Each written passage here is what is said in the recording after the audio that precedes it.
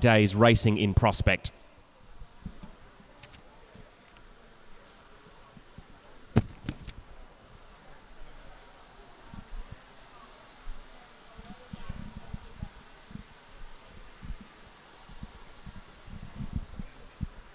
So next up will be event number 2 on your program, the under-15 boys 10-lap scratch race. Now we've had to divide the under-15 boys into 2 separate heats because there's too many riders who want to get out there and race track cycling during the school holidays for them all to race safely at once. So we will have 2 separate heats for our under-15 boys in their 10-lap scratch race.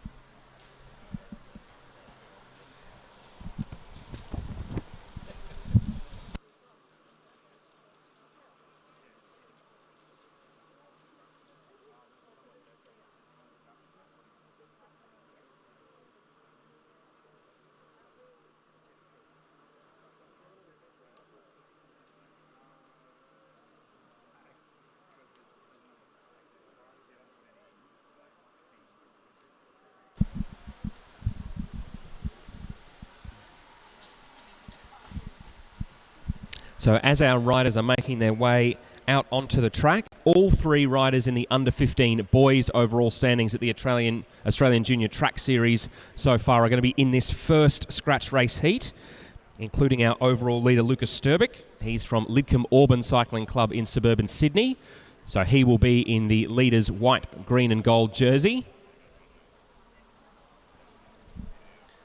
And he will have his eyes on his 2 closest challenges in that overall competition, Adam Drogo of Carnegie Caulfield and Joel Gooley, the South Australian from South Coast Cycling Club.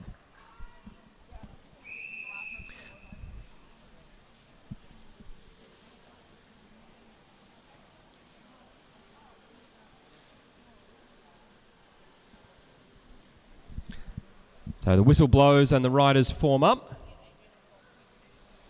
That looks like Sebastian Gallagher there in the orange and blue of Bathurst Cycling Club, currently leading the field at the moment. Wearing Dossard number 1 on his skin suit there. A little bit of an injection of pace from the rider in the blue and gold there. That's Thomas Perry from Albury-Wodonga Cycling Club on the border between Victoria and New South Wales, considered a Victorian club for Oz Cycling's purposes. As at the front at the moment in the white and red of Viking Cycling Club. You might be wondering where a cycling Viking in Australia might hail from, and the answer is Tuggeranong in the southern suburbs of Canberra. So that'll be Hudson Taylor there. 1 white sleeve, 1 red sleeve. He's just checking over his shoulder. As we can see, our overall series leader, Lucas Sturbick, he normally wears a black skin suit head to toe, Lucas Sturbick, but he's swapped that for the green and gold leaders jersey today. He's got his second place challenger, Joel Gooley from South Coast Cycling Club in South Australia. He's now leading the pack, just checking over his shoulder, keeping an eye on where everyone else in this field is.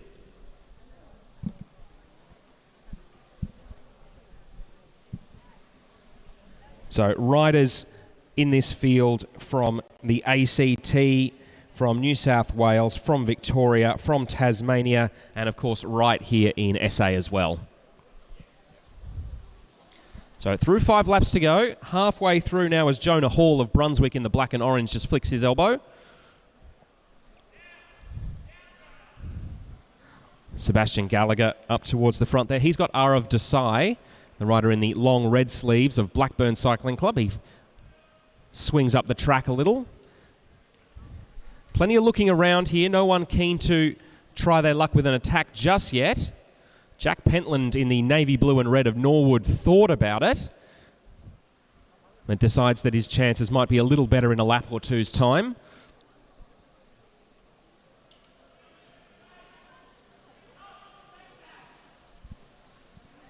Some advice being shouted over the boards there. I think that's Evan Tobin at the bottom in the white with the stripes of Geelong Cycling Club, as it's Joel Gooley now starting to increase the tempo. So 2.5 laps to go now. Joel Gooley's leading them at the moment. That looks like Leroy Bartlett from Blackburn in the white helmet in second wheel. Then it's Pentland from Norwood. So Gooley, who's second overall in the standings, has forced a move here out of the overall leader, Lucas Sturbick. And right on his wheel, the man who's third overall at the minute, Adam Away-Drogo. So coming in towards the bell now. 1 lap to go in this under-15 scratch race. As Lucas Sturbick now times his run well, comes past Joel Gooley on the outside. Adam Away-Drogo pedaling furiously, head bobbing up and down as he tries to catch the young man from Sydney. Lucas Sturbick's looking very strong coming up towards the line and is able to hold on. So Lucas Sturbick takes the win there, and he will increase his overall lead in the Australian Junior Track Series standings.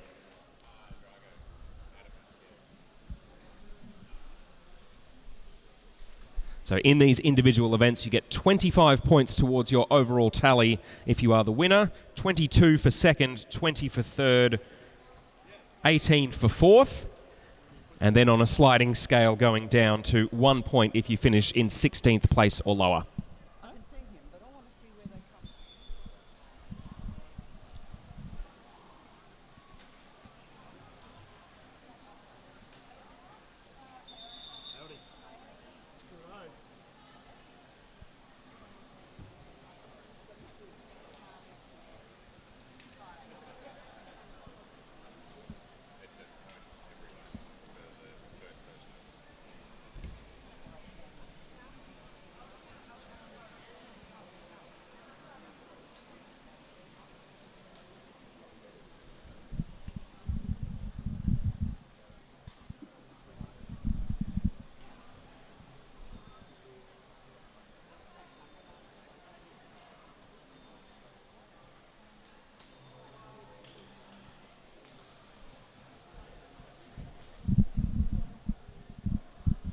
So with 25 points in the victory there, that will have taken Lucas Sturbick's overall tally to 345 points. There are still obviously a few events left in the program for our under-15 boys, but he's got a good lead at the moment, as Adam Away-Drogo will have moved a little bit closer to Joel Gooley in the fight for the podium places.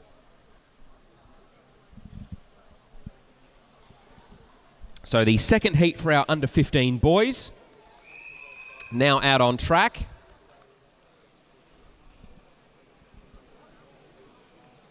And almost as soon as the whistle's blown, we've had a big lift in the tempo from the front of the field there. So ordinarily a scratch race like this is fairly low-key in its tempo early on. It's rider number 49 there, Noah Blaisley from Launceston City in the white with the orange helmet, has wasted no time at all in making a few riders at the back chase. You can see young man in the colours of Viking Cycling Club moving himself towards the front. That'll be Sean Bates, hopefully trying to prevent himself from getting caught out by a similar move. So Ari Riley, the young Victorian from Bendigo and District, now on the front in the blue with the black and yellow helmet. He switches over to the bright green helmet of Patrick Richardson. Very easy to spot from a distance is Patrick Richardson with the bright green lid. As we now have a couple of the riders in the black and orange of Brunswick moving towards the front of the field. Sean Bates, the youngster from Canberra, just checking over his shoulder, swinging up the track to let someone else come through and take a turn at making the pace, as they're 5, almost 6 wide there, tempting someone to come through and have a go. So rider number 20 there, DJ Dyer from Cycle Talk Cycling Club in WA. Wound up for an attack there. Hasn't quite had the effect he might have been hoping for. He's trying to recover his breath back in the main field. Hopefully he doesn't get left behind, but certainly the pace has increased now. But they're looking around here as it's Blaisley, the Tasmanian, in the white and orange on the front of the field. Staying high up on the track, casting his eyes down to his left, knowing that anyone who comes past him is probably going to do so on his inside.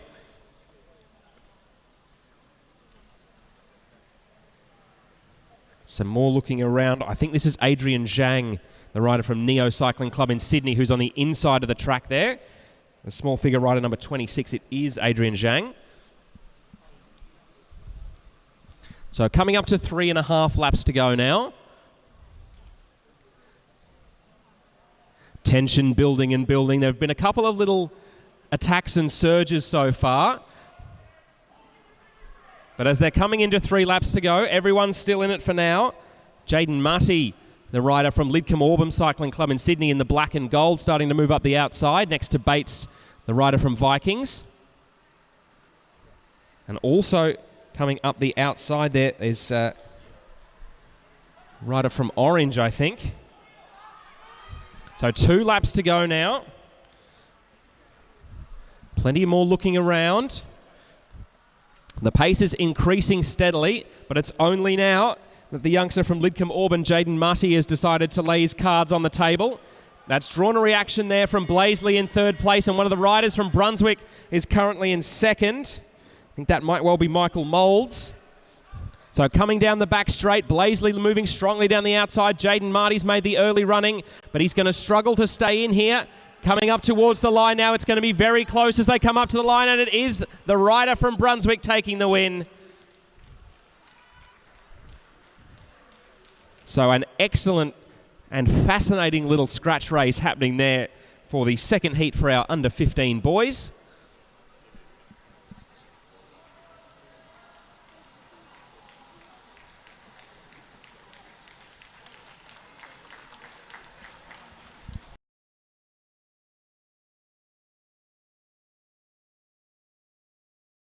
Helmet, who ended up taking the win.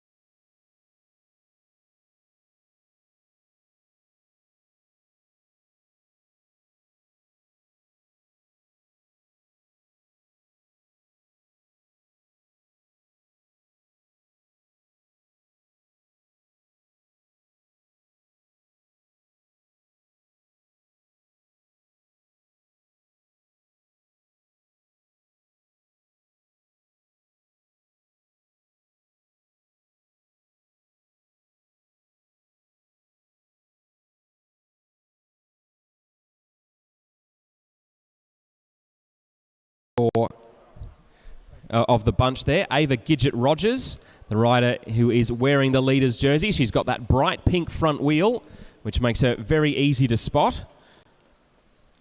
Makes it easy for us in the crowd, but also means that she's easily identifiable by her competitors as well.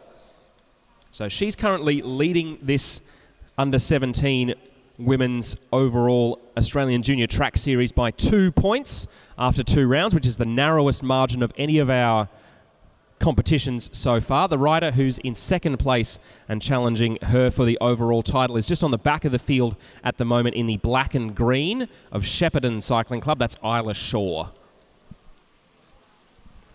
Move coming up the outside there. This is Evelyn Power from Viking Cycling Club in the ACT.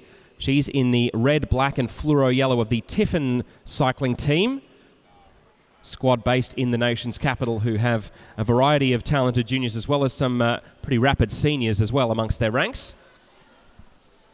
And with 8 laps to go, that's really set the cat among the pigeons. So any thought of a nice easy roll around to get everyone's legs warmed up has been cast aside. So Evelyn Power with a little check over her shoulder. Her lead is probably 30 or 40 metres at the moment, as Ava Gidget-Rogers there just flicks the elbow. Doing a good job helping to pace the rest of the field back to the early breakaway rider, who swings up the track, concedes that she's not going to get away, at least not yet. And there's the counter move there. So Isla Shaw, the rider who's in 2nd in the AJTS standings overall. And it's the local Monica Siebert from South Coast Cycling Club. She's one of those 10 who'll be going to track nationals a little bit later this year. So Siebert now swinging aside. I think that's rider number 290, Ellie Waldock there from the Tasmanian Junior Cycling Federation, also in the mix at the front. And that looks like the bright yellow bike of Sienna Tinkler towards the front of the field as well. Sienna Tinkler, recent winner of the Women's Junior Austral Wheel Race, which was held in Melbourne just before Christmas.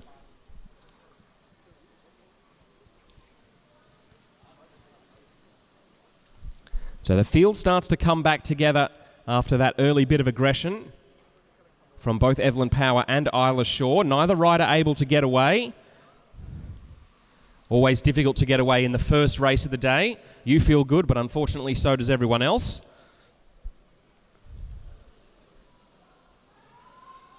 And the pace is really going off here. This could get quite tactical as we're now coming up to 2.5 laps to go.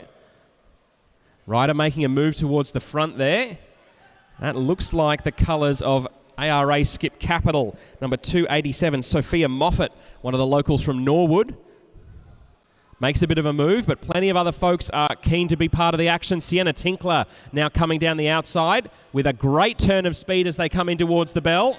So Sienna Tinkler, the rider from Peel District Cycling Club in Western Australia, leads them as they come into the back straight there. Monica Siebert, the South Coast Cycling Club rider, trying to get across there. One of the riders from Bathurst also well in the mix. I think that's Jenna Gallagher. As they come up towards the line, Sienna Tinkler checks over her shoulder, but she will hang on. So Sienna Tinkler takes first place there. Second for the South Australian Monica Siebert. Jenna Gallagher from Bathurst crossing the line in third place. And the overall leader of the under-17 women's competition, Ava Gidget-Rogers, coming through in fourth. So Rogers' lead before that race was 2 points in the overall standings over Isla Shaw. She will have marginally increased that with her performance there, but there's still plenty of racing to go.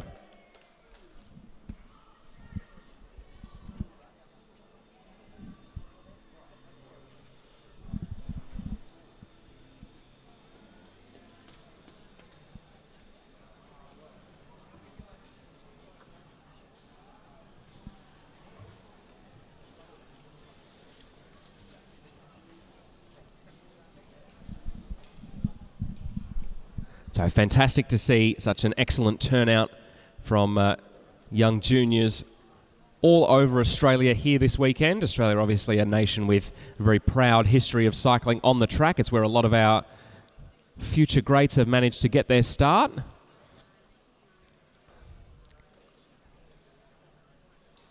And who knows, we might be looking at a couple of potential future stars in the mix as well. So event number 4, or heat 1 of it, is out on track at the moment. This is the under-17 boys scratch race. 12 laps for them, just like it was for the under-17 women.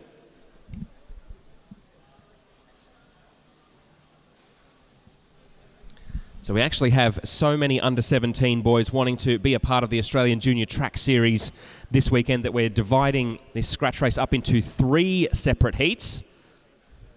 This is the first of them. And you'll see in the leader's jersey towards the back of the pack, that's Ruben Shepherd from Randwick Botany Cycling Club in Sydney. So 10 laps to go now as rider number 116 from Canberra Cycling Club, Will Astridge, older brother of Annika, comes through the Canberra Cycling Club kit, the black, white and sky blue there. I would have to say, looking at this field, that blue jerseys are a bit of a theme. We've got the lightest of the sky blues is the Gold Coast Cycling Club. We've also got the blue with the white sleeves of Balmoral Cycling Club, about 2/3 of the way down the pack, and indeed at the front now. As checking over his shoulder there, number 153, Oliver Uri from Balmoral. He's got the bright orange gloves. One of the riders from Blackburn now starting to come through. I think that's Joseph Natoli there in the white helmet. Chris Kemps from Bundaberg Cycling Club in the grey comes through for quite a brief turn. So great to see a number of riders not just competing here, but also competing with other family members in other grades as well. And we'll actually be deciding a national championship for our under-17 men and our under-17 women in the Madison later this evening for the ticketed event. Tickets still available for tonight's racing. So head to AdelaideTrackLeague.com and you can sort yourself out with a ticket for tonight. We had the DJ going last year. We had some absolutely superb track racing action, and there's still time to get your tickets. So if you have not done so for tonight, I would strongly recommend it. It's an excellent night of track racing in the Festival of Cycling that's taking over Adelaide for the next week or so.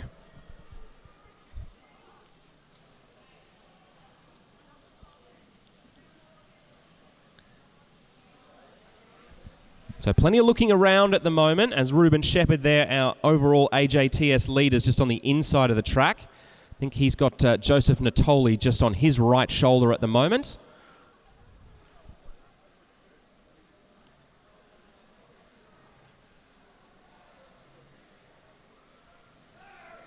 But still plenty of looking around.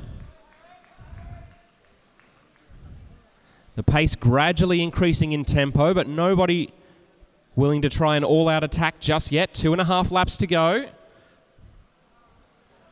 And almost with every passing second, the chance of someone being the first to break gets a little bit higher every single time they go through.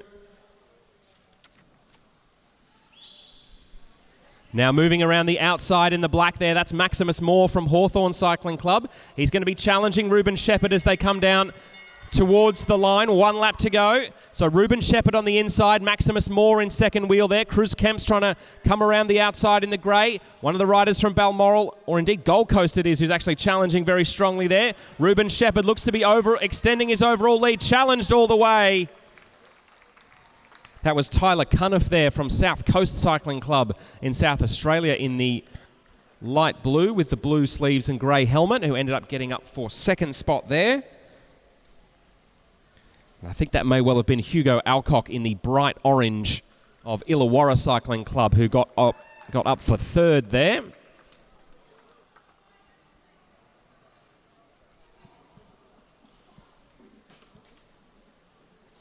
So the provisional results now up on the screen. Ruben Shepherd first, Tyler Cuniff in second place, Hugo Alcock it was in third, and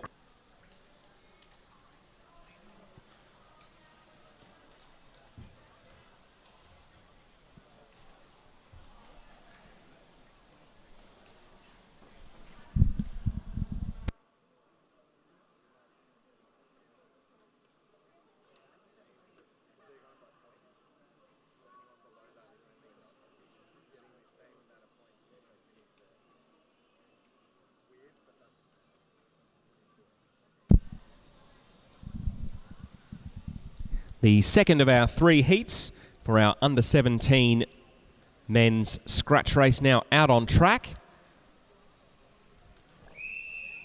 Whistle blows and it'll be 12 laps of scratch racing. Luca Zucchiati there in the bright green towards the front.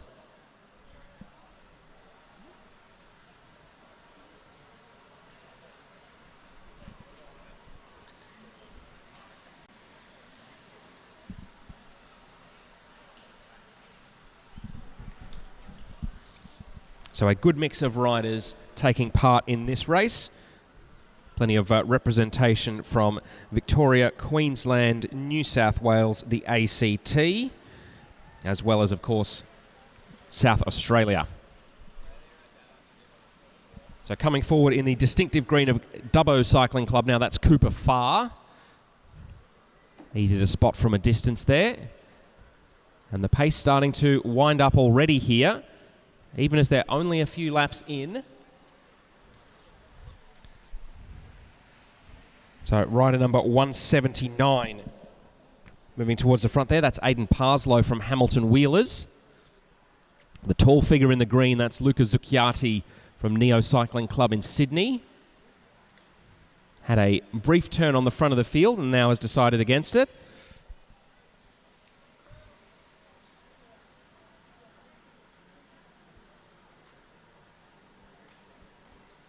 Couple of riders now trying to make a bit of a breakaway at the moment. A decent chunk of the field looked initially disinterested, but now seem a bit more keen to chase. So 2 riders out front. I can see the navy blue and gold of Carnegie Caulfield there. That's Elias Armstrong in the bright red helmet. As coming up from behind, one of the riders from Viking Cycling Club, that's Jackson McDonald, who's now up to second wheel. As we now have effectively one long line of riders from front to back.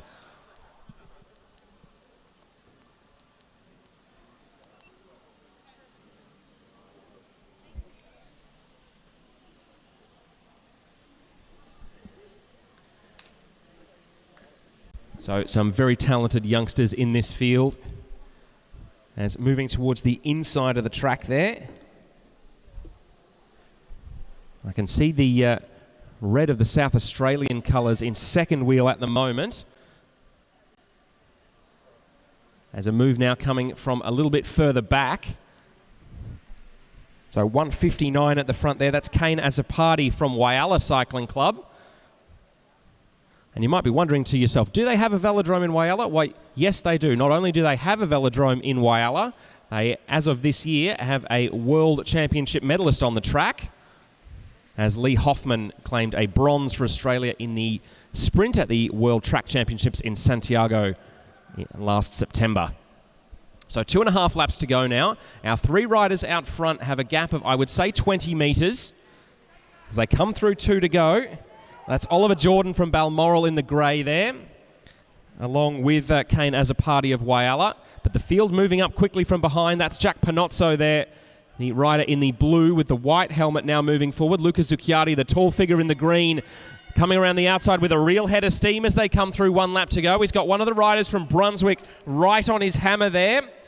Think that'll be Omer Kermizzi now trying to challenge around the outside. So Luca Zucchiardi going to lead them down the home straight, but Omer Kermizzi challenging late, and it will be the rider from Brunswick taking the win there.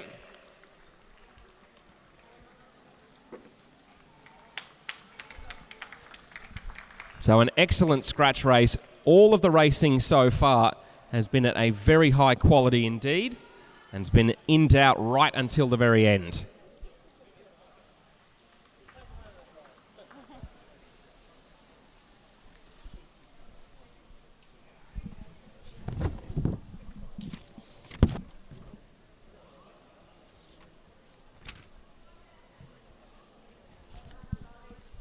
So the win taken there by Omer Kermizzi, the man who started today in 3rd place in the overall Australian Junior Track Series standings. He was also 2nd in the Omnium National Championships, which held in Melbourne about a month ago.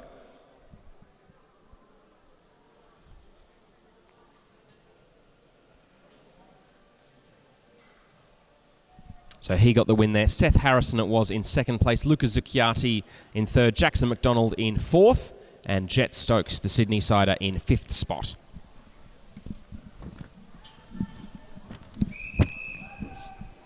All right, our 3rd and final heat. This will be our last scratch race until we move into a slightly different format.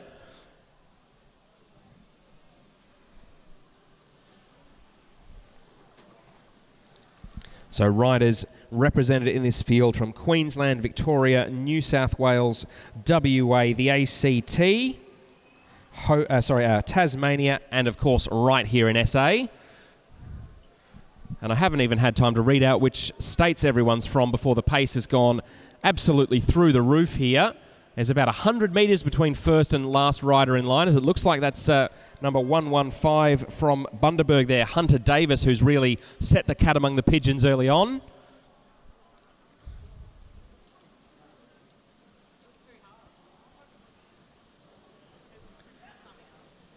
So any thoughts about a moderate start there have been well and truly cast aside.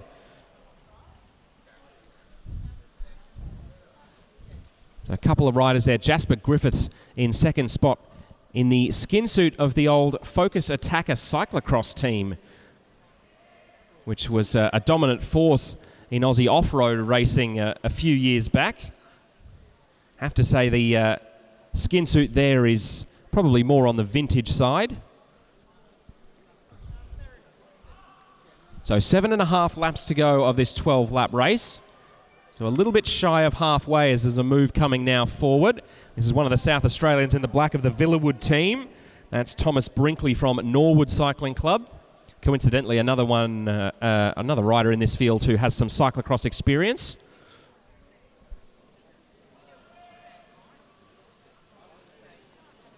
So as they come up towards the halfway point, just checking over his shoulder there, number 161, Joseph Hewlett from X-Speed Western Australia is the rider with the bright pink wheels.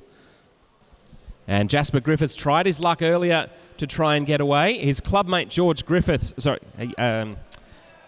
Mulhern, I should say, from Carnegie Caulfield in the two-tone green of the Nostromo Attacker Case squad, is in second wheel at the minute, as there's easily 100 metres between front and back of this field as they come up towards 4 laps to go. This has been a rapid heat so far.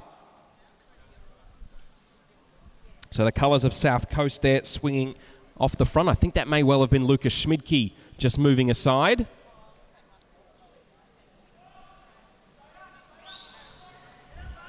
Plenty of advice coming from the infield as well. Always very hard to try and process advice that someone else is yelling at you while your heart's beating through your ears.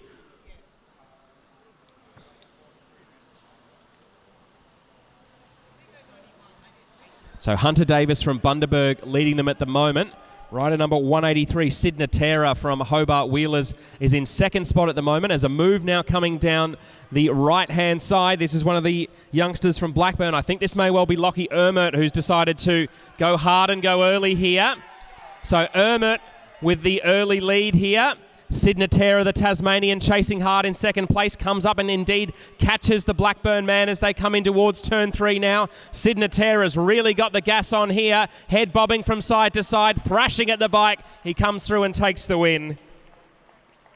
Rider number 142, Lucas Schmidtke, the South Australian from South Coast Cycling Club, leading the sprint home from the field in second place.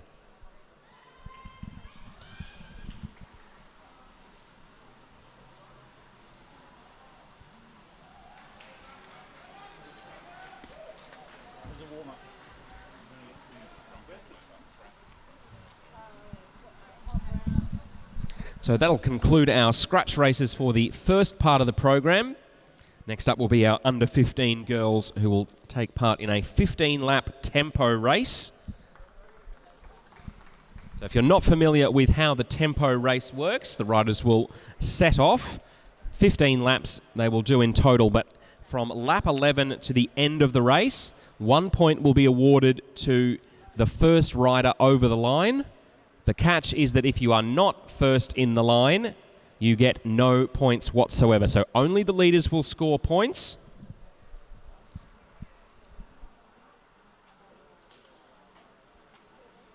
As we are just waiting for our friendly commissaires to give the all clear.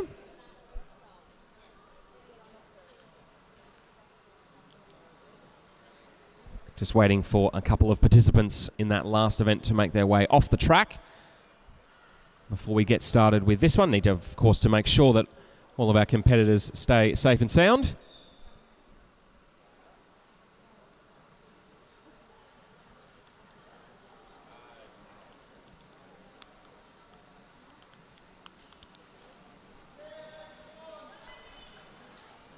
So a 15-lap race.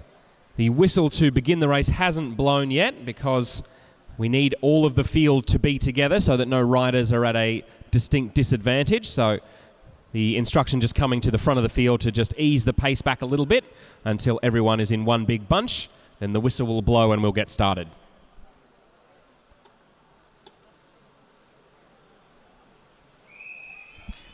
Whistle blows and it's 15 laps of tempo racing ahead of our under 15 women's field. The powerful figure of Amelia Jirivkova of Brunswick Cycling Club in the black and orange on the front of our bunch at the moment. Now we haven't started the final sprint. So with no point scoring yet, the tempo is fairly benign at the moment. Amelia Jirivkova has led since they left the start house. Amelia Jirivkova has led since they left the start house. The rider from Brunswick has the overall series leader Annika Astridge from the ACT on her wheel. Just on the inside of Astridge in the blue and gold of Bendigo and District Cycling Club there. That'll be Amelia McLean.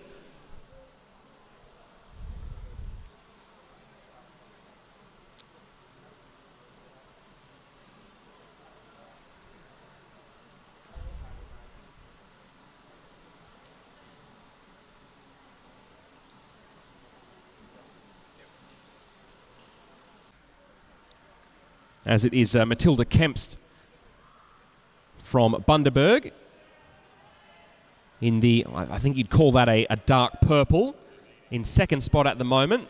So Kemps chasing hard with Astridge leading at second spot at the moment. So Kemps chasing hard with Astridge leading at the moment. But Astridge clearly has a strategy that she's going to go hard early and get as many points in her pocket as she can. Trying to charge hard early and maybe sacrifice her ability to score points late. So she'll go through the sprint at 8 to go. Another point there for our overall leader, Annika Astridge. So she's the only rider with any points to her name so far. She's got 3. As Kemps now starting to close up from behind. So Astridge and Kemps are going to have to sprint this one out for this next point. Astridge stays on the front there. So she takes her tally to 4. No one else on the board just yet, but I think our overall leader might have spent her biscuits there going out and getting those 4 points for herself. So she'll need at least a lap or two to recover and try and challenge a bit later on for some extra points, as it's now the Queenslander Kemps who gets herself on the board. 1 point for her. So that will rocket her up to second place overall as the only other point scorer. The colours of Illawarra Cycling Club now at the 4. This will be Grace Alcock coming in towards the line. She'll take a point and put herself on the board. He's got rider number 69, Winter Bradshaw from Gold Coast Cycling Club in the light blue just behind her. But she's able to open up a bit more of a gap. So it looks like Grace Alcock will be able to at least double her tally here. So as they come through 4 laps to go, Astridge has 4 points. 2 points now for the rider from New South Wales, Alcock. And Matilda Kemps from Queensland, the only other point scorer. She's got 1. Grace Alcock just checking over her shoulder here. She can feel the bunch starting to close in on her. The question is whether she'll be able to hold on and get some more points. She gets at least 1 more, then swings up the track. So that'll give her 3 points in the overall standings, as we now have just 3 laps to go. This is one of the riders in the colours of the Balmoral Women's Development Initiative. The light purple now coming up towards the line. So another rider scoring for the first time. That's Rory Stretton from the City of Burnie Cycling Club. So the Tasmanian putting herself on the board. So she's now in a tie for third, but I think she's about to move up the standings a little further as they come into 1 lap to go now. So Stretton scores again. So she's up to 2 points now, as it is Winter Bradshaw, the rider from Gold Coast Cycling Club, who really has her eyes set on that last point. Her fellow Queenslander, Matilda Kemps, scored early on and wants to try and double her tally here. Coming around the outside of a fading Rory Stretton there, coming up towards the line. It will be Matilda Kemps who gets the final point on offer. So that will take her points tally to 2. And she will cross the line in a share of... No, she will be... Yes, equal third place. So Annika Astridge going out with the highest point tally there. 4 points for her. 3 points it was for Grace Alcock from Illawarra. 2 each for Rory Stretton and Matilda Kemps.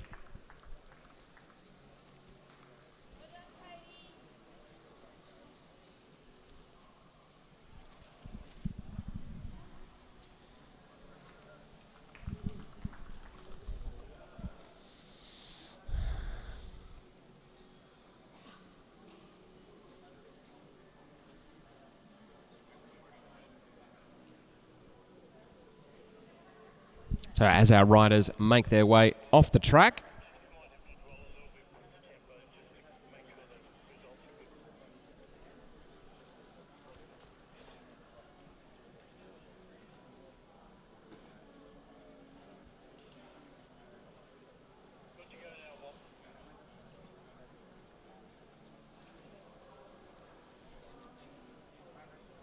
Okay, the riders received the message to form up. This is the first of our under 15 boys tempo race heats.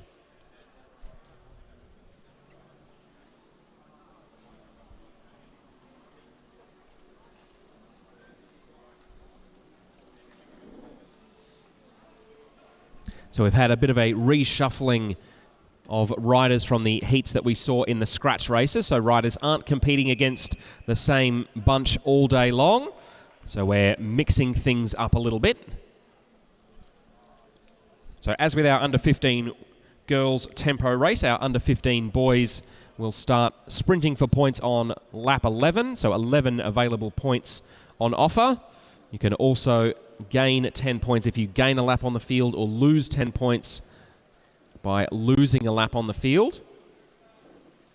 And I don't think we had anyone falling into those circumstances in the last race. We certainly didn't have anyone attacking off the front and gaining a whole lap.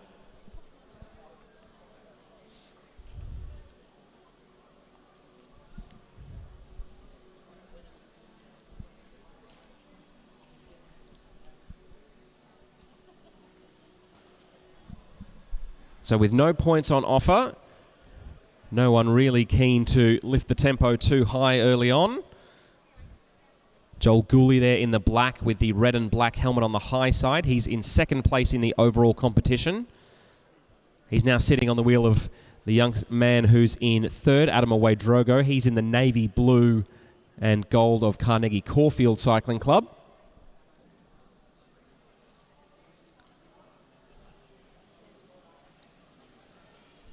So coming into 12 laps to go now is on the bottom of the track in the white jersey with the stripes around it. That's Evan Tobin from Geelong Cycling Club over in Victoria. Noah Blaisley, the Tasmanian, in the white jersey with the orange helmet, keeping a close eye on proceedings. As we come up towards the bell that will signal the start, and a big attack almost immediately as the bell rings from Patrick Richardson. The youngster in the green helmet from Balmoral checks over his shoulder, but he's got a good gap here. Arav Desai of Blackburn in the black and red is the man chasing him down. So Richardson from Queensland against Desai, the Victorian. Coming up towards the line, it is Desai, the man from Victoria, who gets the first of the points on offer. And with a gap of about 100 metres on the, about 50 metres on the main field, Arav Desai definitely has enough of a gap to want to push on now. So we saw Annika Astridge go hard and go early in the last race to good effect. Arav Desai already has 2 points to his name. As chasing from behind, we've got Joel Gooley, Noah Blaisley and Adam Drogo. And our overall leader, Lucas Sturbick, also coming forward to get himself in the action. Arav Desai will come through. He'll get 3 points now. Swings up the track. So a good little move early on from the man from Blackburn. We saw that tactic work very well for Annika Astridge in the last race. And there are some very talented riders who'll be keen to take points off each other here. Adam Drogo comes through and gets himself on the board. So he is now our second of the point scorers. He's got 1 to his name. Lucas Sturbick, the overall leader in the white, green and gold jersey. Now coming up towards... challenged late there by rider number 30, Sean Bates from Vikings. It was Sturbick who got that 1 point for that sprint win there, but Bates has decided to push on. Wants to make sure that the next sprint is not quite so closely contested, and indeed he'll get himself 1 point as they come past a couple of lapped riders, including the early attacking Patrick Richardson.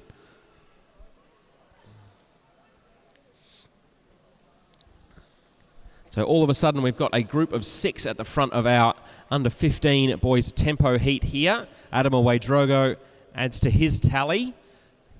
So rider number 14 gets another point to his name. That'll put him up to second now. He's got 2 points. Arav Desai, our man in the early move, still leading with 3, as is Lucas Sturbick coming up and scoring as well. That'll take him to 2 points. Just 3 laps and 3 sprints to go now. So Sturbick leading. Adam Drogo and Noah Blaisley are distanced. So our leaders coming through. Flynn Chapman, the rider, in second place there behind Lucas Sturbeck.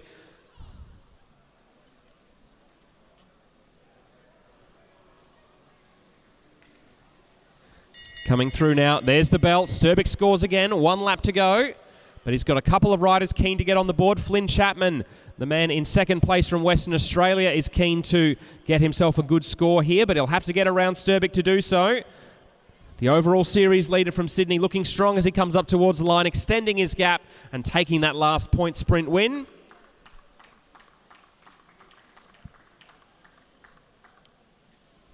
So Lucas Sturbeck, I think, ending up with a tally of 4 or 5 points to his name there. Arav Desai had 3 points early on. A couple of other riders in the mix and scoring. Adam Away Drogo was on the board a couple of times.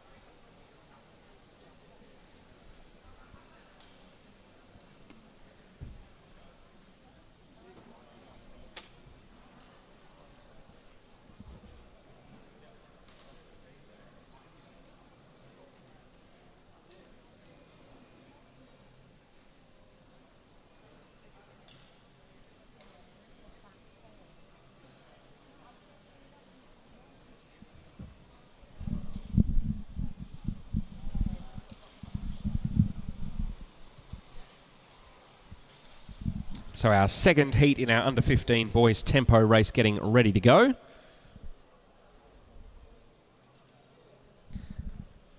So we saw in that first heat how a different mix of races resulted in a very different race from a tactical perspective than we saw in the opening heat of the scratch events.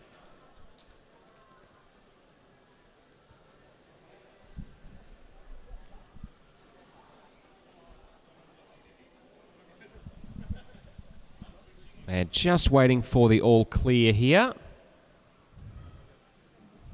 I've seen one of the commissaires just raise the give us a minute finger. So while we have a little break in the action, just wanted to remind you not only of the ability to buy Adelaide Track League tickets for this evening at adelaidetrackleague.com. Tickets still available and still going to be an absolutely fabulous time. Not only will we see national championships awarded for the under-17 girls and boys in the Madison event, a very thrilling event. If you haven't seen it before, Madison racing is absolutely fantastic to watch. But we'll also see some of South Australia's and indeed all of Australia's very finest track athletes on the boards here at the Super-Drome.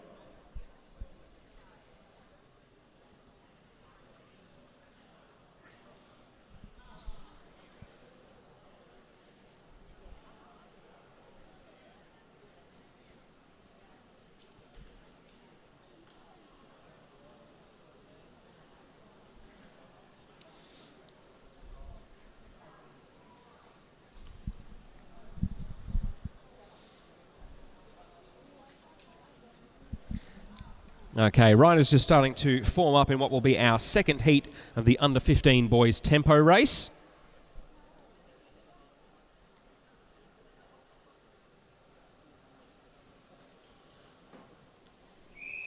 Looking down through this field, I can see plenty of jerseys from riders from Victoria, a few from South Australia as well.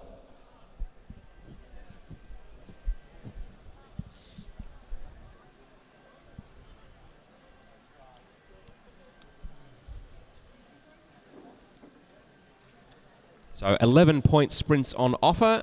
The point scoring will start with, you'll get the bell at 11 laps to go, and then every sprint after that, first rider over the line will score themselves 1 point, but nobody else gets anything. So you've got to be leading if you want to be scoring.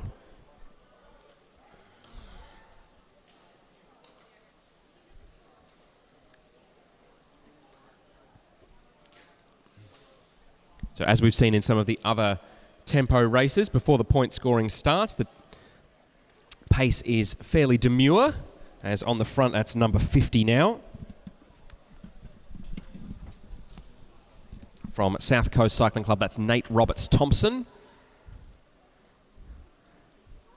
He's got 5 or 6 Victorians in his wake, including 3 in the black and orange of the Brunswick Cycling Club from Melbourne's inner north.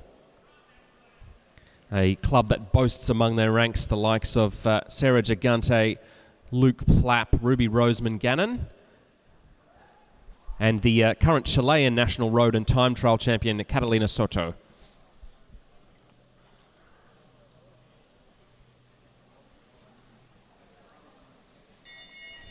Okay, bell is rung, so we'll be scoring 1 point for the leading rider every lap from here on out. And riders starting to make some moves up the outside to try and be that first rider on the board. That first win, number 22, that's Thomas Allen, one of the riders from Illawarra Cycling Club. I initially struggled to spot him because he's not in that club's typical bright orange. So Allen, the first man on the board. It looks like one of the Brunswick riders is going to come through and score here. That looks like it's Jonah Hall who got that one. Indeed, it is Jonah Hall. He hands it over to one of his club mates now, who's in the wheel of Leroy Bartlett. Leroy Bartlett in the black, white and red of Blackburn Cycling Club. So Bartlett comes through and scores. So 3-point sprint so far, all going the way of different riders. So Leroy Bartlett, Jonah Hall and Thomas Allen all on 1 point each at the minute, as the pace has really lifted now. Coming through and getting himself on the board, another of the Brunswick riders there, Declan Zheng. So Declan Zheng and Leroy Bartlett in a bit of a 2-up time trial at the moment.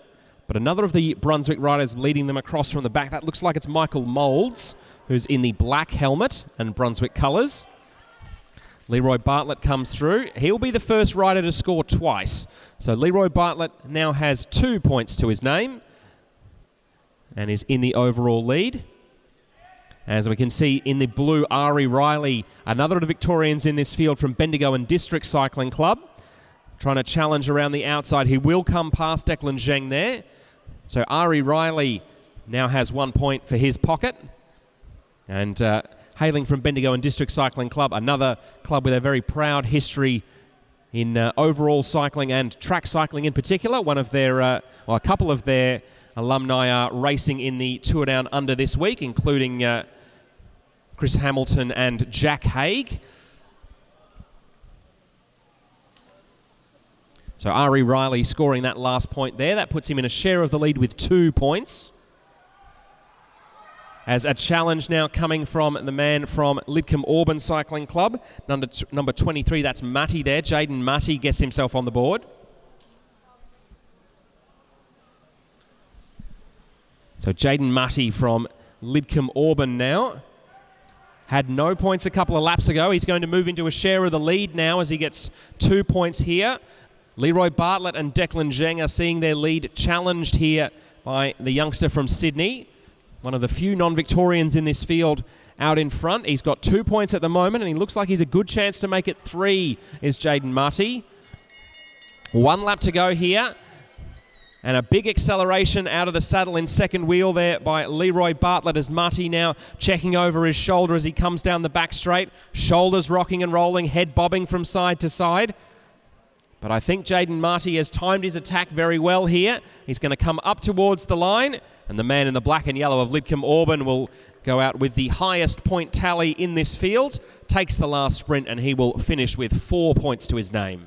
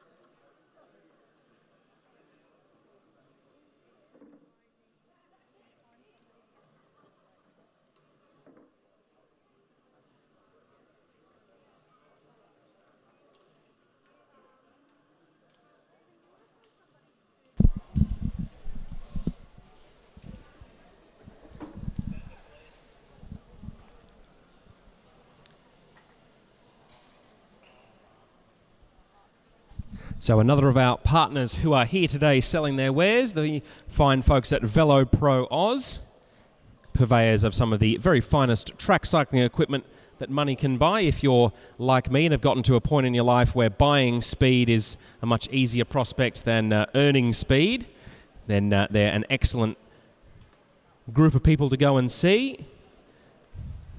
So they've got their stall out there on the home straight. You can buy yourself some aero socks, maybe some new handlebars, or if you're one of the juniors in the field, maybe you can really make your day a bit better and get your parents to buy it for you. You never know your luck.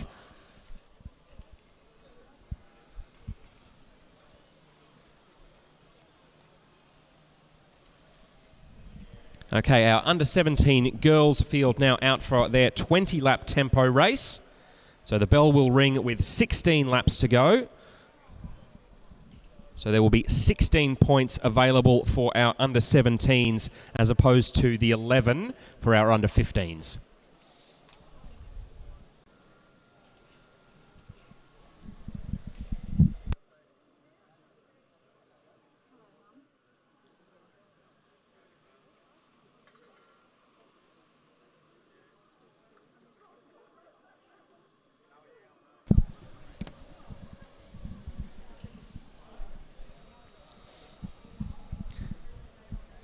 So some young riders in this under-17 girls field with some very bright futures ahead of them. Not just in cycling, but in other walks of life as well. So we're not too far away from getting the point scoring started. As our overall leader, number 279, Ava Gidget-Rogers, the Western Australian in the white, green and gold with the pink front wheel. Just slowly drifting back through the field, staying nice and high on the track. Wants to give herself the chance to move forward if someone tries a bold move. So we're just about to hear the bell ring.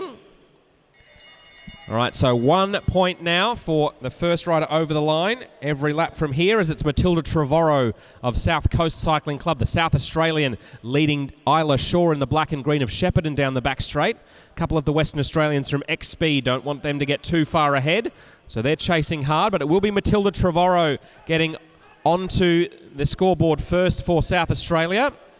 Isla Shaw now coming through to take a turn. As a little bit further back, the likes of Ava Gidget-Rogers and Sienna Tinkler found themselves caught a bit out of position as Isla Shaw now comes through and scores. So Ellis Smith, the rider with the red on her shoulders from X-Speed in WA, who's been able to join our leading duo to make it a group of 3. Trevorrow in first, then Smith in second, Shaw in third. So Matilda Trevorrow comes through.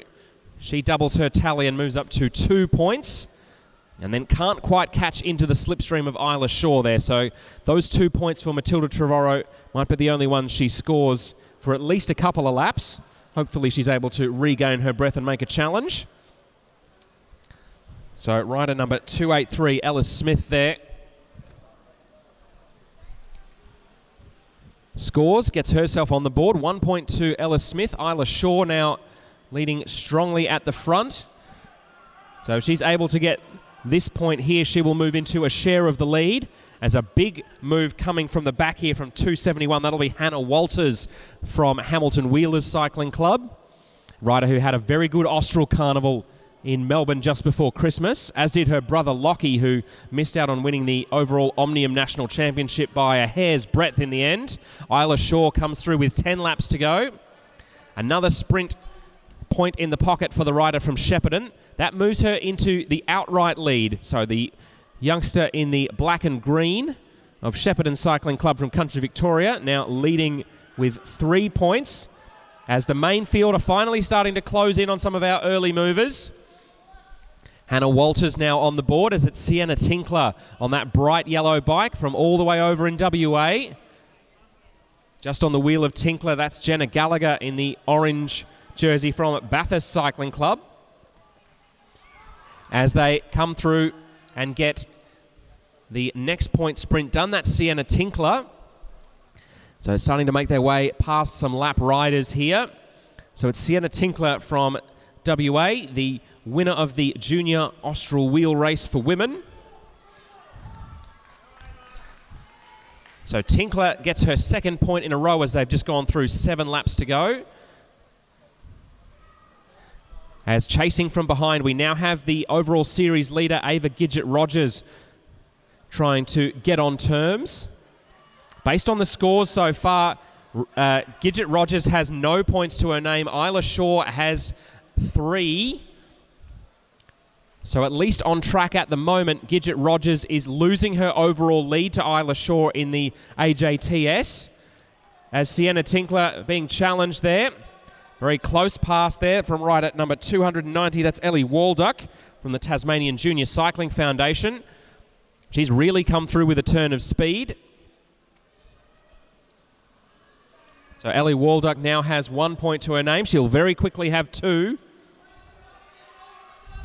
4 laps. His arm out, pointing to the front of the race as Ellie Walduck comes through with 2 laps to go.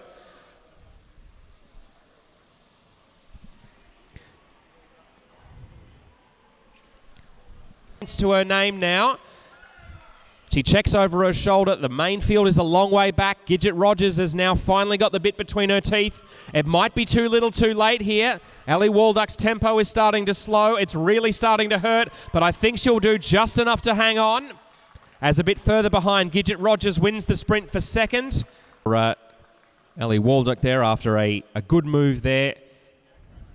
A hard 5-lap time trial effort that saw her go out with the highest points tally.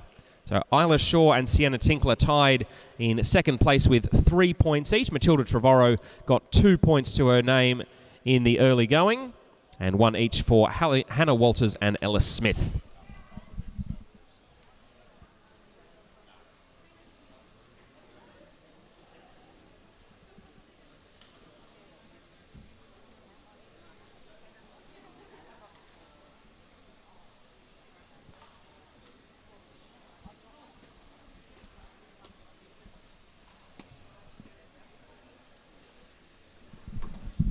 So our under-17 boys getting ready for their tempo races. As with the scratch races, we'll have 3 separate heats for our under-17 boys. Otherwise, it would be quite unsafe to have... there's about 50 or 60 of them, so it'd be quite unsafe to have them all on the track at once. So we've divvied them up.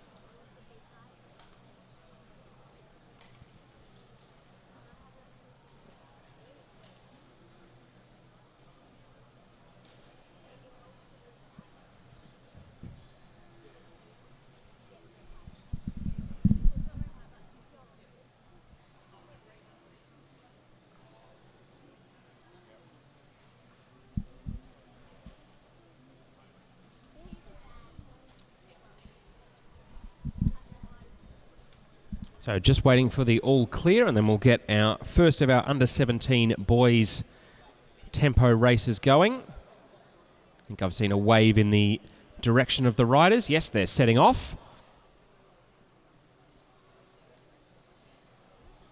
So as with the under-17 girls, this will be a 20-lap race. The bell will go at 16 laps, and then we'll have a point sprint every lap from there onwards.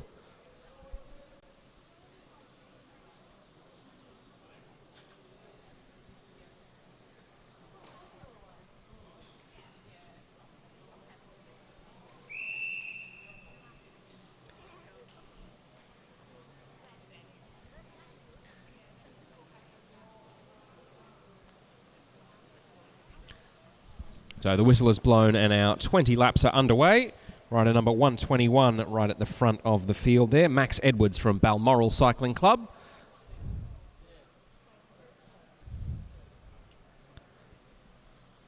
So an interesting mix of riders in this heat. Joshua Moore from Lidcombe Auburn Cycling Club is in the mix. He's quite high up in the overall AJTS standings for under 17 boys. As it's Ryan Underwood in the navy blue of Guest Picks Racing, the youngster who races all sorts of disciplines, including on the track. Trying to make an early move here and see if the field will let him be. But there's too many riders who are too concerned about getting on the board to let him go that easily. Elliot Burney from Brunswick Cycling Club on what I believe is a new track bike. Now at the front of the field, Elliot was riding a bright blue machine until very recently. So I think he might have grown a little bit and needed a bigger size on his machine. A really quality attack coming here from Kane Asapati, the rider from Whyalla Cycling Club in country South Australia. Attacked almost before the bell was rung there, and he will definitely get himself the first point. He sort of sprinted and swung up the track in a way that he's not interested in a second. So Kane Asapati, the first rider on the board. 1 point to the name of the South Australian there. As Underwood is challenging again. He tried early to get away, but just moving up around the outside, number 129. That is Josh Moore, one of the riders who will be vying for the overall AJTS title in this age group by day's end. He's got a couple of riders from South Coast Cycling Club in SA right on his hammer at the moment, but the Sydney sider will score his second point in a row there. So Josh Moore currently with 2 points, Kane Asapati with 1. As coming up towards the line, that's the colours of Gold Coast. The sea blue there, that's Riley Dixon. Colour of the water in the shallows on a Gold Coast beach, that jersey. So Riley Dixon gets himself on the board. He looks like he might well double up here. So Dixon comes through, gets his second point as there are now 11 laps to go. One of the riders from South Coast trying to track down the Queenslander. Trying to add to the scores of the South Australian teams here, and indeed South Coast's position in the overall club standings, which is currently being led by Blackburn. And as soon as I say the name Blackburn, it is one of the Blackburn riders to the front here. That looks like it might be Lockie Ermert in the black, red and white of the club from Melbourne's eastern suburbs. He just checks over his shoulder. Sid Natera, the Tasmanian, the tall figure in the two-tone blue with the white helmet, now driving our leading quartet up the back straight. Jasper Griffiths is in second place from Carnegie Caulfield in Victoria. And then Jack Panozzo, also of Carnegie Caulfield, in third. But it's Sid Natera scoring again. First is the only position that matters as it comes to these sprints in the tempo race. As the field is now absolutely all over the track. Our leaders just about to come out of turn 4. They'll make their way past one of the riders from Vikings there, as coming up to the line, rider number 174, Jasper Griffiths, in the black and red skin suit of the old Focus Attacker cyclocross team, is now on the board. So Jack Panozzo, winner of the under 17 Melbourne Cup on wheels earlier, I believe, earlier in 2025. So Panozzo now on the board. So 4 riders in equal third place at the moment with 1 point each. Sid Natera is not one of those, and he's going to add to his tally again here. So the Tasmanian now looking good. Sid Natera taking part in a couple of the famous post-Christmas carnivals down in Tassie. So this looks like it's going to be Natera and Griffiths slugging it out for each of the remaining sprints. Griffiths, it is getting that one. But Jack Panozzo, who's in the jersey with the blue shoulders of the Italo-Australian Cycling Club, now starting to move to the fore. So Panozzo, who has the white jersey with the red helmet down the, the red stripe down the middle of the helmet, comes through and scores. So as they go up the back straight, Panozzo is leading them. Sid Natera, the Tasmanian, in second. Jasper Griffiths from Carnegie Caulfield also in there. Panozzo has gambled on his ability to ride well late into this race. As they go through 2 to go, Panozzo now into a share of the lead along with Riley Dixon on 3 points each, but still time for the likes of Natera and Griffiths to come up. They make their way through. Panozzo scores again as they get the bell. So coming into the final lap now, plenty of riders going to be 10 points down for being lapped here as Jack Panozzo really has the bit between his teeth. Coming up towards the line, the man from Carnegie Caulfield just checks over his shoulder, but he will hang on just ahead of Sid Natera and Jasper Griffiths. So highest score in that event going to Jack Panozzo there.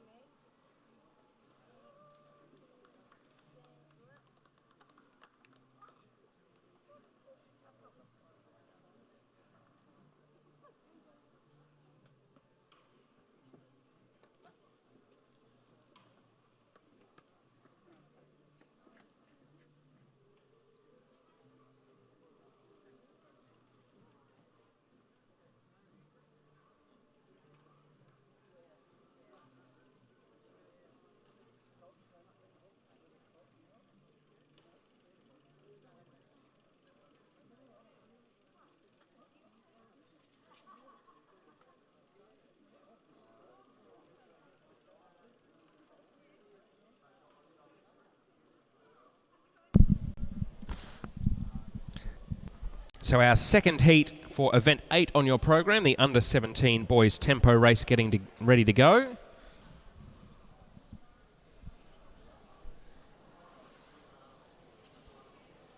Looks as though there might be some confusion about whether they were allowed to start there, so we might have some riders going back for a do-over.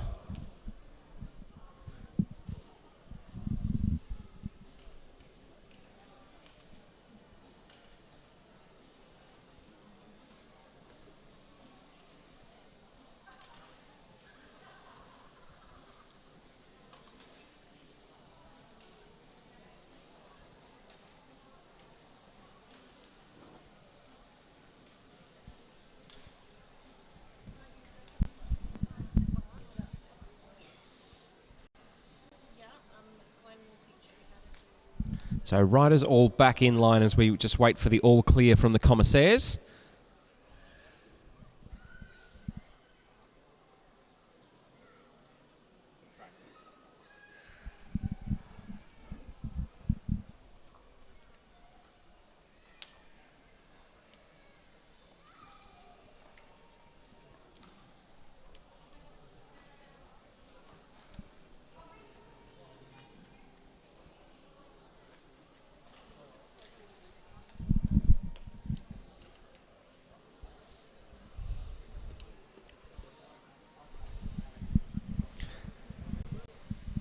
So after a little bit of a false start there, Heat 2 of our under-17 boys tempo race is now off and going. Our overall leader in the green, gold and white, Ruben Shepherd, the man from Sydney on the front of the field.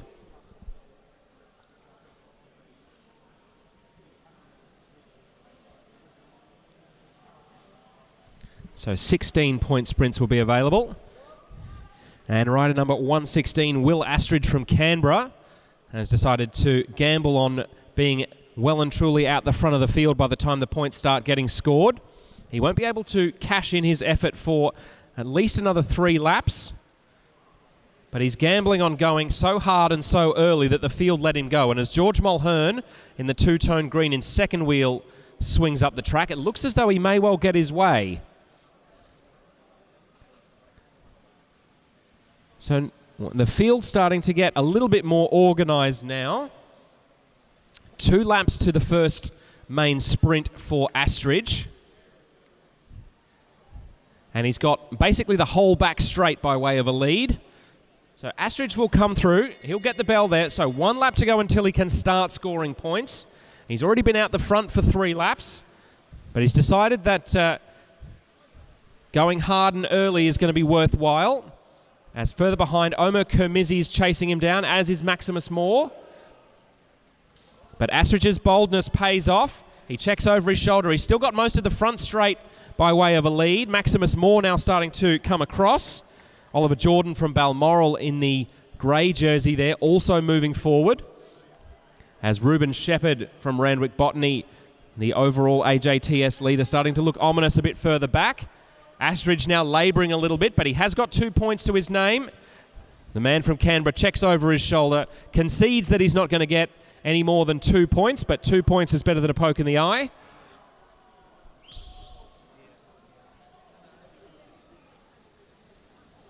So as he checks down the track, our next point will go to rider number 170.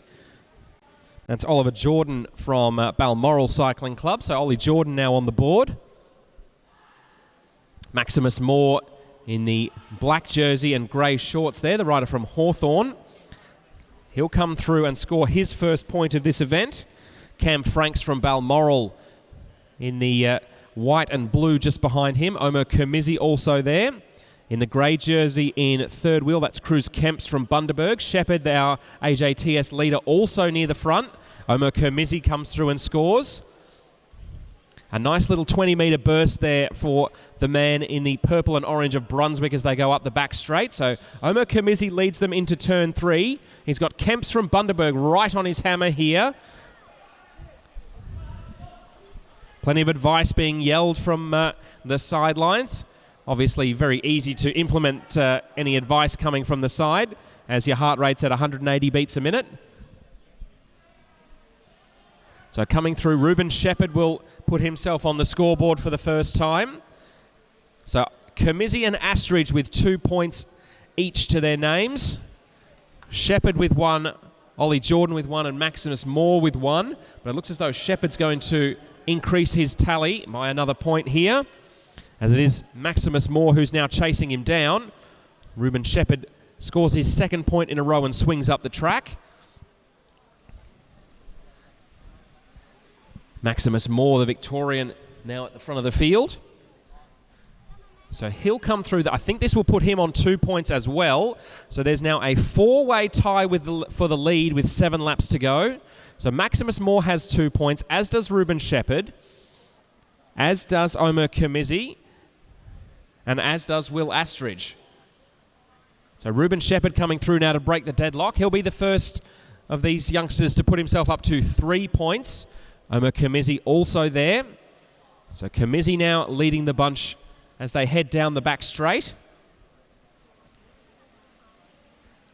Looks like Kermizi will be challenged for this sprint point here, and indeed pipping him at the last moment there in the bright red jersey, Harvey Challenor.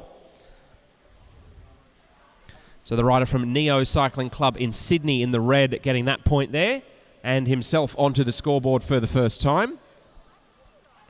4 laps to go now as, that one was close, between Cruz Kemps and Maximus Moore there.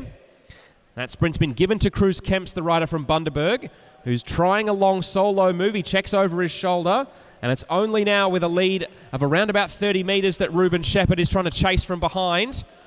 So 3 laps to go now. So Cruz Kemps, that's 2 points for the man from Queensland now.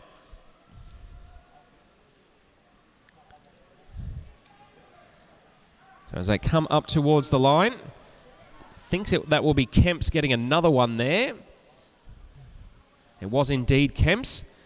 So he caught up to a couple of lap riders, including the tall figure in the green of Luca Zucchiati. So Kemps and Shepherd now on 3 points each. Bell rings. Rider number 142 scoring for the first time. That's Lucas Schmidtke from South Coast Cycling Club.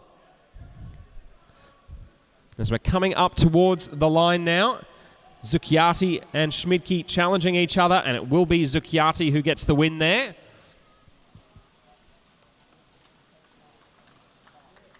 So that will conclude Heat 2 of our under-17 tempo race. Riders sprinting it out for the minor placings all the way through the line.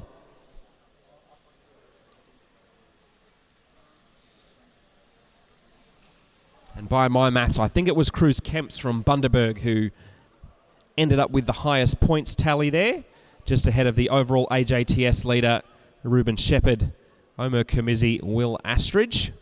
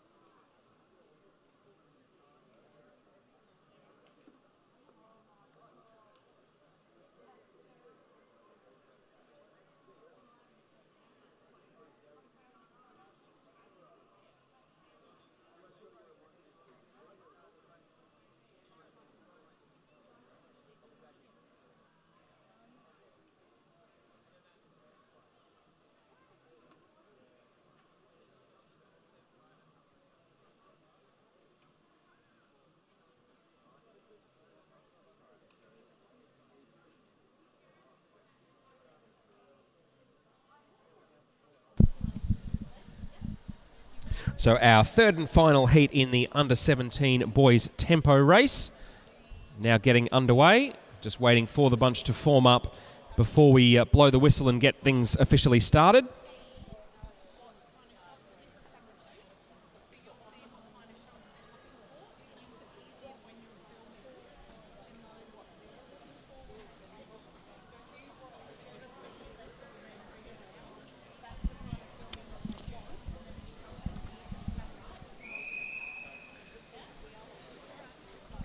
Off and going there. So 20 laps in total. Bell will ring at 16 laps to go, and then we'll have 16-point sprints with the first rider over the line on each of those sprints awarded 1 point.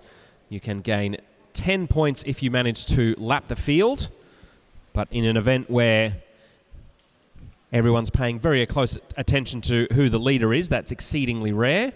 And you'll also lose 10 points for your tally if you do manage to get lapped by the field.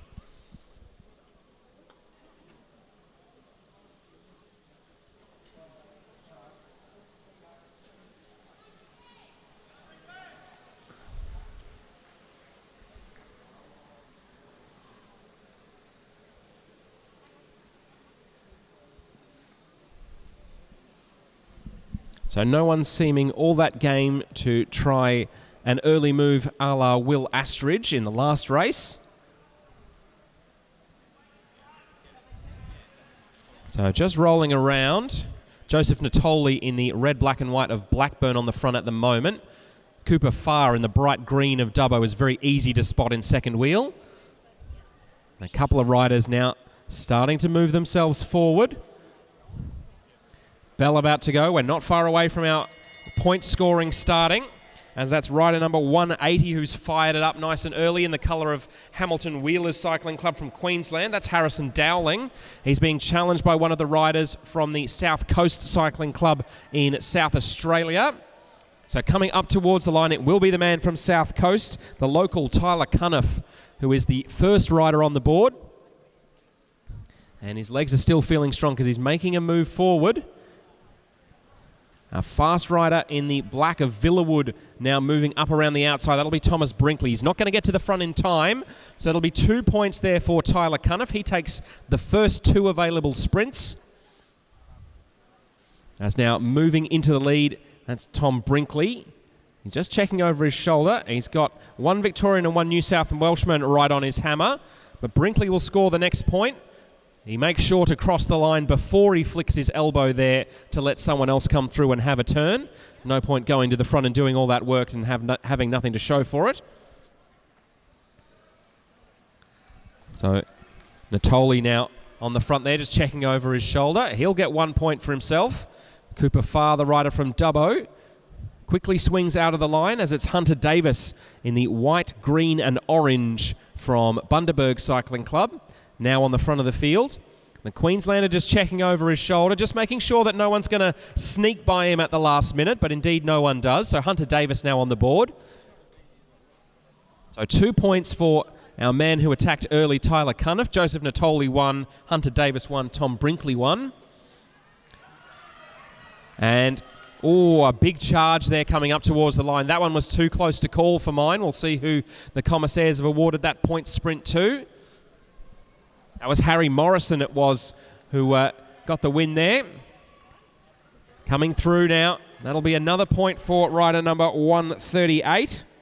Jet Stokes from Randwick Botany Cycling Club. He's a bottom age rider in the under 17 field, but was very dominant in the under 15s over the last couple of years.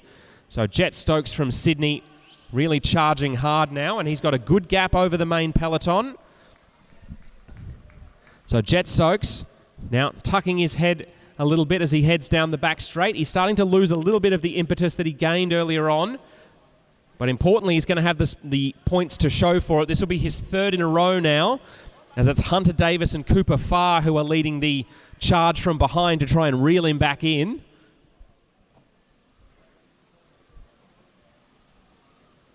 So Jet Stokes, the Sydney sider, still going strong, checks over his shoulder. No one's there for the moment, so that'll take him to 4 points now.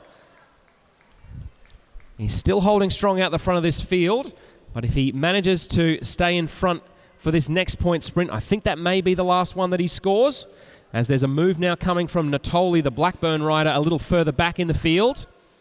So 5 points now for Jet Stokes as there are 5 laps to go. Stokes swings up the track. Natoli now moving towards the front.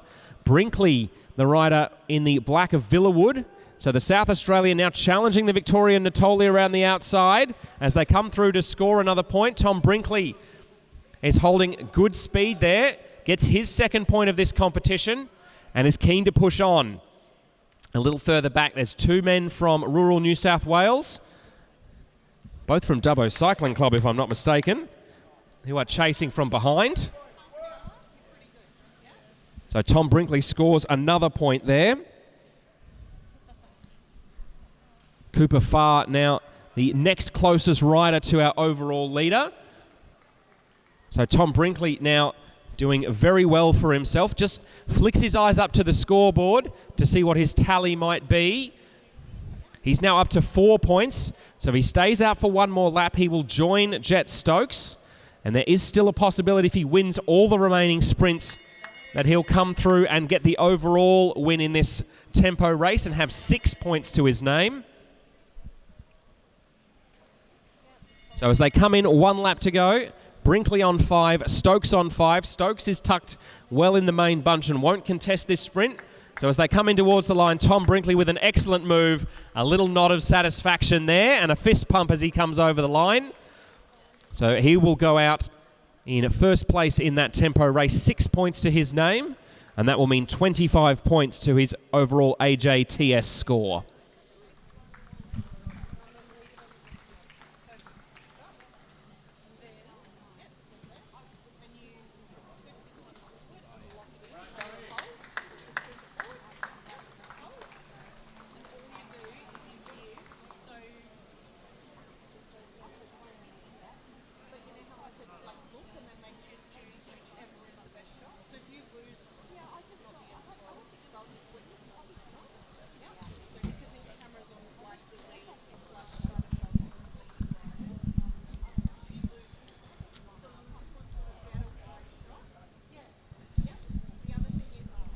All right, that concludes our tempo racing.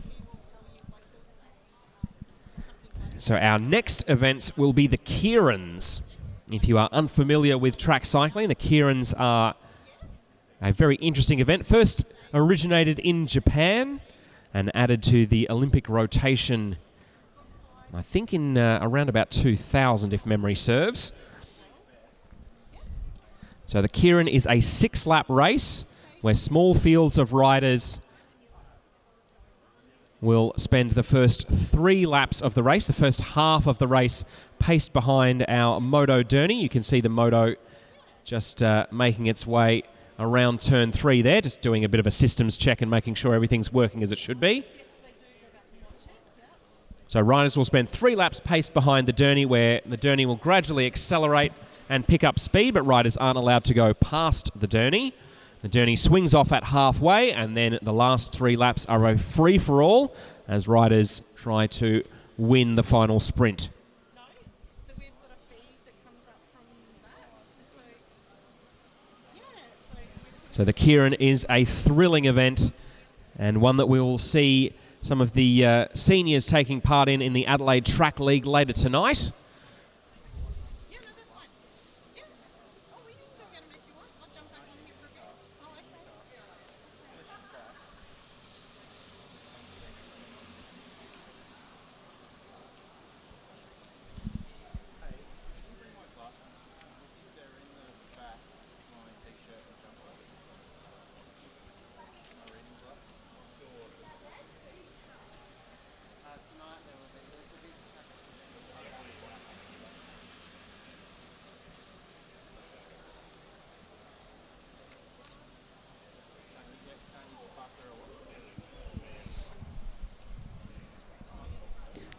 So our next 2 events on your program, events 9 and 10, are Kieran's for the under-15s.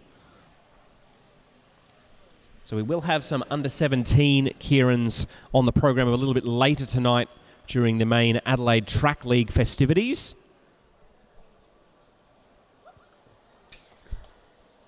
So we'll see our riders taking part in this Kieran starting from the home straight. You'll see them just moving themselves into position along the railing there.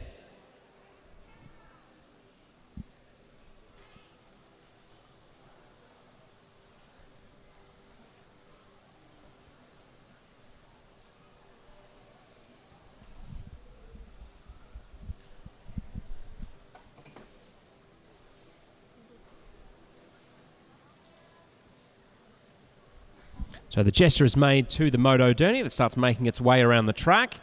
Once the Derny is level with the riders, the whistle will blow. The riders will swing down the track and into formation behind the Derny, which will gradually increase in speed over the first 3 laps of the race before pulling away.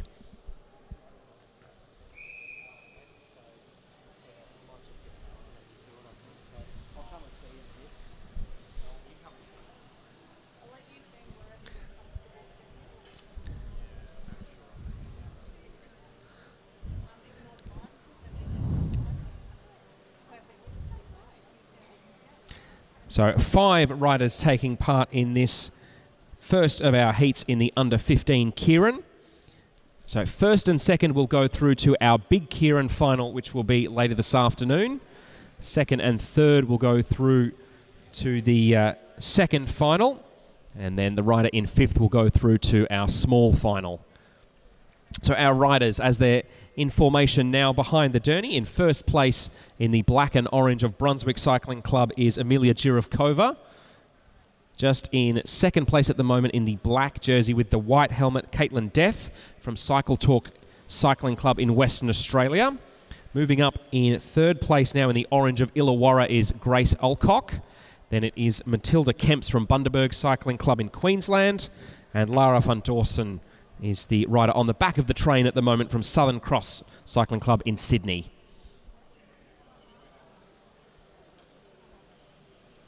So the Derny hits the indicator and swings away. So 3 laps to go in this first of our Kierans. No one keen to wind up an early attack so far. Emilia Jirivkova, the powerful rider on the front there in the black and orange of Brunswick. Just checking over her shoulder as another rider clad in black and orange, Grace Alcock, moving into second wheel now. No one keen to put their cards on the table just yet. 2 laps to go now. And the tension increasing with every passing pedal stroke and meter. So the first 2 riders in this heat will go through to our big final. Who will they be? Coming in towards 1 lap to go. It looks like this will be a 1-lap match sprint among our 5 riders here, as it's now Alcock from Illawarra winding it up. Caitlin Death, the Western Australian, in second place there, as the Victorian and the Queenslander in third and fourth are trying to get on terms. Grace Alcock leads them into turn 3. Caitlin Death also there and thereabouts. They come up towards the line now, and it will be Grace Alcock who goes over the line in first place. So Alcock and Death, one from New South Wales, one from WA, will go through to the big final. Then it will be Amelia Girovkova and Matilda Kemps going through to our second final. And then Lara van Dawson will be in our small final.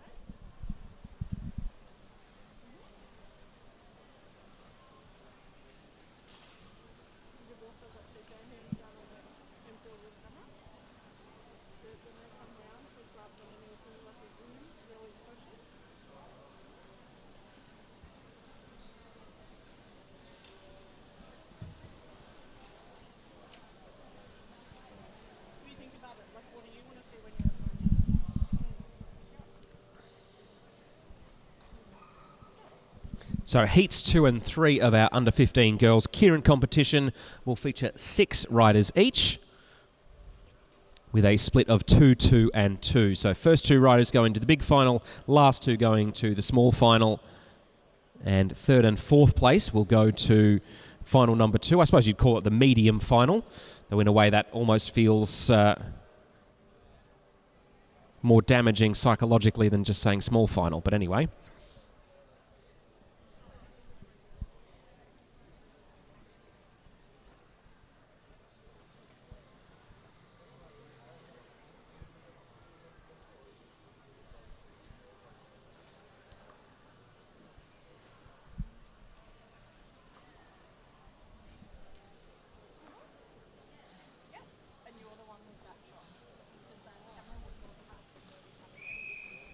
Whistle blows and the riders make their way down from the top of the track and into formation behind the Derny. In first position in the white, green and gold of the leader of the Australian Junior Track Series is Annika Astridge, the rider from Canberra. In second wheel with the pink helmet, that's Natalie Dixon from Geelong Cycling Club just south of Melbourne. You can see in third wheel the rider in the all black there. That's rider number 72, Mackenzie Stevens, one of the locals from Norwood Cycling Club.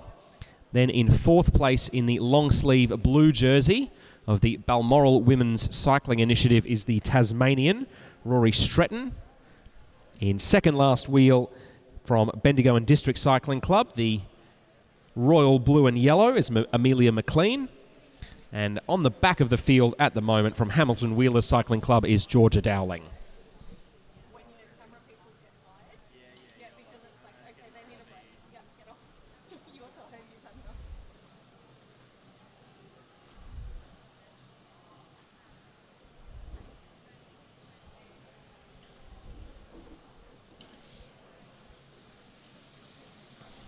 All right, Derny swings away.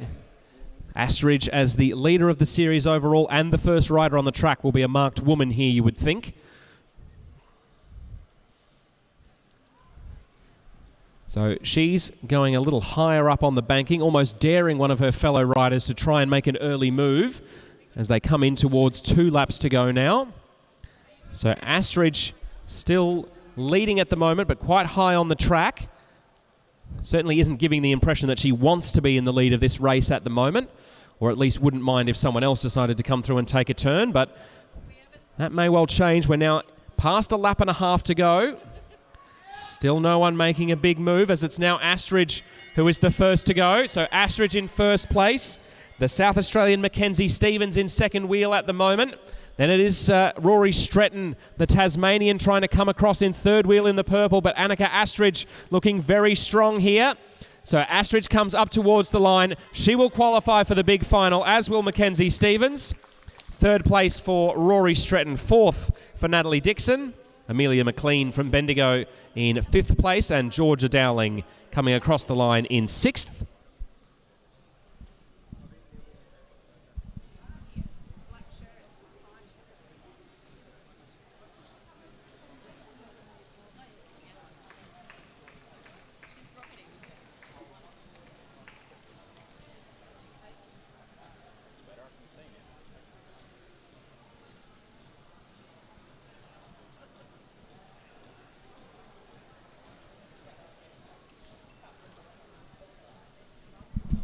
So just confirming the results of that one, Annika Astridge and Mackenzie Stevens in first and second place. They'll go through to our big final. Rory Stretton and Natalie Dixon in third and fourth. They'll go through to our medium final, and then fifth place Amelia McLean, sixth place Georgia Dowling, heading to the small final, which will be in probably about an hour's time.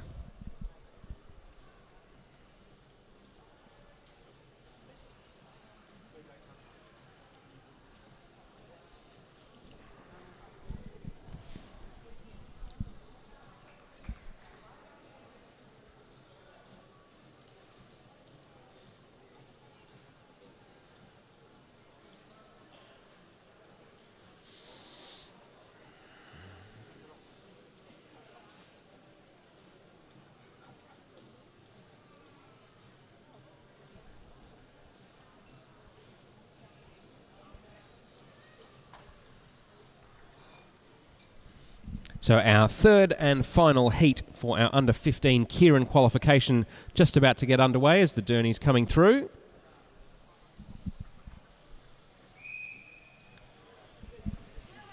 Six riders in this one as they form up. The first rider in line behind the Derny in the sky blue of the Gold Coast Cycling Club with the black helmet is Adele Dixon. In second wheel in the black, red and white of Blackburn Cycling Club is Abby O'Brien. In third place there, from the Cove BMX Club, I think that's O'Hara Radigan, who's in third wheel. Then in fourth place, also in the sky blue of Gold Coast Cycling Club, but with a white helmet, that's Winter Bradshaw. Second last wheel in the navy blue and yellow of Carnegie Caulfield, that's Paravi Tunksale. And then last in line at the moment from South Coast Cycling Club, the local, Lucy Harrison.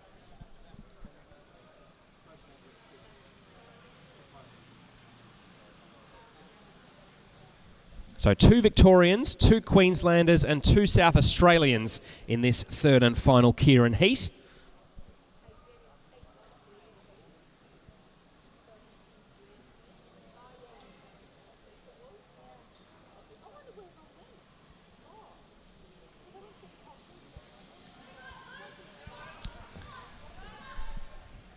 Derny swings away, 3 laps to go. Be interesting to see if there's any teamwork combined from the 2 riders from Gold Coast Cycling Club here. Winter Bradshaw and Adele Dixon. So the South Australian from South Coast Cycling Club, Lucy Harrison, coming to the fore now. So Lucy Harrison in first, Winter Dixon in second. Sorry, Winter Bradshaw in second, Adele Dixon in third.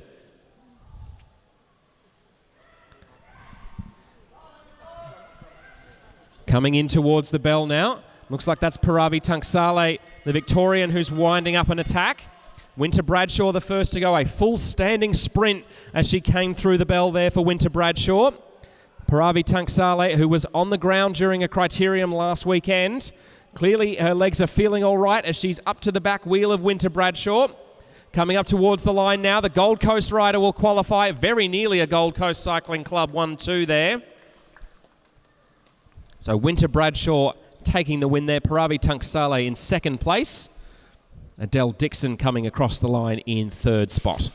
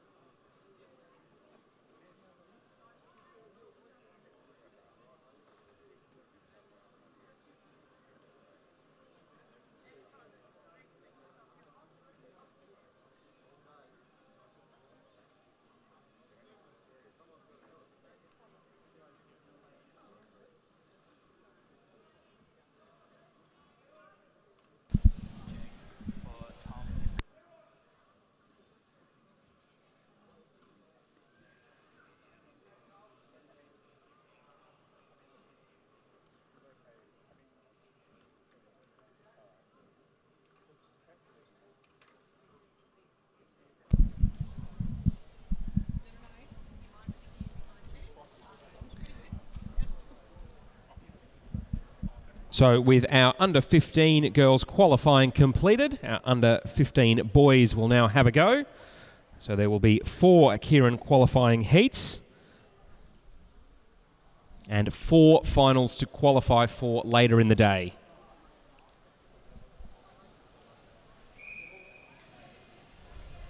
So as our riders set off here, just a friendly reminder from our organisers and commissaires that only riders and team staff are allowed in the infield, no spectators, so only riders and team staff in the infield, please.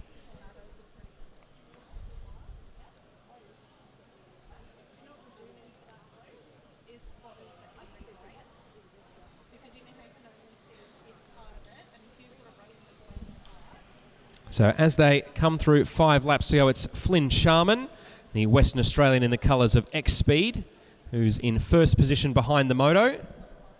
And it is the tall figure of Jonah Hall in the black and orange of Brunswick.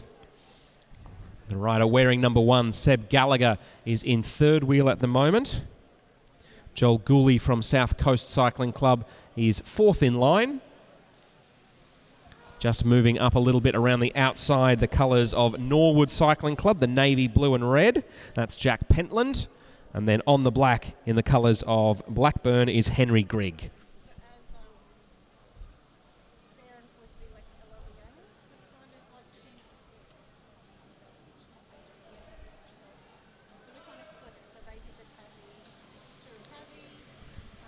So, Derny rider swings away. Riders from Western Australia, Victoria, New South Wales and South Australia in this heat. Top 2 will go through to our big final. The next 2 after that will go into our second of 4 finals, 2 after that to the third. And our last finisher will go into our 4th of our Kieran finals in about an hour's time. So Jack Pentland, the Norwood rider, at the front. His fellow South Australian Joel Gooley in the all black with the black and red helmet, making a move up the outside. Pace is well and truly revved up. A standing sprint out of the saddle there from Jack Pentland.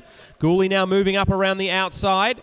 Flynn Sharman from WA also in the mix there. 3 wide as they come down the back straight. Flynn Sharman's challenging the South Australians here. The West Australian will go head-to-head with Joel Gooley as they come up towards the line. Flynn Sharman, head bobbing furiously, comes through and takes the win. So the South Australian having to settle for second place there behind Flynn Sharman from WA. Joel Gooley in second place, but both of those riders will go through to our big final for the under 15 boys Kieran.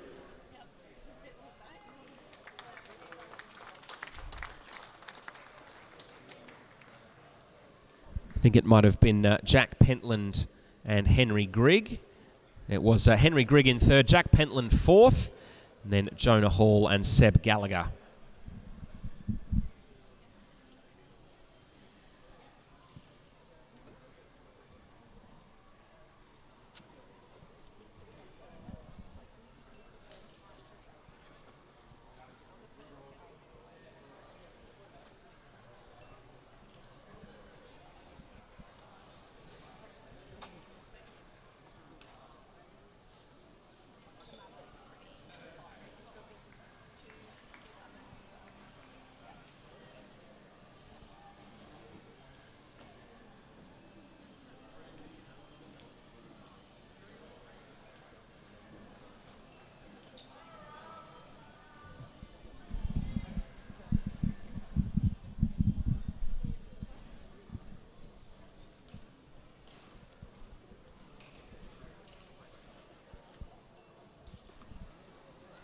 So our second of 4 Kieran heats for the under 15 boys getting ready to go as the Derny starts to make its way around from the back straight.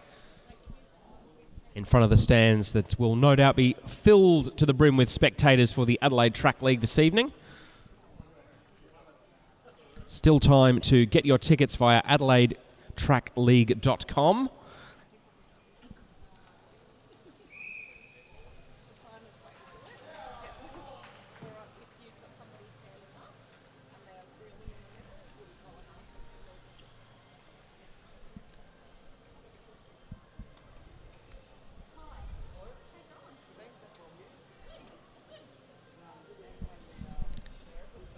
So as they've formed up behind the moto there, in first position in the black and orange of Brunswick is Declan Zheng. Just behind him, his clubmate with the black helmet, Michael Moulds. Thomas Perry is in the navy blue and gold of Albury-Wodonga Cycling Club in third wheel. DJ Dyer of Cycle Talk in fourth wheel with those bright green rims on his bike. Very easy to spot from a distance. R of Desai from Blackburn is in the long red sleeves in fifth position in line at the moment. Then Evan Tobin in the striped jersey of Geelong Cycling Club. Just being passed on his outside by the rider in the orange helmet there from Tasmania. That's Noah Blaisley.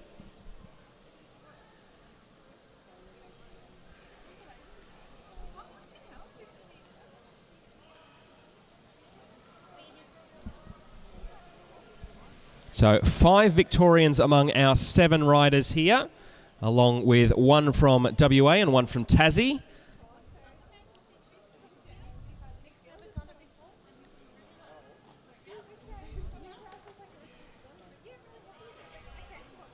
No early attacks forming just yet. Evan Tobin moving down the inside of the track is potentially thinking about moving himself up. Noah Blaisley has the same idea, and the Tasmanian in the orange helmet has made a big move with 2 laps to go. Declan Zheng in the white helmet and Brunswick colours is right on his wheel, as it's Perry from Albury-Wodonga who's trying to close up to them. Coming up to 1 lap to go now, Noah Blaisley it is who leads them through. Declan Zheng in a good position there in second place. Remember, the first 2 riders will go through to the big final. So Blaisley still looking strong as they come in through turn 3. Declan Zheng starting to challenge him around the outside. They come up towards the line. Zheng times it very nicely. So Declan Zheng it is going out the winner of that Kieran heat. Noah Blaisley crossing the line in second place. And I think it was Tom Perry and Michael Moulds sharing third and fourth between them.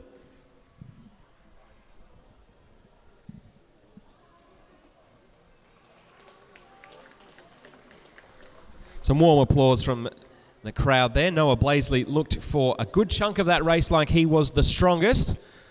But Declan Zheng proving that sometimes it's all about timing as well as strength in track cycling, coming through to get the win. So Declan Zheng in first, Noah Blaisley second, Tom Perry in third, Michael Moulds fourth, R of Desai taking fifth place, DJ Dyer in sixth, and Evan Tobin crossing the line in seventh spot.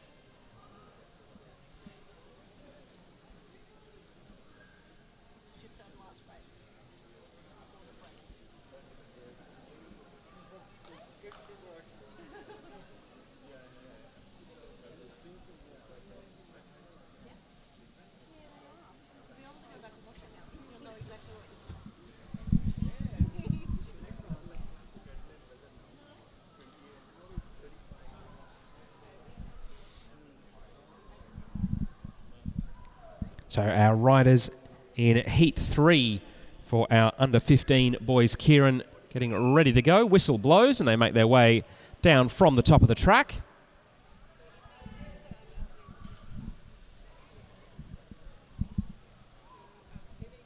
So Leroy Bartlett, rider number 6 there, had to throw the gas off a little bit there to make sure he didn't come past the moto, which is a big no-no and generally results in a disqualification from the event. So he eased off and made sure to take first position in the line. So Leroy Bartlett in the black, white and red of Blackburn in first spot. Second place is Oscar Digney from Launceston City Cycling Club. Then in the blue jersey in third spot, that's Ari Riley from Bendigo in Victoria. Then Adam Away Drogo is in the navy blue with the gold and the white helmet in fourth wheel. Fifth spot at the minute in the all black with the black and blue helmet is Tom Allen from Illawarra Cycling Club.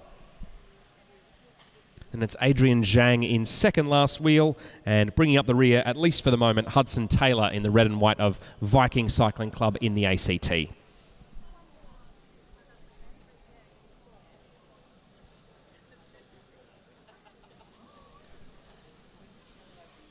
So a reminder that there will be 4 finals for riders to qualify for. First 2 go through to the big final.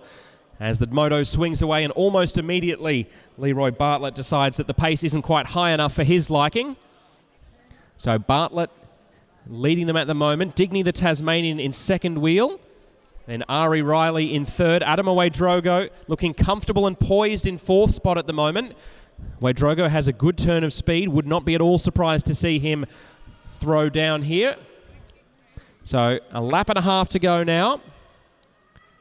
Leroy Bartlett has led for the past few laps.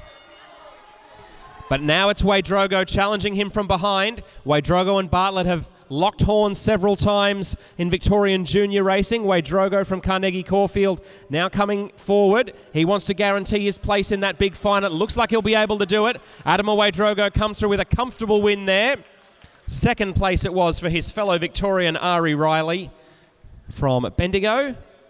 And Leroy Bartlett, who was so aggressive early on, settles for third. So he will take a spot in our second of 4 finals.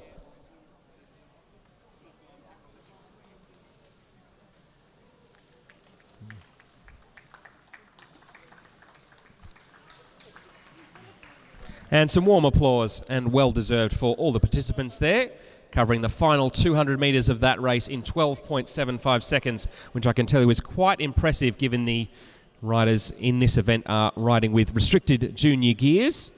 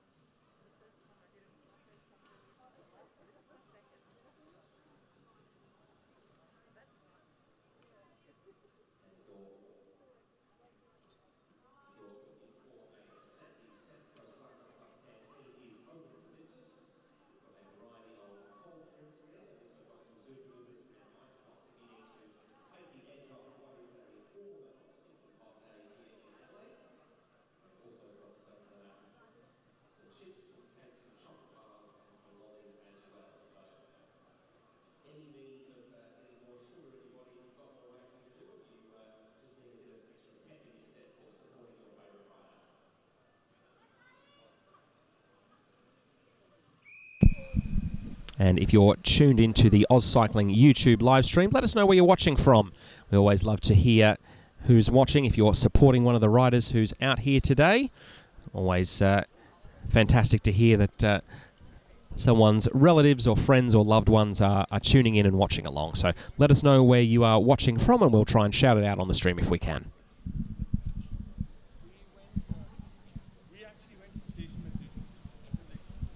So this is our 4th and final qualifying heat for our under-15 boys Kieran.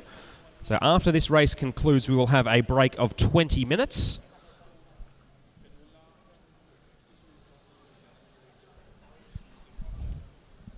So currently in first place behind the Derny in the red and white of Vikings is Sean Bates. In second wheel in the bright green helmet, that's Pat Richardson from Balmoral.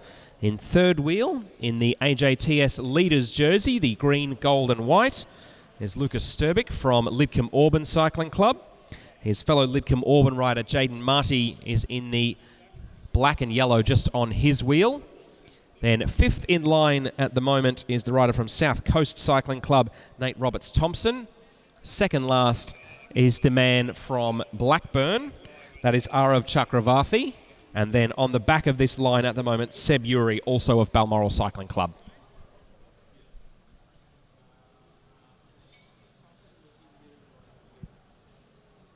So the Derny has swung away. 2.5 laps to go now.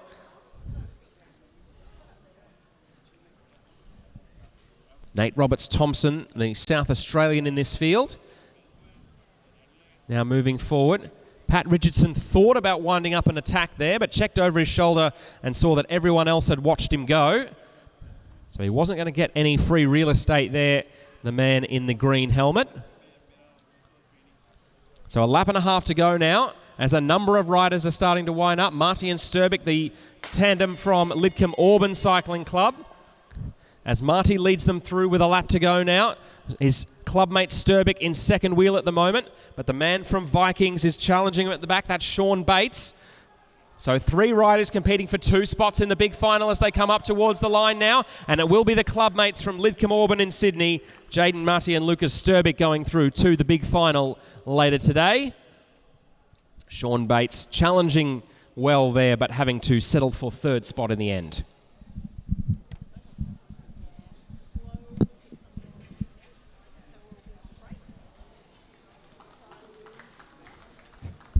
A warm round of applause from the crowd for all of our riders. We will now have a break of 20 minutes before our next events. So please use this opportunity to stretch your legs, visit the canteen, maybe go to the bathroom, or check out the Velo Pro table for all sorts of Go Faster track cycling accessories. We'll be back with you very shortly.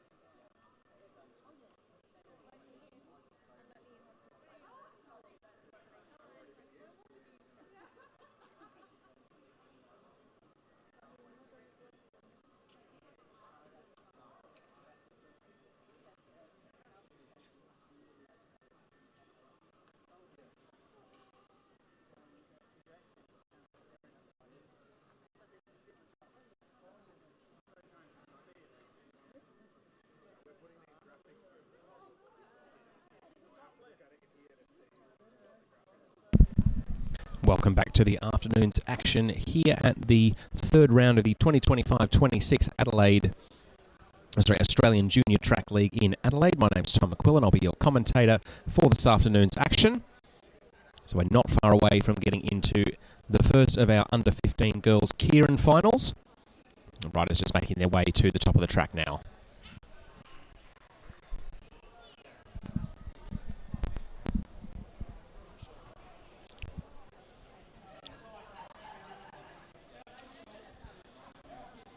So we're just about ready to start the racing action again. So we will have our under-15 Kieran finals. That's events 11 and 12 in your program.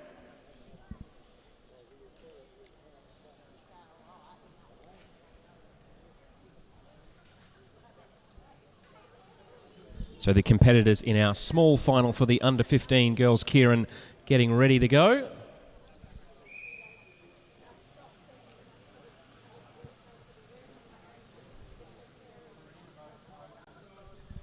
And as they form up behind the journey, in first position in the navy blue, that's O'Hara Radigan from the Cove BMX Club here in South Australia.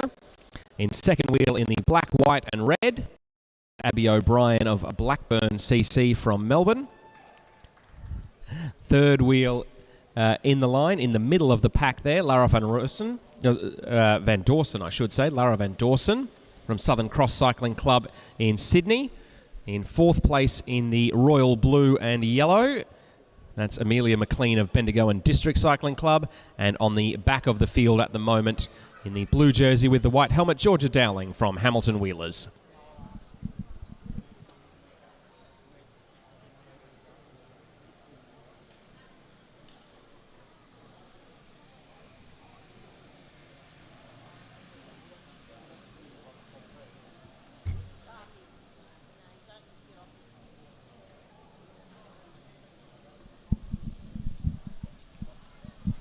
So the journey beginning to pick up pace. It won't be too long before it swings off the track.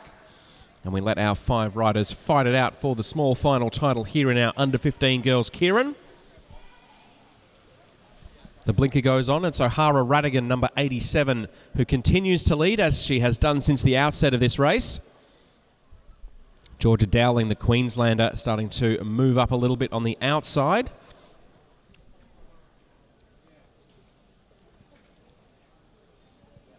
Coming in towards 2 laps to go. No early attacks so far. Plenty of folks happy to carry on with the current pace at the moment.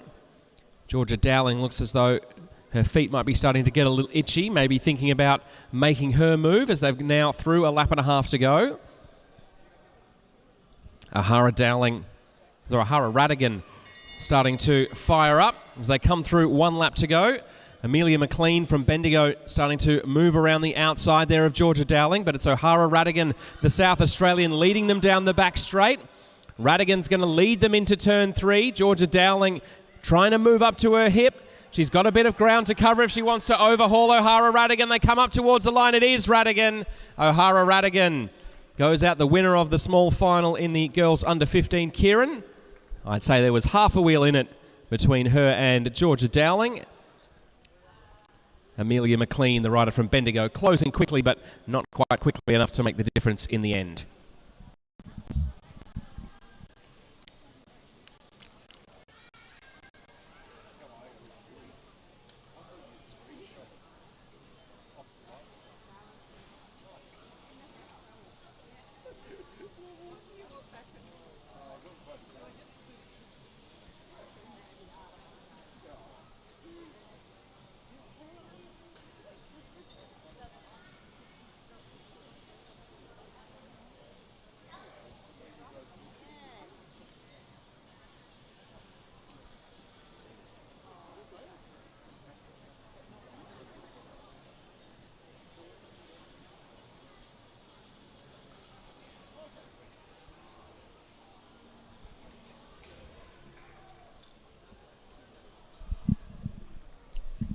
So our medium final, our second of 3 finals for our under-15 girls. Kieran now getting ready to go. The journey is signalled.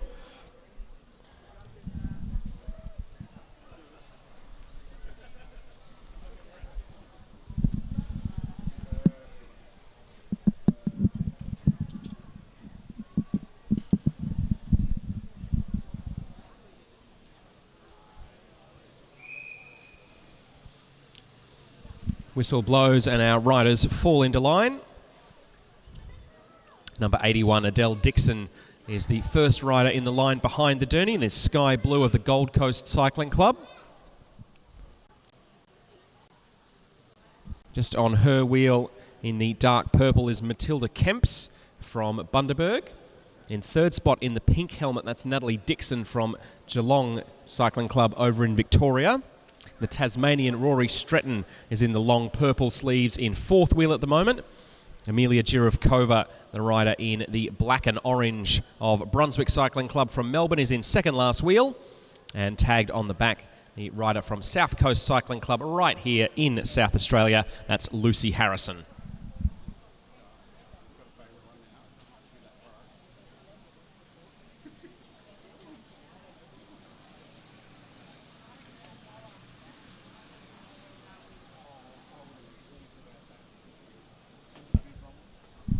And a reminder that the South Coast Cycling Club fundraising raffle is still selling tickets here at the canteen at the Super-Drome. You could win a number of valuable prizes, including a signed King of the Mountains jersey from last year's Cure Tour, signed by Jack Ward. You could win a new Cask Aero helmet, as well as some Castelli cycling kit, or maybe a voucher for VeloPro for some Go Faster track accessories. So Lucy Harrison has clearly heard the call of the plug for the South Coast Cycling fundraising raffle and decides that she needs to go out and represent her club. So Harrison it is at the front of this field at the moment, just ahead of Adele Dixon. Then it is Matilda Kemps in third wheel, the Tasmanian Rory Stretton currently in fourth. Then it's Jirovkova and Dixon coming in towards 1 lap to go in our medium final. Lucy Harrison now being passed around the outside by Adele Dixon from Gold Coast Cycling Club. Matilda Kemps has been patient so far. She's watched and waited. Now she makes her move down the outside as they come into turn 3. She still has to overhaul Adele Dixon. Two Queenslanders duking it out as they come up towards the line. Adele Dixon, Matilda Kemps, and Adele Dixon it is, managing to hold on with a nice bike throw there. Half a wheel in it in the end. Adele Dixon takes the win in the medium final for our under-15 girls. Kieran, just ahead of Matilda Kemps. I think it may well have been Rory Stretton, the Tasmanian, getting up for third spot.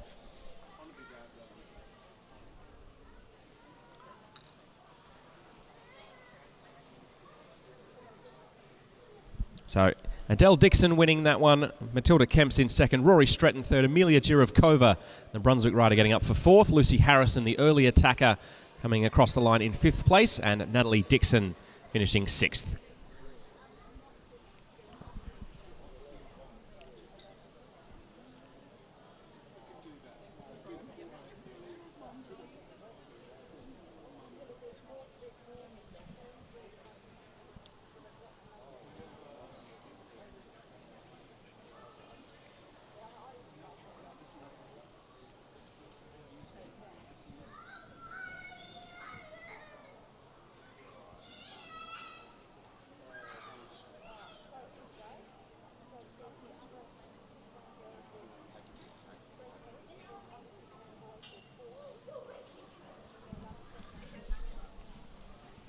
So the 6 riders in our under-15 girls Kieran big final now ready to go.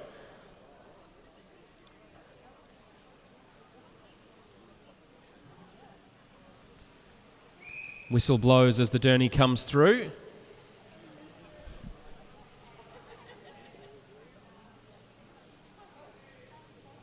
So we've got 6 riders taking part in this race.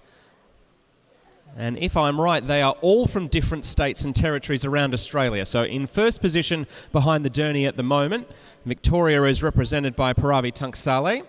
In second position in the sky blue of Gold Coast Cycling Club, that'll be Winter Bradshaw. She's just checking over her shoulder there. In third wheel in the orange of Illawarra is Grace Alcock from New South Wales. Fourth wheel is the Western Australian. That is Caitlin Death, rider number 65. Second last wheel is the local, the South Australian, Mackenzie Stevens, wearing number 72. And then right on the back from the nation's capital, the AJTS overall leader, Annika Astridge. So 6 riders in this race, 6 possible different states and territories where the title of under 15 girls Kieran might be headed. Who will have the combination of strength, skill, talent and nerve to bring it off.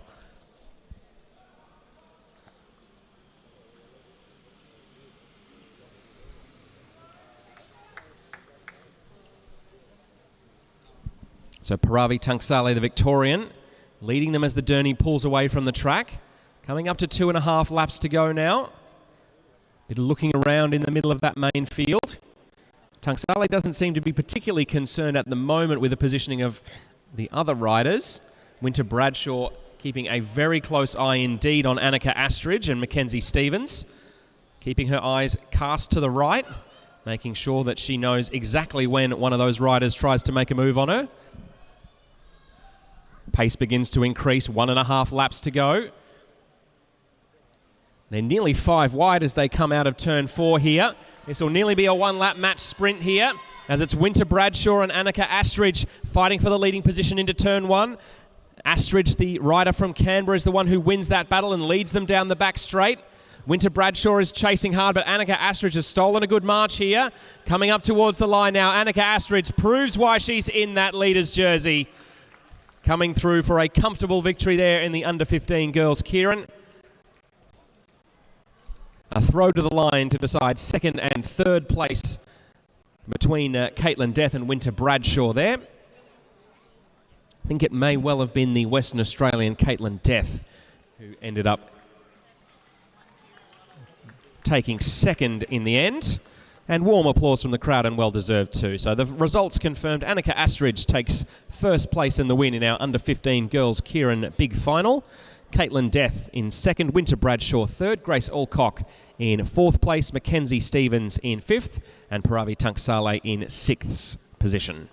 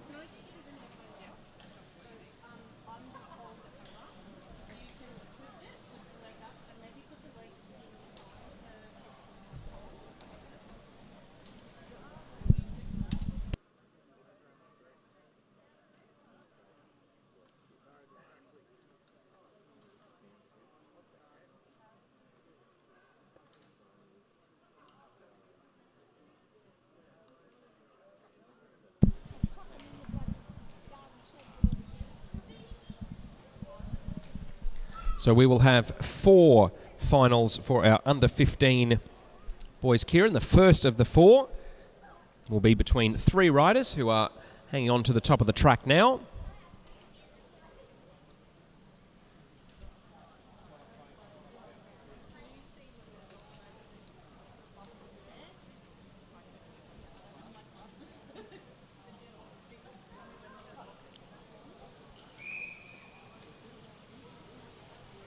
And as they roll down in the teal jersey in 1st place there, that will be the Queenslander Sebastian Uri.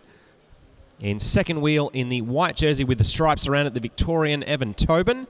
And then just on the back of this field in the all black, Thomas Allen from New South Wales.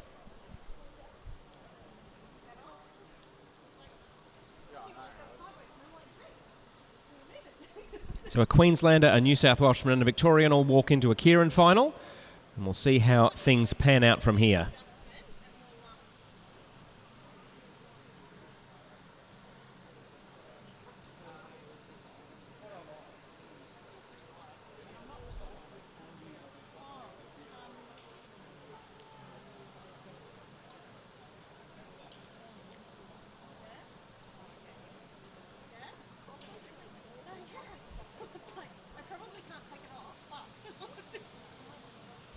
Pace increasing it with the Derny. One more lap and then the riders will be let loose on their own. So Yuri currently in first, Tobin in second, Allen in third.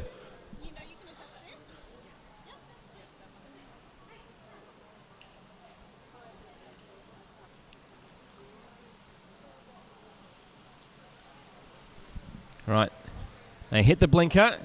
3 riders matching up, and it looks like Thomas Allen is swinging high on the track here. He might have some ideas in mind. He uses that extra momentum. He'll come through and past Evan Tobin there. And he was quickly up to the wheel of Seb Yuri. So Allen has decided to wind up with more than 2 laps to go.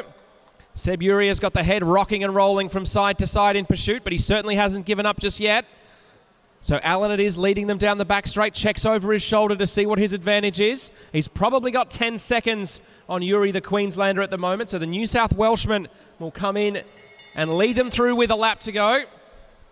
Seb Yuri chasing hard, but the gap is probably a little bigger than it was a lap ago. The fatigue's going to start building on Tom Allen very soon. He bows his head down the back straight.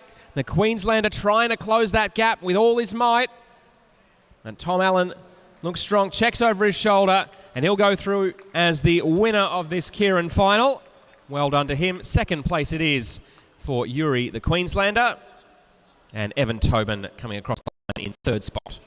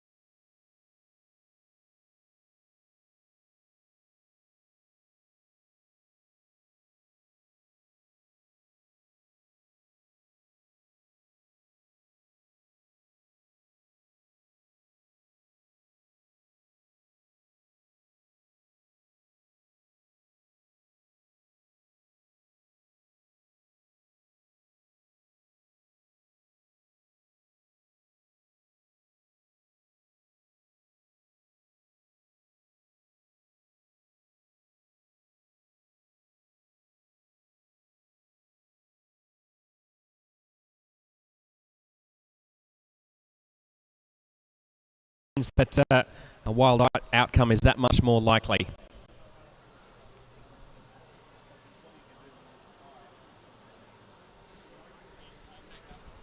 So as they head down the back straight there on the first of our 6 laps in this under 15 Kieran race, the rider in first position behind the Derny, that's Jonah Hall. He's in the black and orange of Brunswick Cycling Club. In second wheel, wearing Dossard number 1, also with some orange on his jersey, is Seb Gallagher from Bathurst.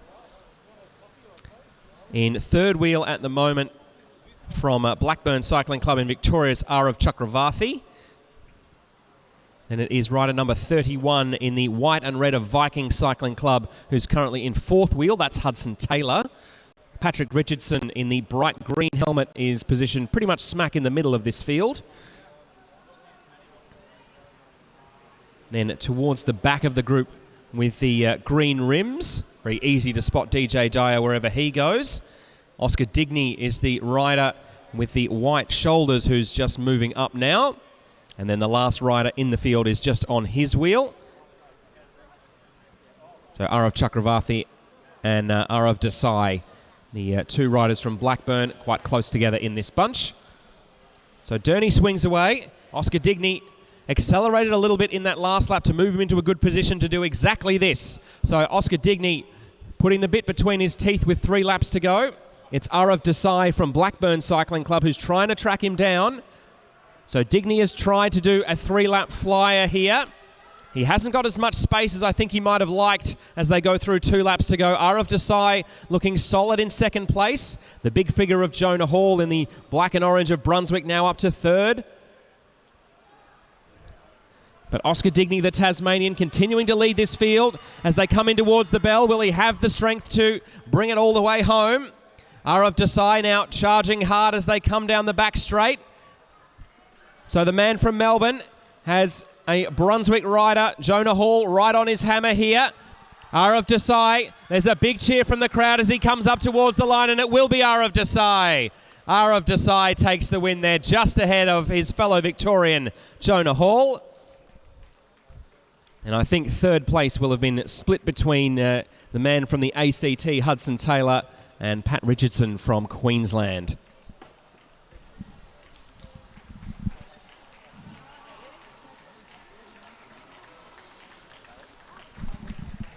So warm applause and a popular win there for Arav Desai in first place, Jonah Hall in second, Patrick Richardson third, Hudson Taylor fourth, DJ Jaya fifth place, Seb Gallagher in sixth, Arav Chakravarthi in seventh, and a valiant early attack for Oscar Digny didn't quite pay off, and he crosses the line in eighth position.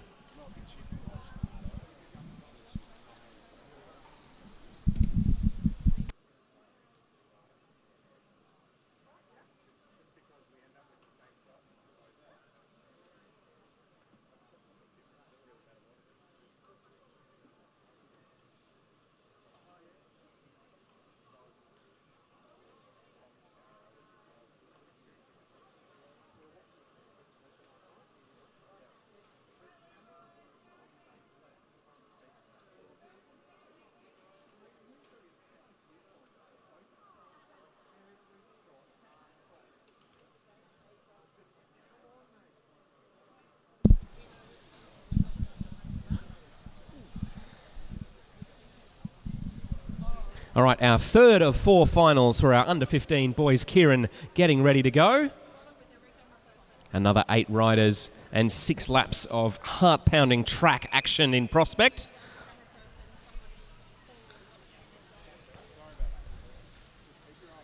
So as they form up behind the Derny, it's the Sydney sider Adrian Zhang from Neo Cycling Club in the teal jersey, almost a dark green, who's in first wheel. In second place in the colours of Viking Cycling Club, 1 red shoulder, 1 white shoulder. That will be Sean Bates. 2 riders in the red, black and white of Blackburn in this field. Currently in third and fifth wheel. The man in third wheel with the white helmet is Leroy Bartlett. In fifth wheel is Henry Grigg. Henry's got the black helmet on. In between them is another man with a black helmet on. He's in the black and orange of Brunswick. That's Michael Moulds. 6th spot in the line. Very easy to pick out the gold and navy blue of Tom Perry from Albury-Wodonga Cycling Club. And then at the back of the field, 2 South Australians. Jack Pentland is in the navy blue and red from Norwood Cycling Club. And in last wheel at the moment in the light blue of South Coast, that's Nate Roberts-Thompson.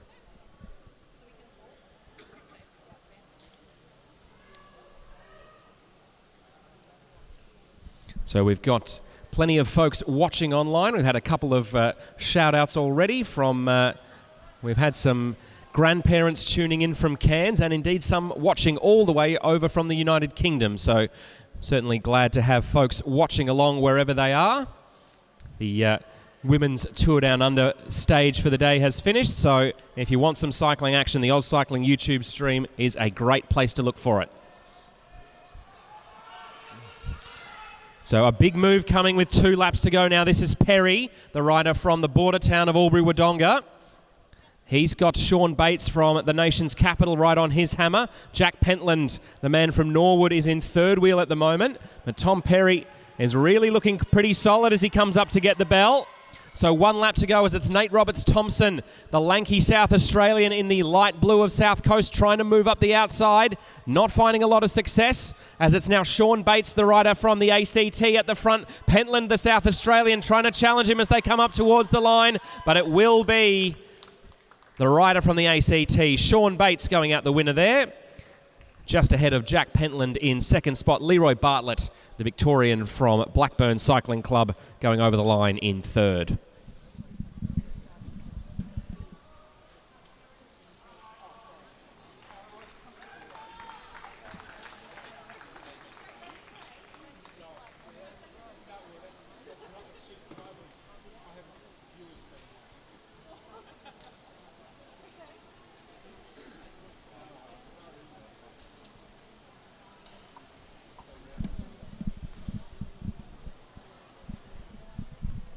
So that's 3 of our 4 finals now completed for our under-15 boys, Kieran.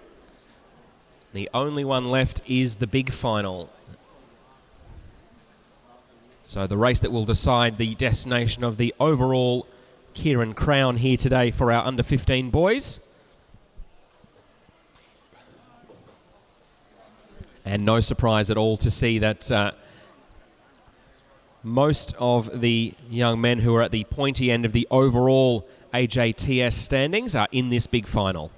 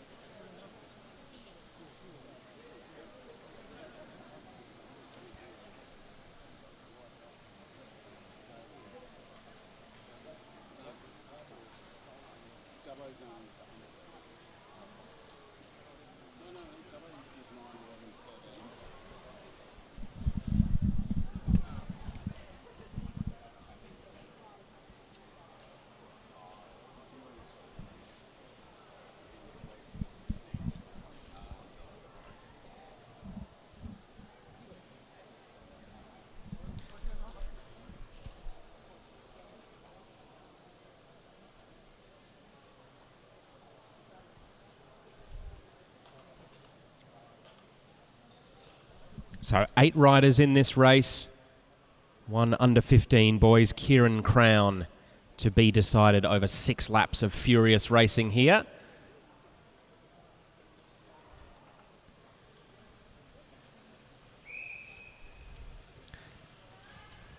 Whistle blows and the riders form up.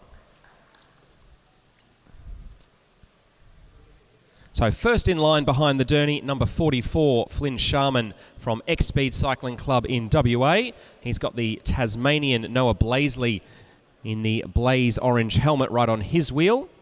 In third spot in the black and orange skin suit of Brunswick. That is Declan Zheng at rider number 28. Then in fourth spot, the first of the South Australians in the field. Joel Gooley is in the all-black skin suit with the black and red helmet. Just on his wheel, 2 riders from Lidcombe Auburn Cycling Club in Sydney in the Lidcombe Auburn black and gold is Jaden Marty. And then in the white, green and gold of the AJTS series leader, Lucas Sturbick is in 6th wheel out of 8. And then Victorians in the last 2 spots. Adam Away-Drogo is in 2nd last wheel in the white helmet. And then Ari Riley from Bendigo bringing up the rear.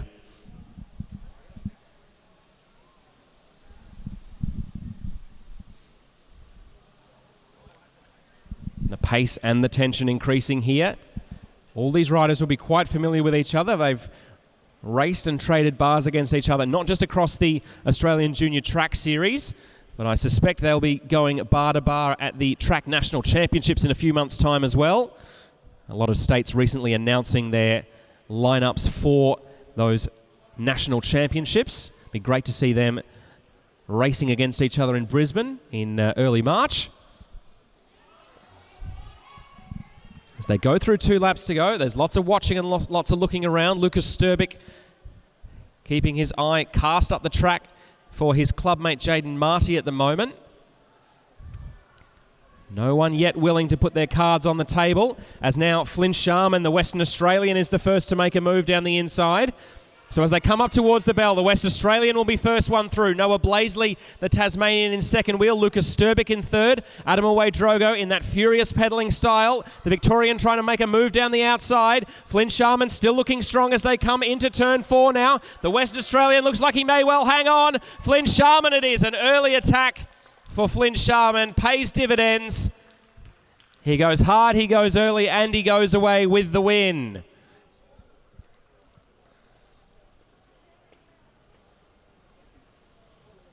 Flynn Sharman attacked earlier than you typically see a successful rider do in a Kieran, especially if they're attacking from the inside of the track. But he's obviously got superb legs today. He goes away with the win in our under-15 boys Kieran big final. Noah Blaisley, the Tasmanian, in 2nd. Lucas Sturbick, 3rd. Declan Zheng in 4th. Adam Away-Drogo in 5th spot, ahead of Joel Gooley, Ari Riley and Jaden Marty.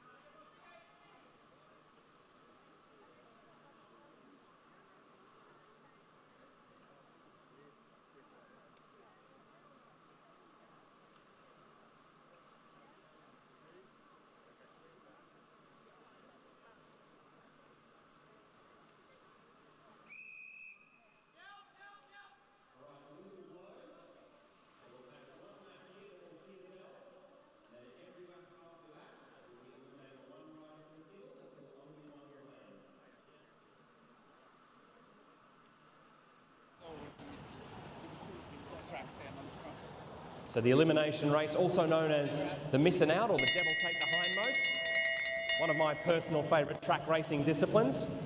You'll see a mix of riders trying to keep themselves low and forward, riders trying to move up the outside and high side of the bunch, like they're trying to come over the top of a cresting wave. And our first elimination not far away. 275. 275, Erin Prince, the first rider eliminated. So the rider from Lidcombe Auburn Cycling Club in Sydney has to. Now we'll be eliminating one rider every lap from here, so we'll be chopping down this field very, very quickly indeed. You'll blink an eye and there'll be hardly anyone left. 264, 264, Erica Black, eliminated that time through. The rider from Bathurst Cycling Club, cut from the field that time.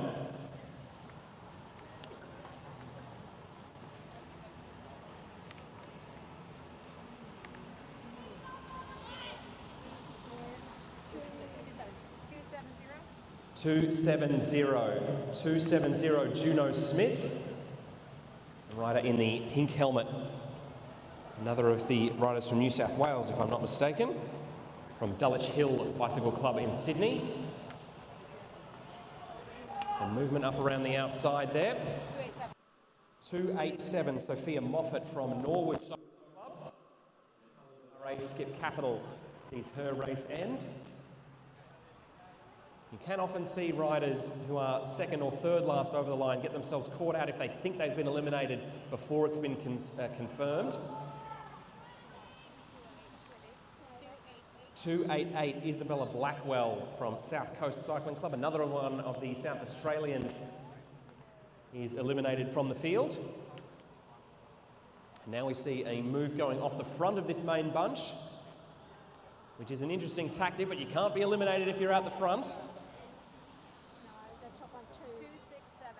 267, Matilda Trevorrow. Matilda Trevorrow eliminated that time through, as it's now really starting to shrink this field. Eliminations happening every single lap now. 278, Evelyn Power from Viking Cycling Club, the rider at the bottom of the track in the yellow and black and red, has to forego hopes of winning this elimination overall. We now start to see Ava Gidget-Rogers starting to move forward, our overall series leader. 276, Ruby Sauvage from Newcastle Hunter Cycling Club in country New South Wales. Between Bathurst Cycling Club, Newcastle Hunter as well. Quite a few riders from country New South Wales here and joining us this weekend.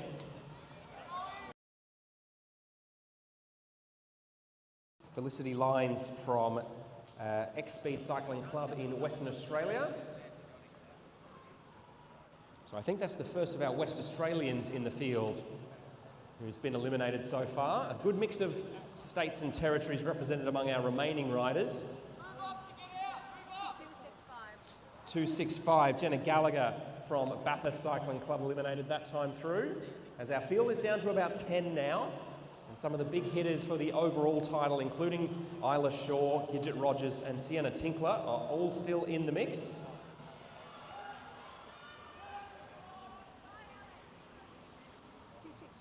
266, Chavi Tunksale from Carnegie Caulfield Cycling Club.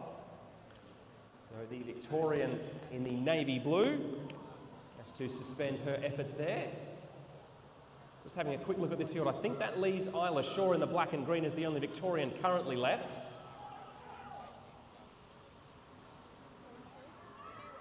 283, Ellis Smith, another of the Western Australians, is eliminated there. The Western Australians still have Sienna Tinkler in the blue jersey and bright yellow bike in about the middle of this field.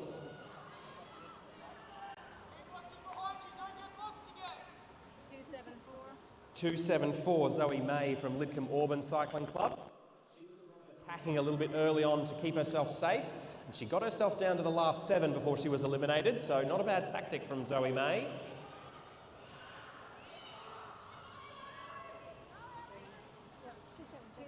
277 Isla Shaw from Shepparton Cycling Club.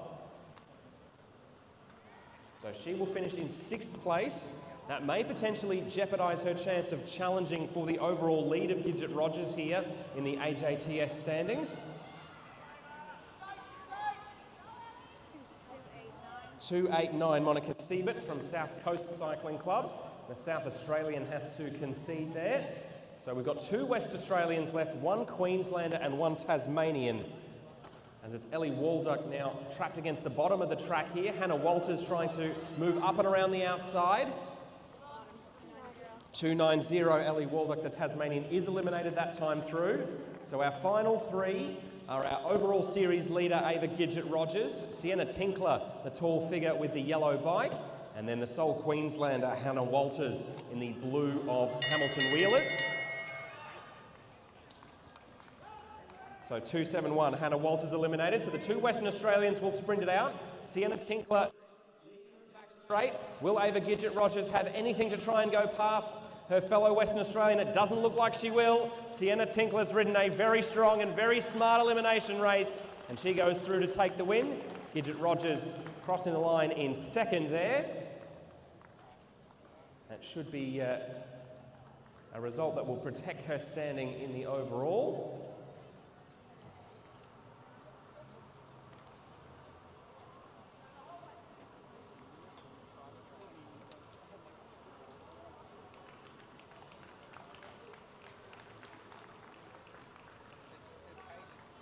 So a nice little nod of appreciation there for Sienna Tinkler as she gets some warm applause from the crowd here. We will now have the first of 3 elimination races for our under-17 boys.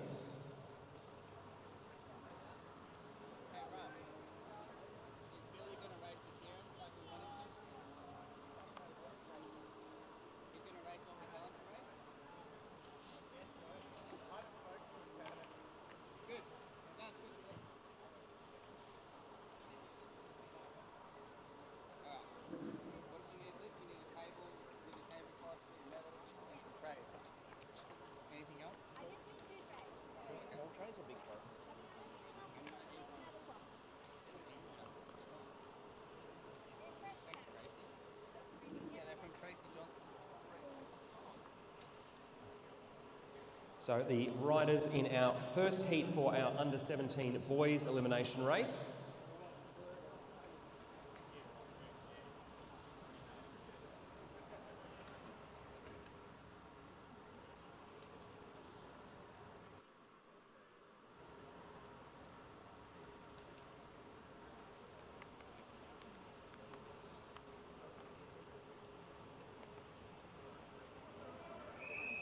All right, the whistle blows.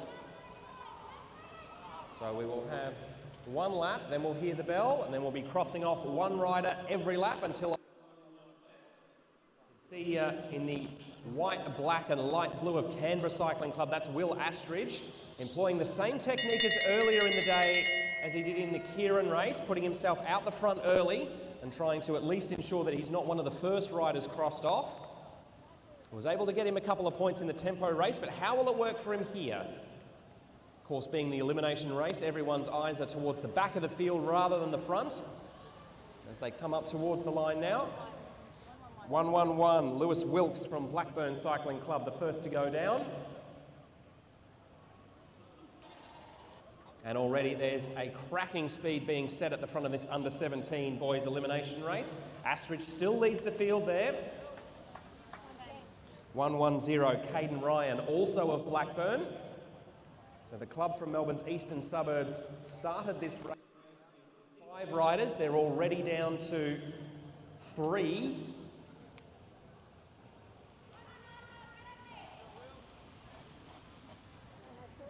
.104, Oscar Winchester from Balmoral Cycling Club in Queensland. Oscar Winchester.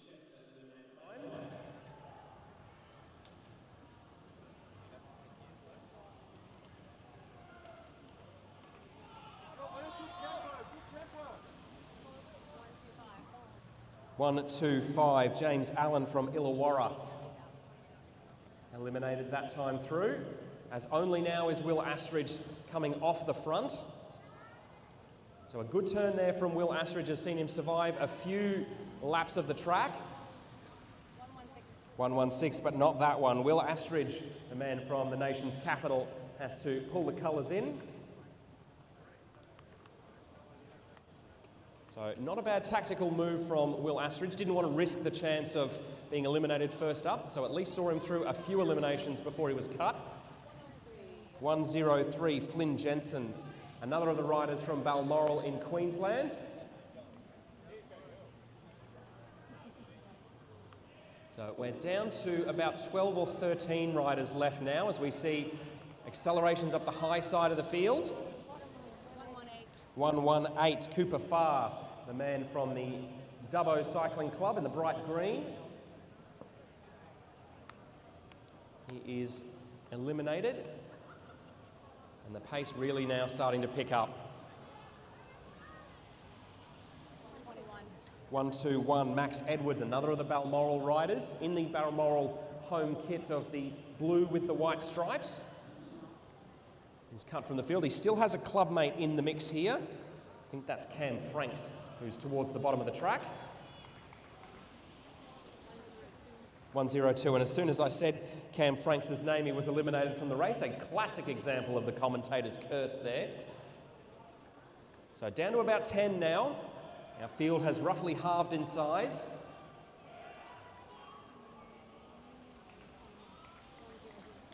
1:06, Arnav Chakravarthi, the next rider to be eliminated. So just looking at this field, I can still see 2 riders from Blackburn, 2 riders from Brunswick, and a couple of other wild cards in the deck. 1:12, Elliot Burney of Brunswick eliminated that time. No hesitation from Elliot Burney, knows he was eliminated, swings straight up the track. As his clubmate now starting to move himself forward, Omer Kermizzi coming around the high side. 1:08, Lachlan Ermert, a rider from Blackburn eliminated. Admonishes himself in frustration. I think Lachlan Ermert would have been hoping to sprint it out for the win here, but no such luck. 1:15 eliminated that time through Hunter Davis, the Queenslander from Bundaberg Cycling Club. So 5 riders left, 3 from New South Wales and 2 Victorians. As on the front from Lidcombe Auburn Cycling Club, Joshua Moore. They're 5 wide across the track. 1:29, Josh Moore eliminated that time. So 4 riders left, 2 from New South Wales, 2 from Victoria. 2 states that have never had anything wrong to say about the other.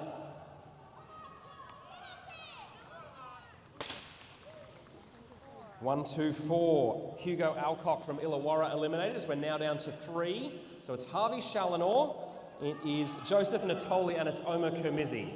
So Joseph Natoli leading them at the moment, Kermizzi in second, Challenor in third, and having to dig very deep to try and live with the Victorians here. He's not going to be able to do it. So Harvey Challenor, 1:28 is eliminated, and it's the 2 Victorians. Now Omer Kermizzi powers clear of his rival Victorian here. The man from Brunswick straightens up into the home straight now, receives the warm applause from the crowd, and he'll go out the winner of this under-17 men's elimination race. A very creditable second spot for Joseph Natoli from Blackburn.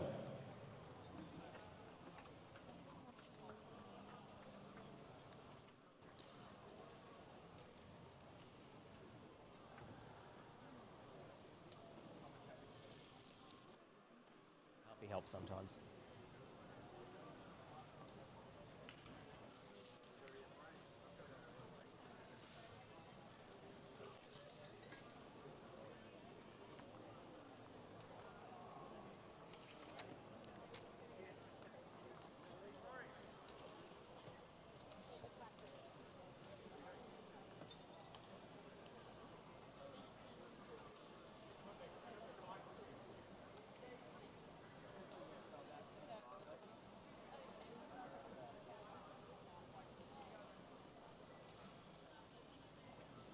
So our second heat in our under 17 men's elimination now coming onto the track.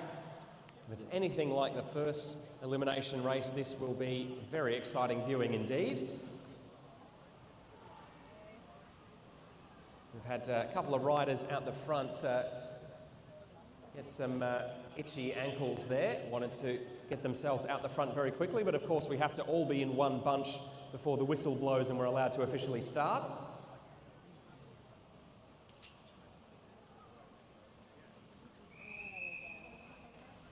All right, the whistle blows, we'll give them one free lap, the bell will ring, and then we'll just start crossing off some names thick and fast.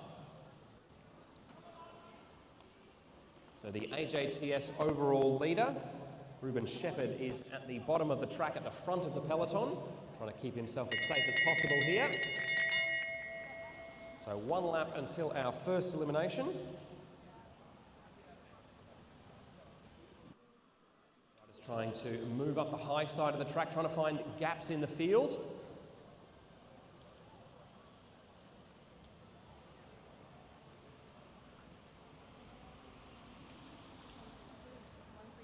(132) Thomas Brinkley, who had an excellent tempo race earlier, is unfortunately the first to be eliminated in our elimination race. So he's gone from chocolates to boiled lollies, has Tom Brinkley. (148) Asher Olsen from Viking Cycling Club. In the gold helmet, has to slow his effort. As Shepherd continues to lead the main bunch here.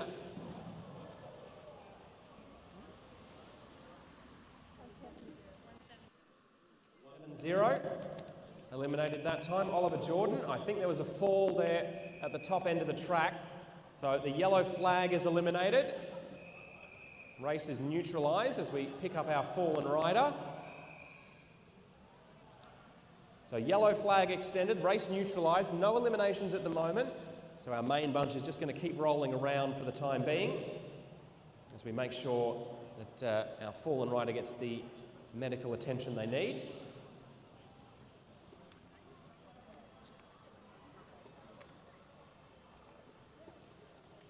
On the back fence for the riders, back fence. Head trauma, so we need an ambulance.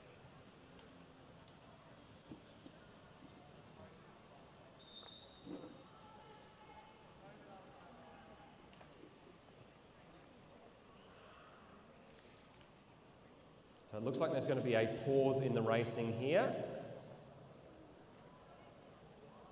Commissaires directing the riders to take a position up on the fence. So I think this is going to necessitate a full restart.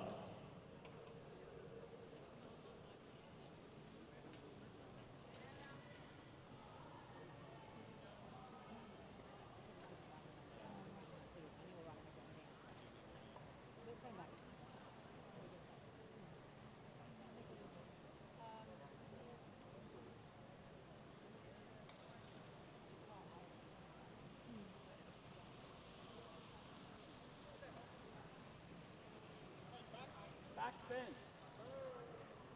Go to the back fence, guys. So it's come through for the riders to take up a spot on the back fence. So we will slow everything right down and we'll get everyone started as soon as we are ready. Of course, the medical attention to our fallen rider takes the highest priority.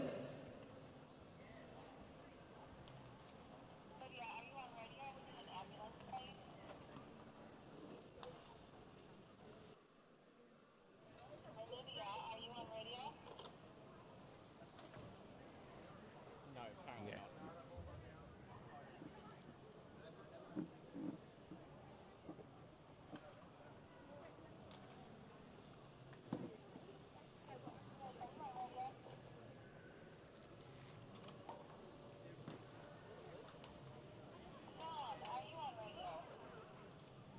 Hey Kimberly, sorry, this is Jake. Sean and I are coming in from outside. Do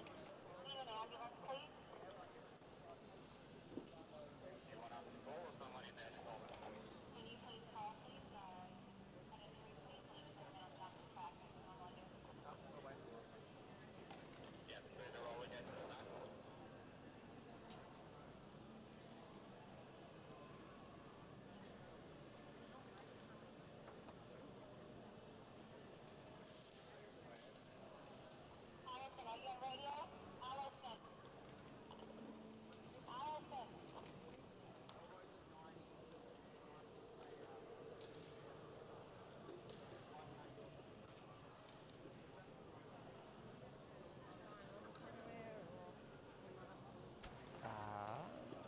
Oscar.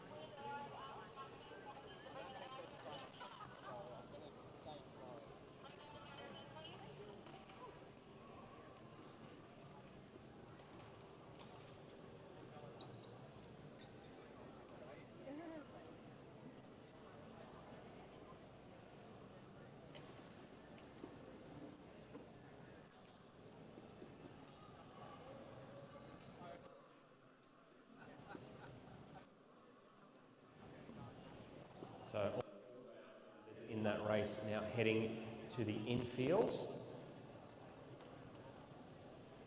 I believe an ambulance has been called, so we'll wait and give our fallen rider the medical attention they need and they deserve. So we will have a little break in the action here while they are attended to.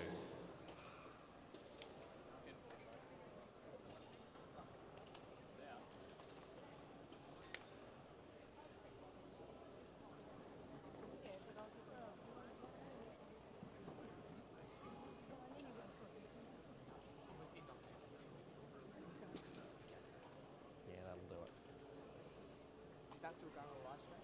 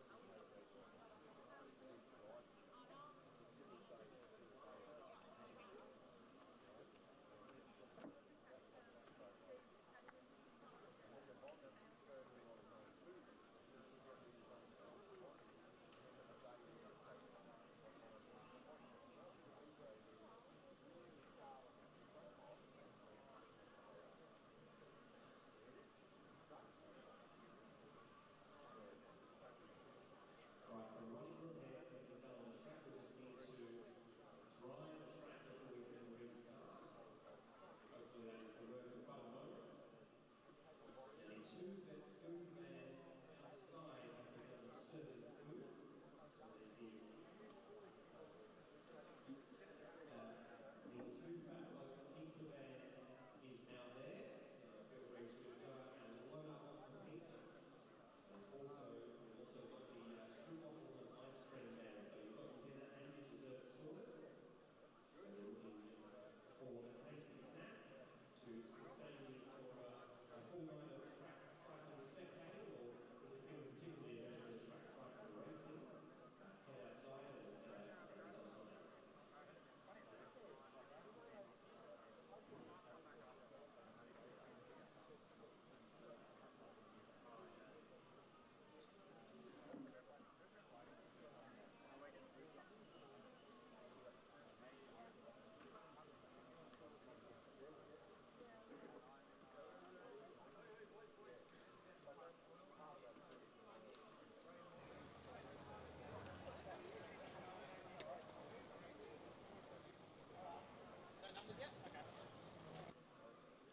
Unfortunate fall for Lucas Schminke shortly after the start of that elimination heat.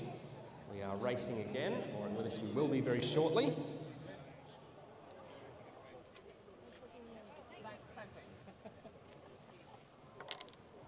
Thank you so much. I put my one.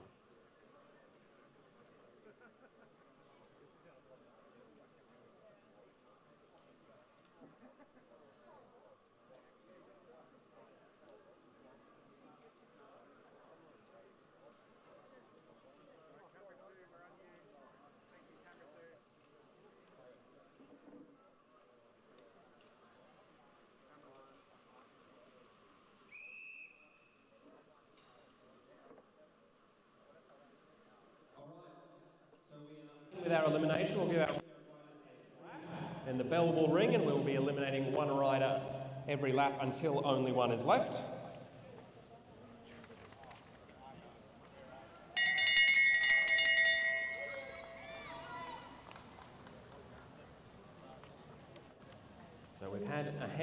riders eliminated already. The majority of the field still in, at least for now, and that will change very shortly.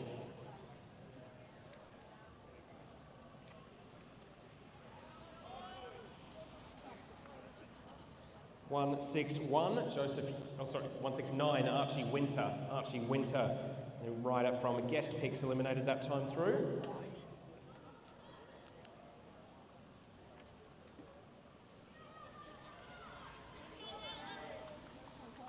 156, Hunter Murphy from Cycle Talk over in WA, the next rider to be cut from the field.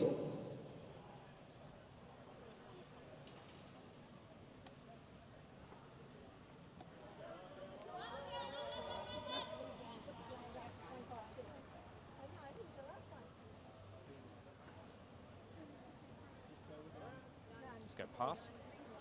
That one's a pass, a green flag, no elimination that last time through.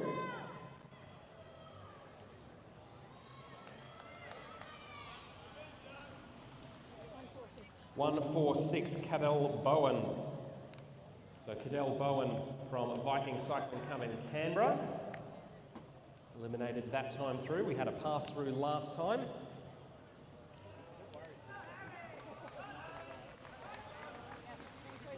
139, Elliot Barrett from South Coast Cycling Club, one of a number of riders from that club in this event.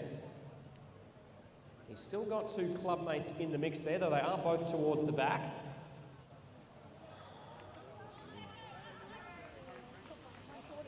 (140) Tyler Cunniff from South Coast Cycling Club. Tyler up towards the pointy end of the overall standings in the AJTS. He would probably have been hoping to make it a little bit further into this event than he has. 147, Jackson McDonald, the next of the riders from Viking Cycling Club, is eliminated that time. So down to 7 riders left now. So for an event that started almost an hour ago, we had that long layoff. 141, Seth Harrison from South Coast, eliminated that time. We are now down to 6 riders.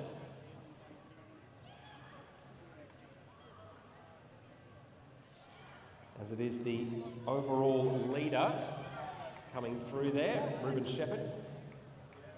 Eliminated that time was Joseph Hewlett, 161. 161, Joseph Hewlett eliminated.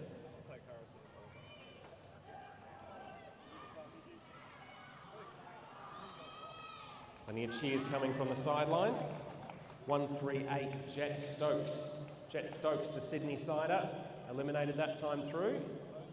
So we've got 2 riders left from Sydney, 1 from South Australia and 1 from Perth.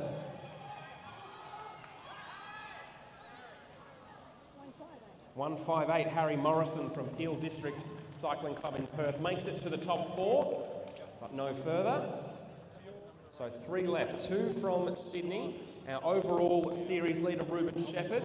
Right on his wheel is Luca Zucchiati from Neo Cycling Club. And charging up the outside there, oh, that one was close. 130, Luca Zucchiati was eliminated that time through.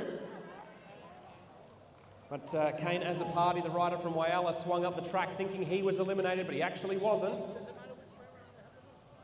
And then coming over the line to take the win there, that was Ruben Shepherd. So the overall series leader extends his lead. Kane Azzopardi comes across the line in 2nd place. And it was 3rd in the end for Luca Zucchiati.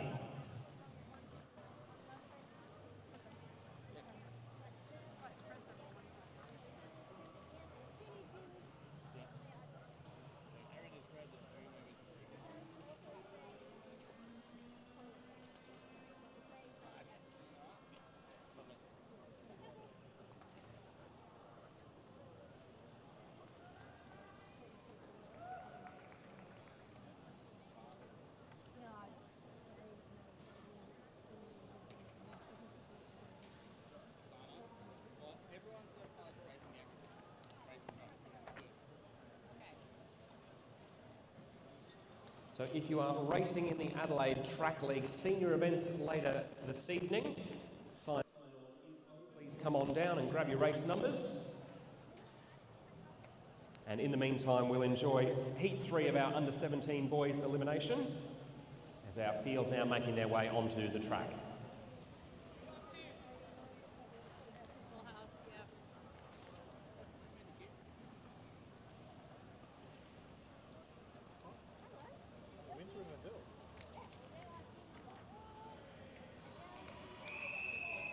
So the whistle blows.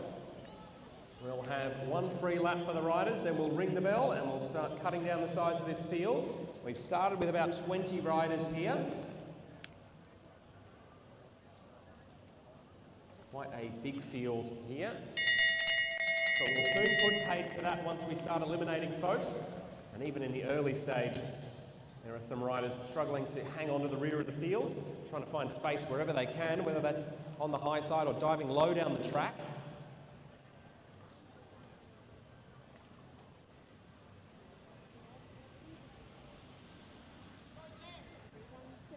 (173) Elias Armstrong, the first rider eliminated. The youngster from Carnegie Caulfield over in Melbourne.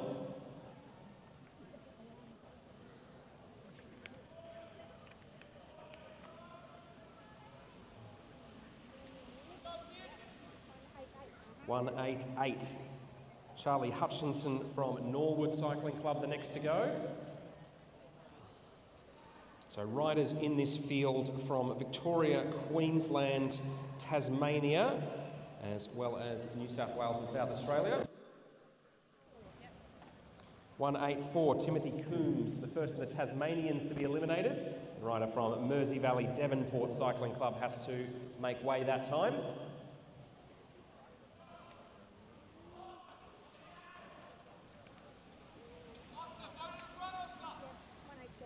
187, Ryan Underwood from Norwood, another of the riders in the navy blue of the Guest Picks racing team. He's eliminated from the field, down to about 15 riders now.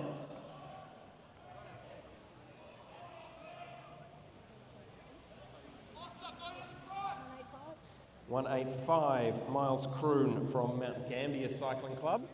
So the man from country South Australia has to abandon his hopes of winning this elimination race.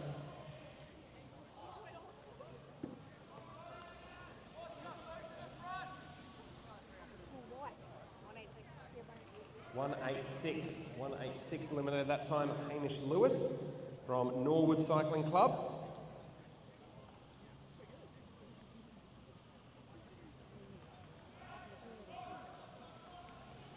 Plenty of challenging at the back there. 175, Jake Lesky from Carnegie Caulfield, the next man to be cut adrift.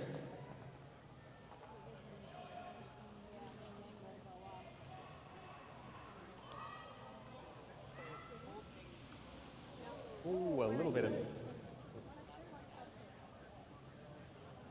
182, Oscar Pither, the rider eliminated that time. There was almost a coming together of riders there. We've had one nasty crash today and I'd rather like to ensure there aren't any more.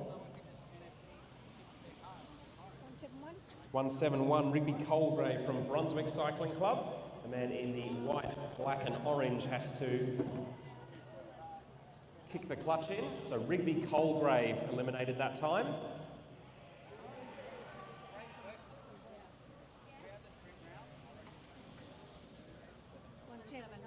179, Aidan Parslow from Hamilton Wheelers, the next rider to be cut adrift.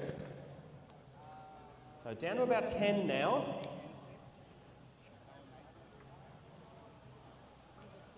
And the pace really getting very high indeed. 176, Jack Panozzo. Jack Panozzo eliminated there. That's a little bit of a surprise. I would have expected him to be fighting it out right towards the end here. So I think Jack Panozzo might be a little bit dirty with himself that he was eliminated that soon.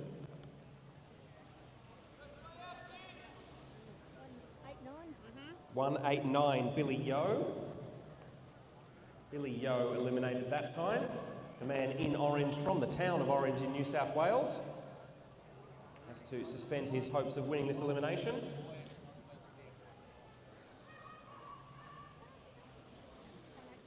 183, Sid Natera, the next of the riders to Hobart Wheelers Dirt Devils in Tasmania.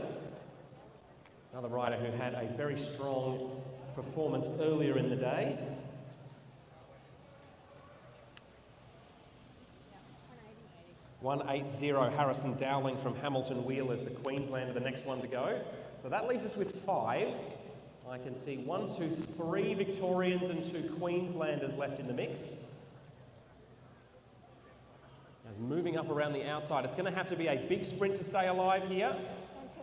178 Riley Dixon from Gold Coast Cycling Club. So the man in the sky blue has to stop there. His fellow Queenslander Chris Kemps with a big sprint in that last lap to keep himself in this race. Does he have one more in the tank?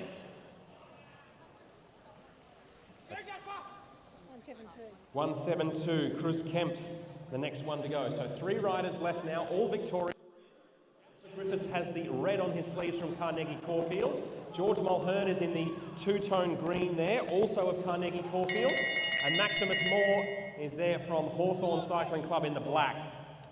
174, Jasper Griffiths is there. So Maximus Moore now against George Mulhern. Moore going clear down the back straight. George Mulhern is going to have to content himself with second here. Maximus Moore going clear and going away with the win here in this third heat in the under-17 boys elimination race. So a good effort there from George Mulhern. We'll see him come away with second spot behind Maximus Moore. Jasper Griffiths third, Chris Kemps in fourth, Riley Dixon in Queenslander in fifth spot.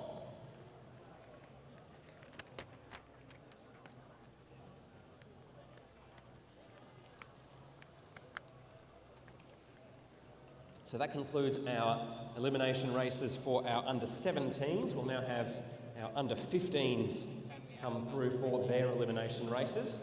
So our under-15 girls will be the next group coming to the track.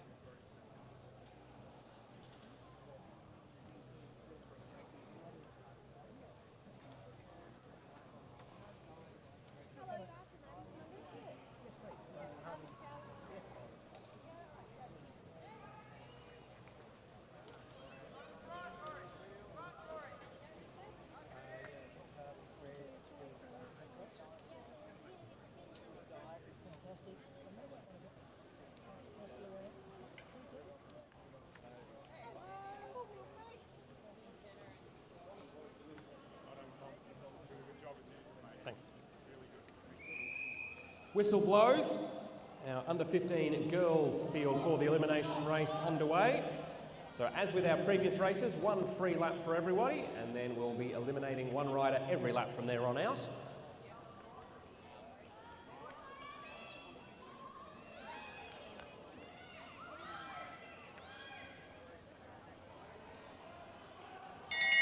So the bell goes now, one lap to our first elimination, as Lucy Harrison from South Coast Cycling Club is right at the front. Annika Astridge in the AJTS Leaders jersey, moving up around the outside of the field to keep herself safe. It'll be interesting to see which of the riders at the back of the field will be the first one to be cut from the competition. 78. Abby O'Brien there from Blackburn Cycling Club. So Abby O'Brien, our first rider eliminated. Yes, I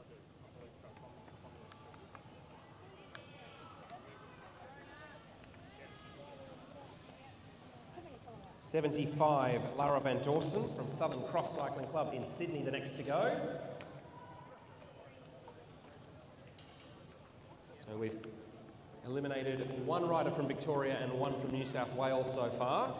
Good mix of states represented here. Number 68, Natalie Dixon from Geelong Cycling Club, the next one eliminated.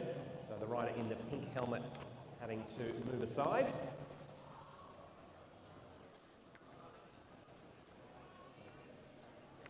As at the front, our overall AJTS leader, Annika Astridge, keeping herself well out of trouble. Rider number 70, Grace Alcock from Illawarra Cycling Club, are the next one to stop. Quick check over her shoulder to make sure that she was indeed eliminated, and saw her name up on the big board, which is normally a good thing, but not in the elimination race. Number 87, O'Hara, first of the locals from South Australia, so the rider from the Cove BMX Club, just south of Adelaide. He is eliminated from the field. We're down to just over 10 riders now.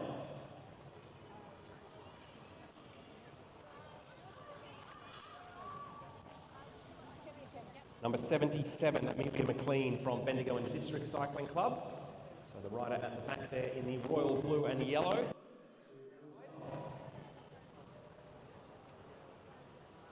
Moving through very quickly now. A couple of riders from Gold Coast, both towards the back there. Number 63 from Carnegie Caulfield, the next rider.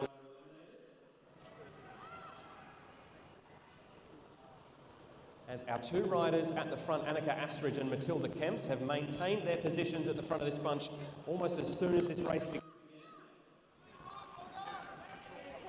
82, Georgia Dowling from Hamilton Wheelers Cycling Club, the rider at the bottom. Blue jersey. So still riders. Tasmania, the ACT, WA, Victoria and Queensland.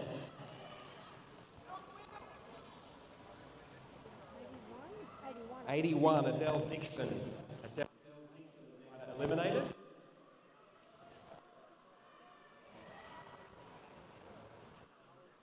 Seven competitors left now.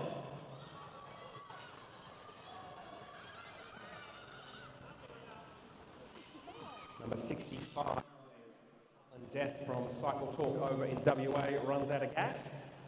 So she will finish in 7th spot overall in this under 15 girls elimination race.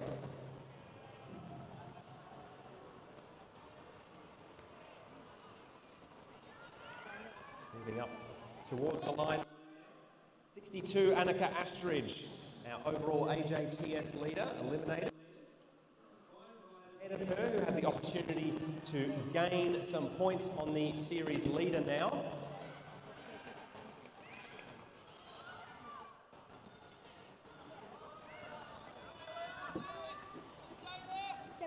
79, Matilda Kemp. So the two riders who were leading this field for so long, consecutive laps there. Just now.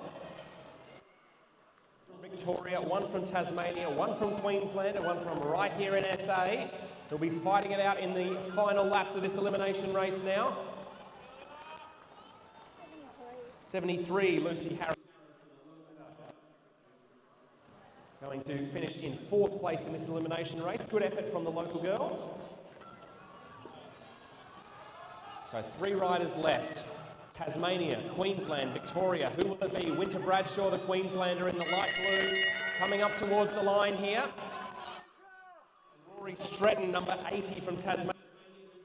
So it will come to Winter Bradshaw in the blue and Amelia in the black and orange.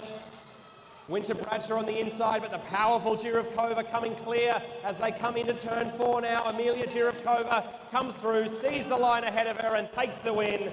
Amelia Jirivkova winning the elimination race there. Winter Bradshaw of Gold Coast Cycling Club taking 2nd place on the line. Real contrast riding styles in that final 2, but Amelia Jirivkova, the Brunswick rider, coming away victorious.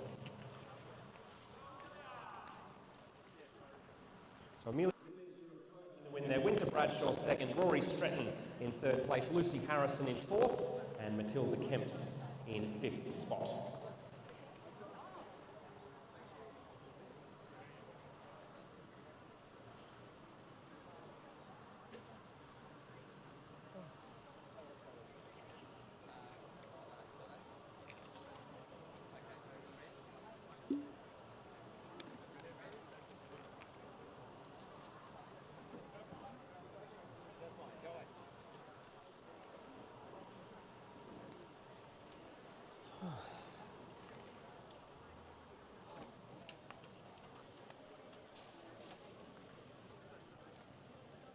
So our under 15 boys getting ready for their elimination race. There'll be 2 heats in this one.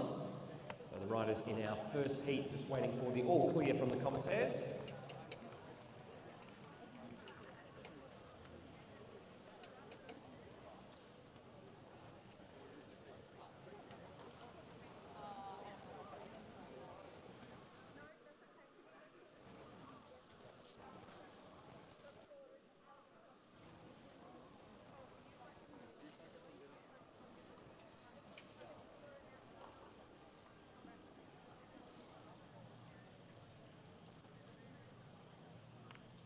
So as with our previous elimination rounds, the whistle will blow. We'll have 1 free lap before the eliminations start, and then they will come through thick and fast from there.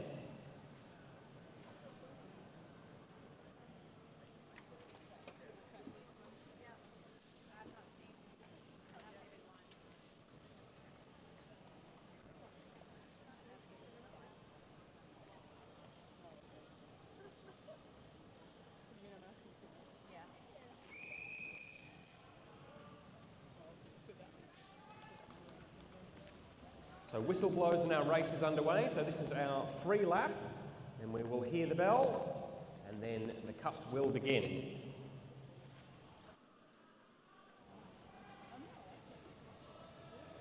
So moving up around the outside of the bunch there, that's of Desai in the long the long red sleeve there in the blue helmet.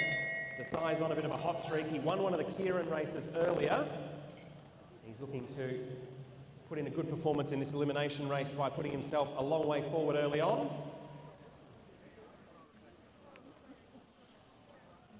So a few riders trying to make up ground wherever they possibly can here. 33, Evan Tobin from Geelong Cycling Club. So the youngster in white, the first rider to be eliminated from this field.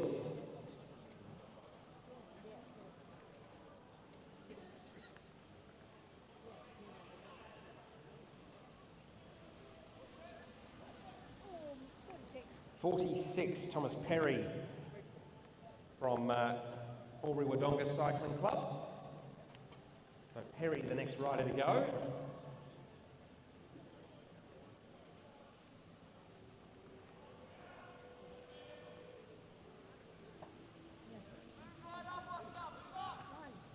Number 1 there, Seb Gallagher from Bathurst Cycling Club, the next rider to go. So the man in blue and orange will take no further part in this elimination race. Some movement up the high side there from Hudson Taylor of Viking Cycling Club, trying to keep himself as safe as he can. Number 31, Hudson Taylor. His efforts weren't quite enough. The rider from Viking Cycling Club, the next to go, in the red and white jersey there.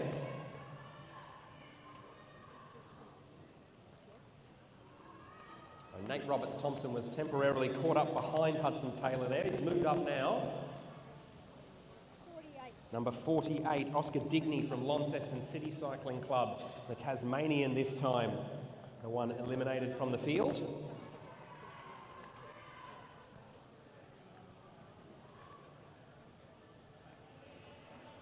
As at the front, Adelaide Drogo is there, as is Joel Gooley.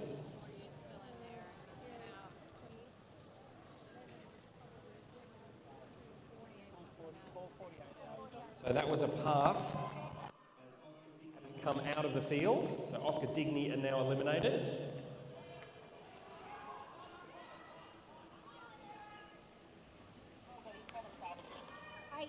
Number 8, Arav Desai, winner of one of those earlier Kieran races, the man from Blackburn who came forward so early on, makes it to about the halfway point of this elimination race before he has to pull the colours in.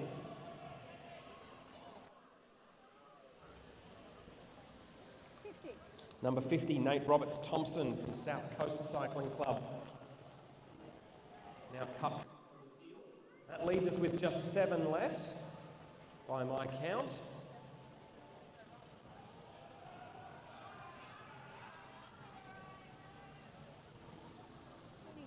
Number 22, Tom Allen from Illawarra, the next to go. So that leaves us with, if I look at it now, a couple from New South Wales. You can see at least 2 from Victoria and 1 from South Australia as well. Number 11, Jonah Hall from Brunswick Cycling Club. The young man in the black and orange. 6, but no further. So 5 riders left now, including all the riders who will be in contention for the overall AJTS title for the under 15 boys. Number 27, Jack Pentland, the next one.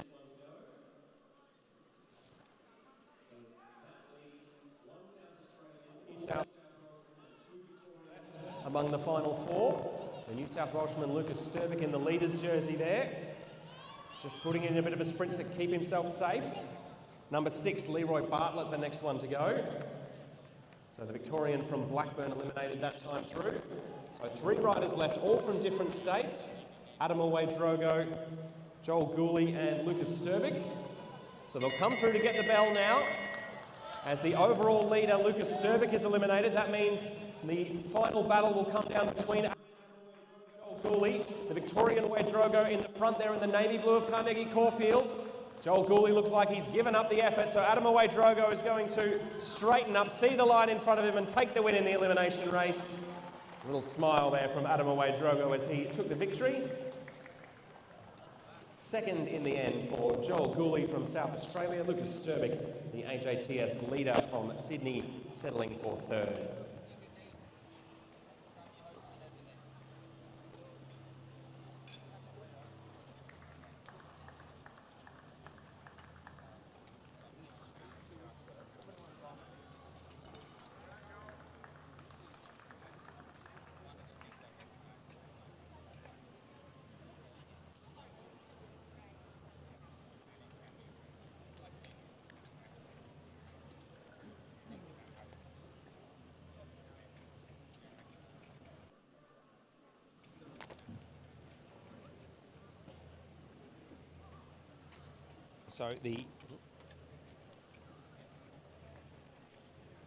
So the next heat for the under 15 boys elimination will be our last elimination race for this part of the program.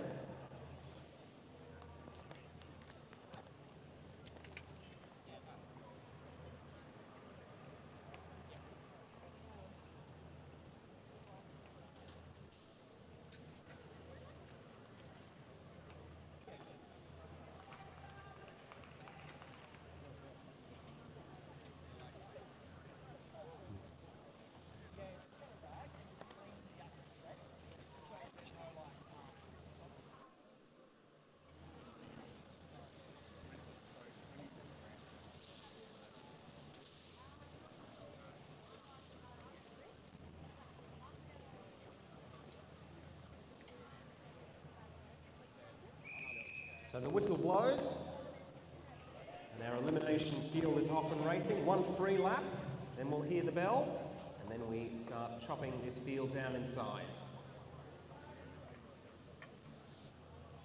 And the pace is already pretty rapid. Jaden Marty in the black and yellow of Lidcombe Auburn Cycling Club from Sydney leading him at the moment. Noah Blaisley in the white jersey and orange helmet, the Tasmanian also towards the front. Couple of sideways looks from some of the riders at the back as they know they are eliminated. It's a bit of a case of look to the left, look to the right. One of you won't be here next lap. Riders trying to position themselves, moving around the high side, leaving some space around the bottom of the track potentially for riders to keep themselves alive. Number 7 there, eliminated. Number 7, Arav Chakravarthi, eliminated that time through. So Arav Chakravarthi, the first rider cut.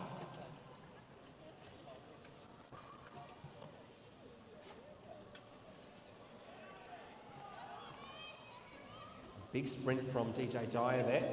Number 32, the next to be eliminated, Seb Uri from Balmoral Cycling Club. And the youngster in the turquoise jersey, quite beautifully matched to his bike, I must say. Has to give up the ghost.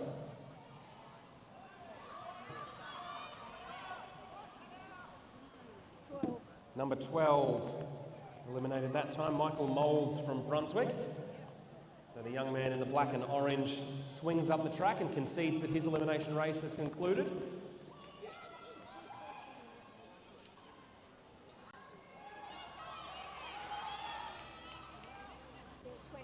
Number 20, Declan Dyer from Cycle Talk over in WA. So Dyer eliminated that time. Still riders left from Victoria, Queensland, the ACT, Tasmania, and I think New South Wales as well.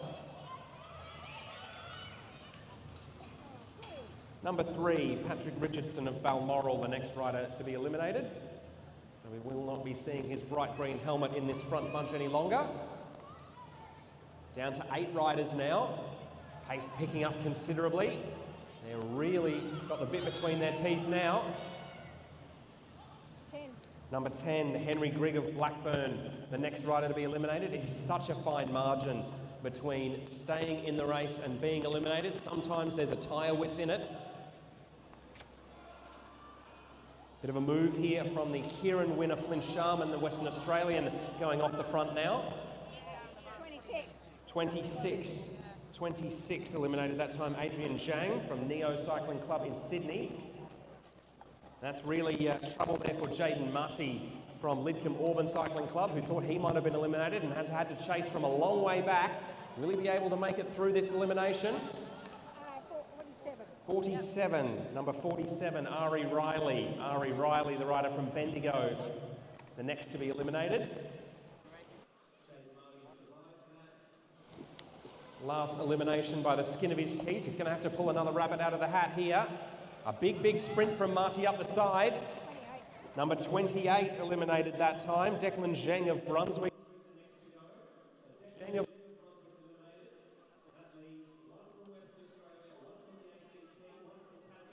One from New South Wales left. Surely Jaden Marty couldn't make it 3 big sprints in a row to stay alive. Number 23, Jaden Marty. There was a good effort there. He kept himself alive against the odds for the last couple of laps. Couldn't do it forever, unfortunately. So 3 riders left. Flynn Sharman at the front there from WA. Noah Blaisley from Tasmania in second wheel. And then from Viking Cycling Club, Sean Bates moving up around the outside.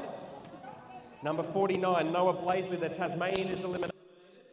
Leaves the rider from the ACT and the rider from WA to fight it out. Flynn Sharman leading around, coming into the home straight now. Flynn Sharman being challenged by the rider who was eliminated earlier.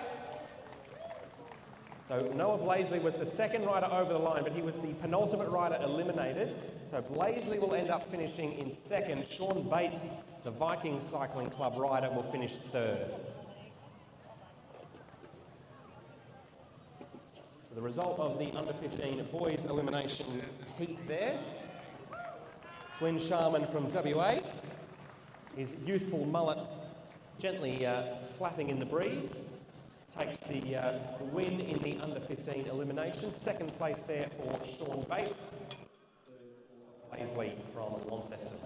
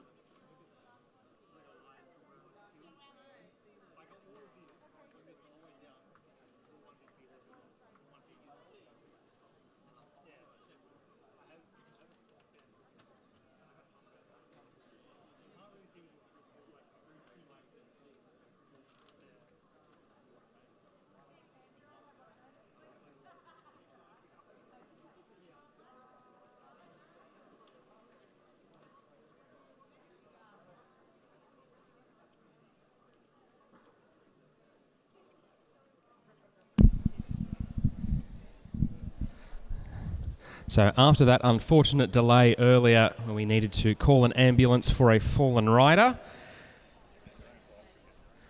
the under 17 points races have been struck from the program, and first up will be the sprint events for the evening's Adelaide Track League.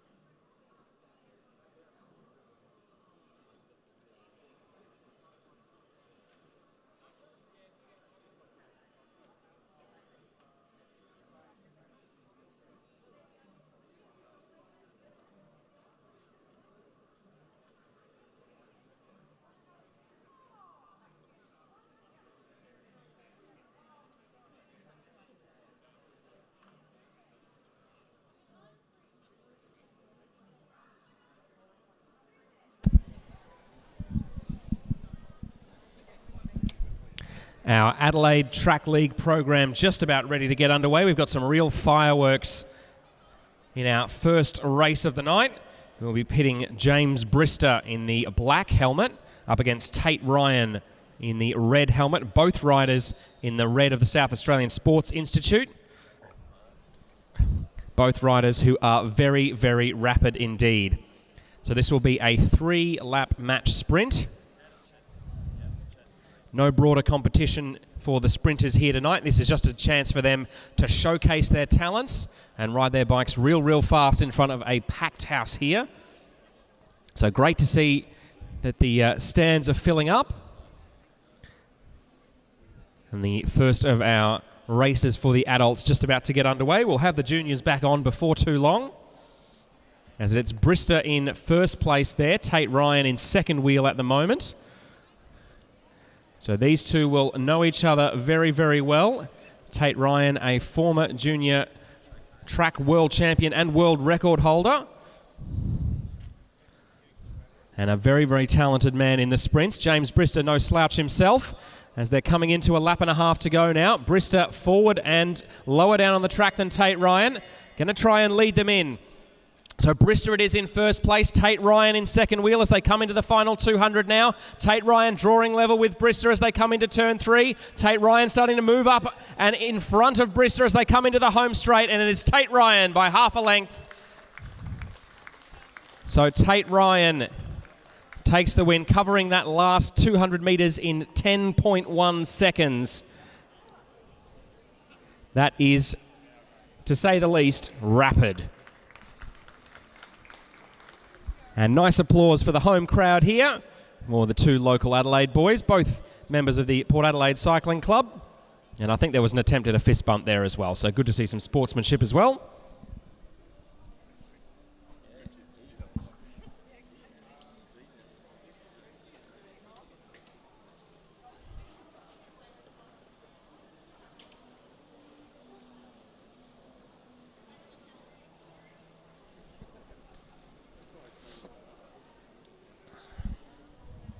So next up we'll have one man from South Australia, one man from New South Wales in the red of the South Australian Sports Institute. This is Max Lieberknecht, and he'll be going up against Xavier Bland. So Max Lieberknecht from Port Adelaide, Xavier Bland from Orange in country New South Wales.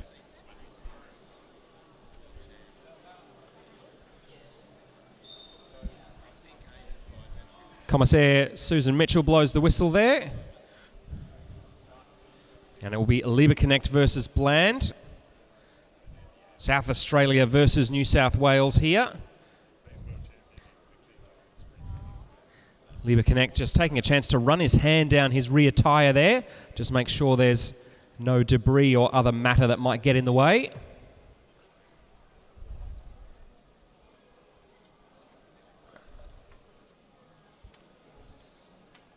So neither rider really sending the pace sky high on lap 1. Very nearly a track stand there as they're about to come into turn 3.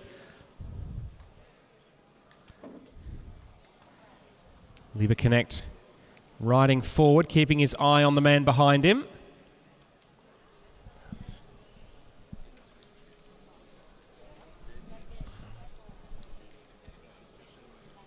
Two laps to go now. Bland in second wheel. Staying high on the track. Liber Connect.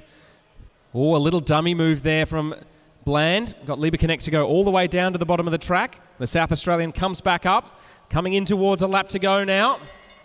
So Bland it will be going from second wheel. Liber Connect is going to lead them out.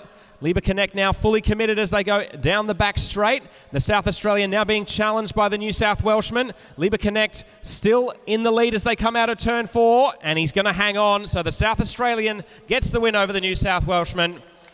Max Liber Connect going away with the win there. 10.54 seconds for that final 200 metres.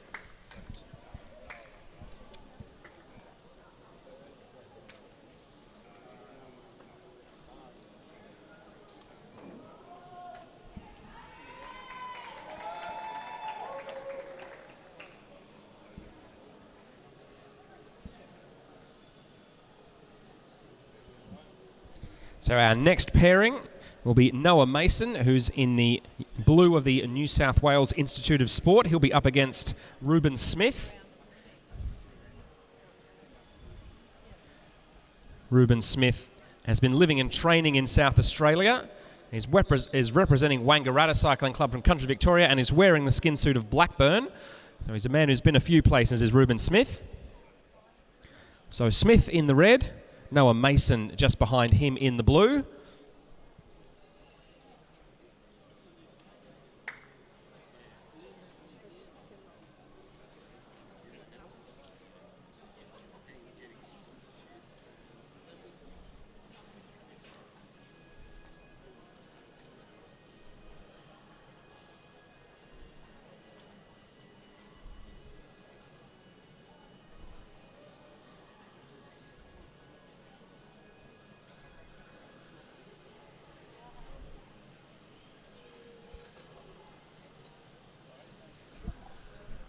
Mason now picking up the pace there.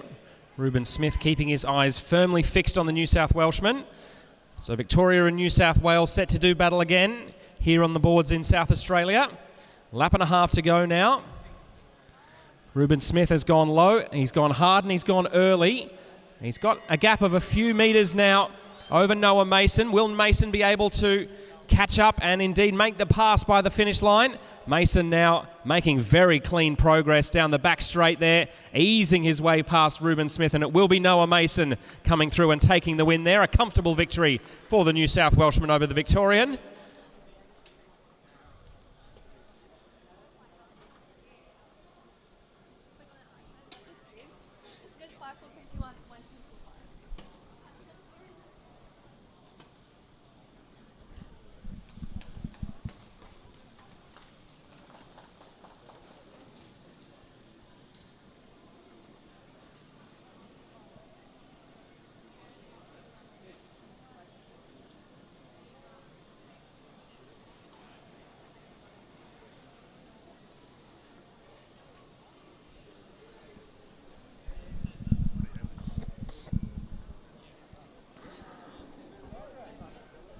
So we'll now have a pair of our elite women's racers going up against each other in the sprint. We've actually got Ewan Grierson, rider number 40, on the front there, up against Brianna Hargrave. Originally, Hope Harnetti from Castlemaine was going to go up against Hargrave here, but Ewan Grierson's been swapped in at the last moment.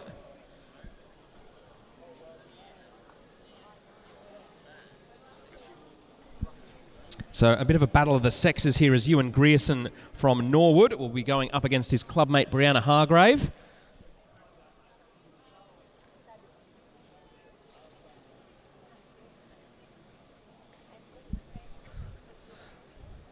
So Grierson keeping Hargrave high on the track here, trying to hem her in as best he can. Hargrave accelerating now, using that extra advantage of the banking to her benefit there.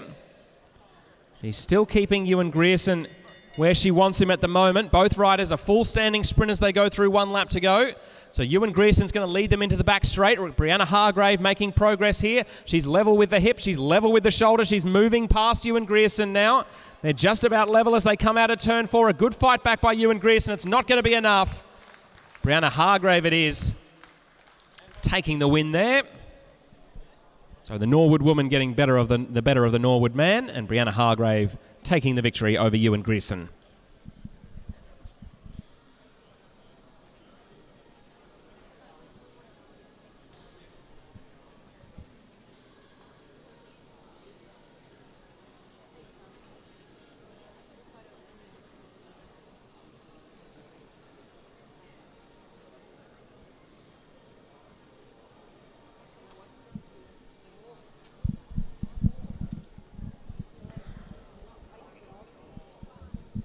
So our next pair of riders up, 2 South Australians from 2 different clubs. So in the blue and grey on the front there, that's Mirella Willis-Hell from Norwood. And she'll be matching up against Sophia Backer from South Coast Cycling Club. So Willis-Hell in the grey and blue, Sophia Backer in the black.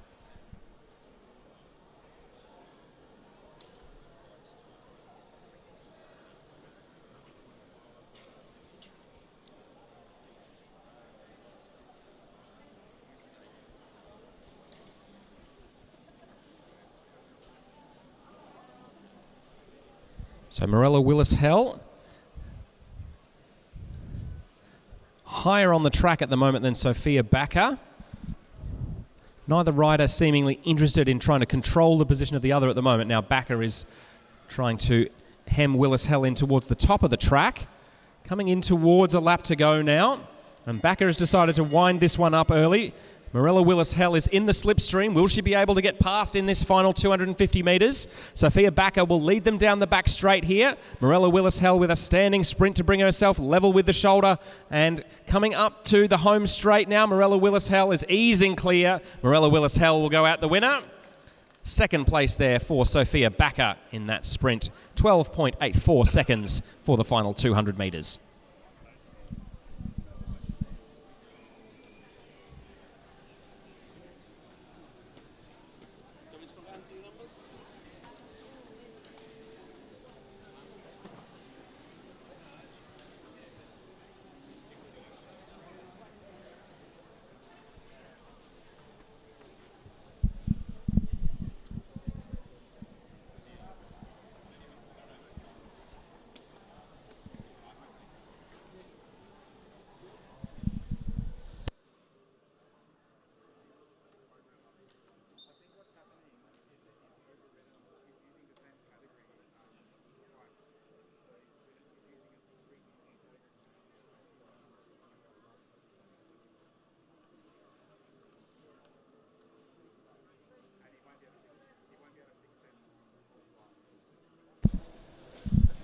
So our next sprint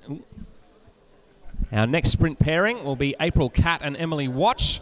Emily Watch is the rider in the blue of the ACT Academy of Sport in first wheel at the moment. April Catt in the red and navy blue of the South Australian Sports Institute, Sassy, just behind her.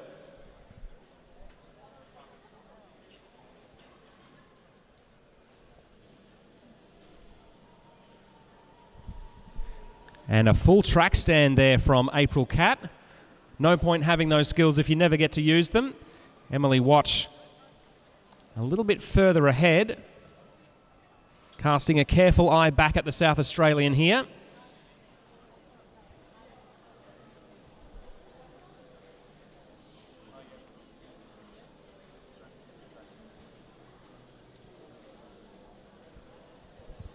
So Emily Watch just wiggles her way up the track to encourage April Catt through so that the rider from the nation's capital can take second wheel, which she now has. So it's Catt versus Watch here. So April Catt leading them as they come in towards the bell, keeps an eye cast over her shoulder. Emily Watch staying cool and calm in second wheel at the moment as April Cat's got it fully spun up going down the back straight. The rider from the ACT now starting to move up. She's up to the hip as they come into turn 3. She's nearly level with the shoulder coming out of turn 4. This one's going to be really close. Coming up to the line, the South Australian hangs on. So April Cat gets the win there. Maybe half a wheel in it, but in the end, Emily Watch from the ACT crossing the line in second place.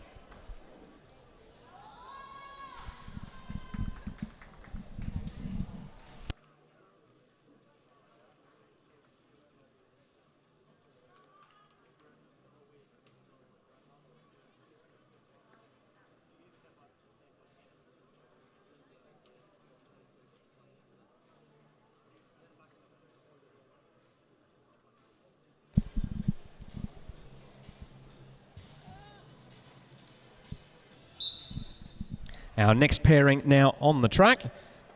This will pit a Victorian against a South Australian. In first wheel, we've got Alana Lake in the black, red and white of Blackburn Cycling Club from Melbourne's eastern suburbs.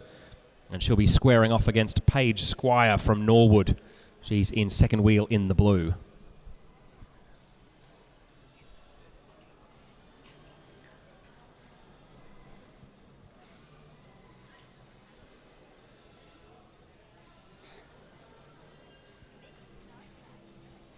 Fantastic to see the crowd building here. It's going to be a great night of racing at the Adelaide Track League.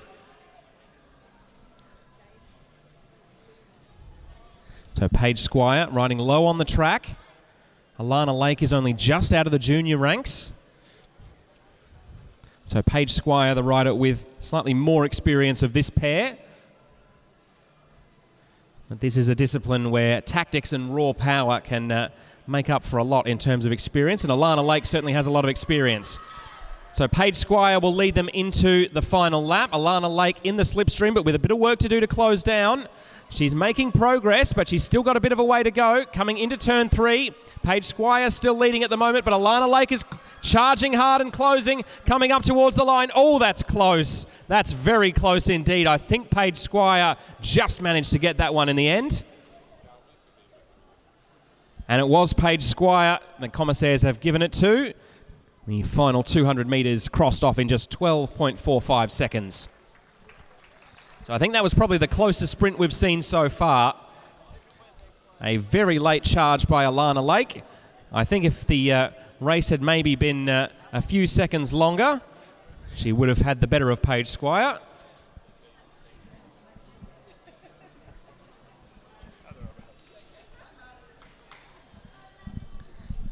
We'll have another set of two sprint youngsters here. This is Queensland versus WA. So the Western Australian rider in the black, red and white of X Speed is Maddie Pitt, and she'll be going up against Milan Bradshaw, who's in the classic Queensland maroon.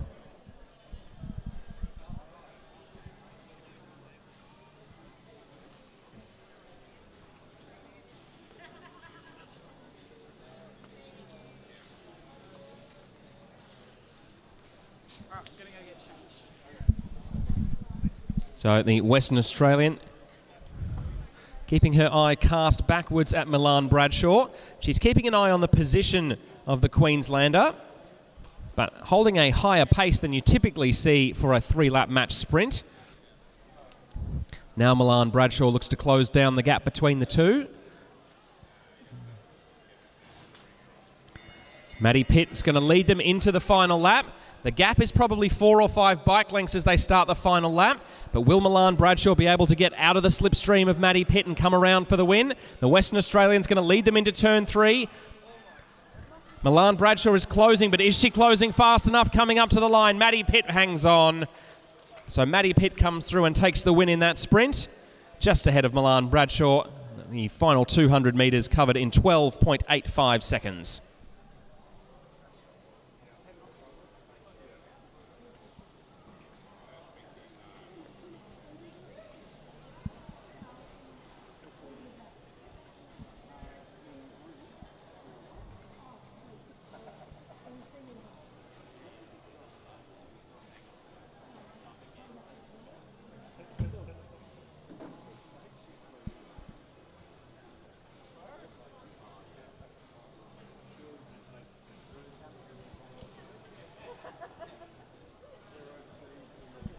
So our next pairing coming to the track will pit the South Australian, Luca Pyatt in the red. He'll be up against the man in the navy blue from the Tasmanian Institute of Sport, Max Woodruff.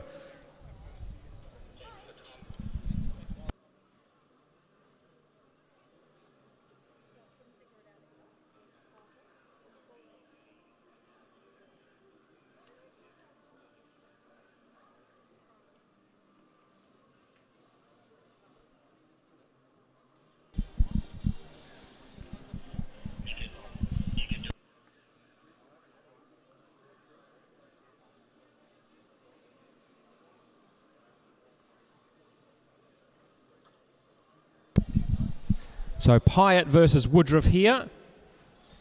South Australia versus Tasmania. I was trying to cast my mind into something that South Australians and Tasmanians might fight over. Nothing immediately sprang to mind, but maybe I've forgotten something. So Luca Pyatt leading them at the moment. A bit of track standing and looking around on that first lap. Hasn't changed the order of those two. It's still Pyatt holding the front position that he had when the race began. And Max Woodruff now coming into the wheel of Luca Pyatt, or at least into the slipstream, maybe not all the way into the wheel. Coming in towards 1 lap to go now. So as they wind up to get the bell, Luca Pyatt it is who's going to go first through and start the final 200 metres. Max Woodruff has some real work to do. He's closing the gap, but is he closing it fast enough? Luca Pyatt looking very strong there as he comes out of turn 4. Max Woodruff is closing the gap, but nowhere near fast enough. So another victory for the South Australians. The sassy folks in red are having a good night in the sprint so far.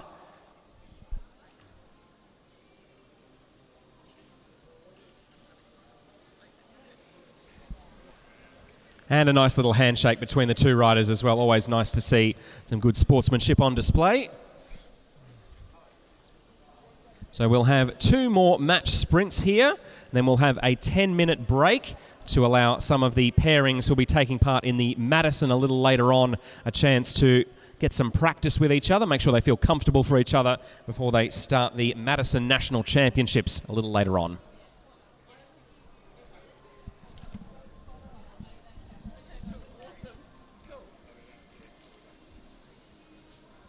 Are you short operators at the moment? Sorry. I haven't even consulted my friend. So next up, a pairing of Queensland versus South Australia. Mitchell Stevens representing the locals. Seb Topping in the maroon of Queensland is in first wheel at the minute. So after the sprints, he'll do the points for the juniors, and then I think within the league men's evening, there's 2 of those, and then there's the 2 medals back to back. So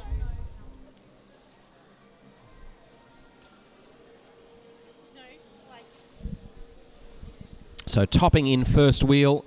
Mitchell Stevens just keeping a watchful eye on the Queenslander in second spot. As the smell of the 2 fat blokes pizza van is beginning to waft through the open doors here at the Super-Drome. I can tell you it smells pretty good.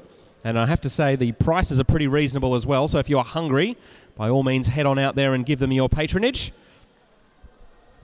After, of course, this race is completed though, because Mitchell Stevens and Seb Topping are both very worthy of your attention.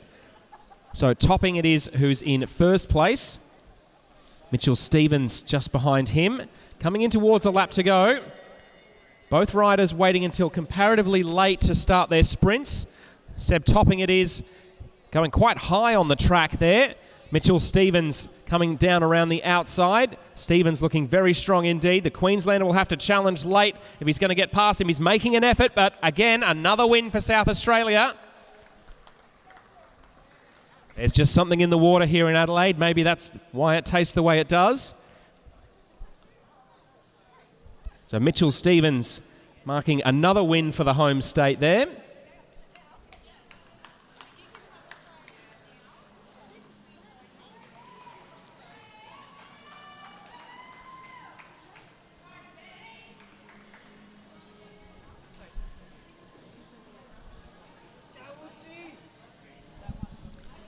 So our final sprint pairing coming to the track now. So we will have Ben Woods in the blue and white of Victoria. He'll be going up against Tate Ryan, who's double dipping. He raced in the first sprint heat and is racing in the last one. You have to feel a little bit for Ben Woods, who was originally scheduled to race Ewan Grierson. A matchup that he might have fancied his chances in. Now he has to contend with emerging track superstar Tate Ryan.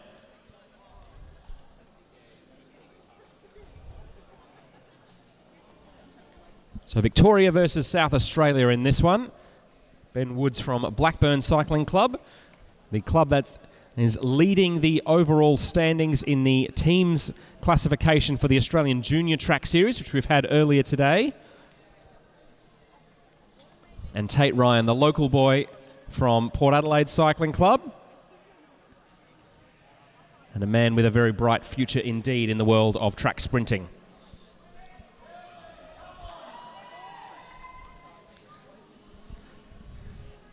So Ben Woods, not intimidated by Tate Ryan here. He's just another man on a bike. So Woods up against Ryan here. Ryan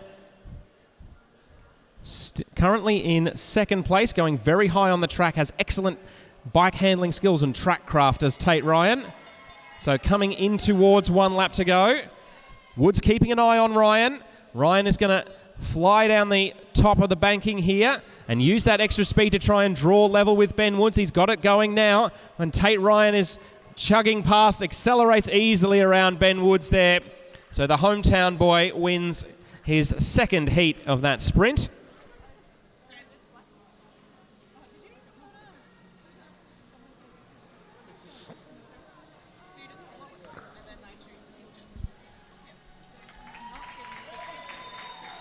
So warm applause there for both riders and especially Tate Ryan. And I'm looking back through the list of sprints there. I think the South Australians won just about every sprint where they were up against an interstate rider.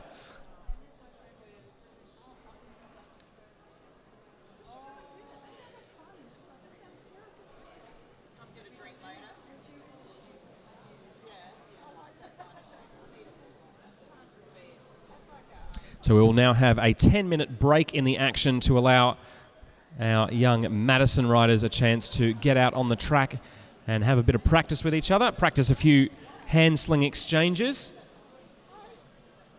If you've not watched a Madison before, it is...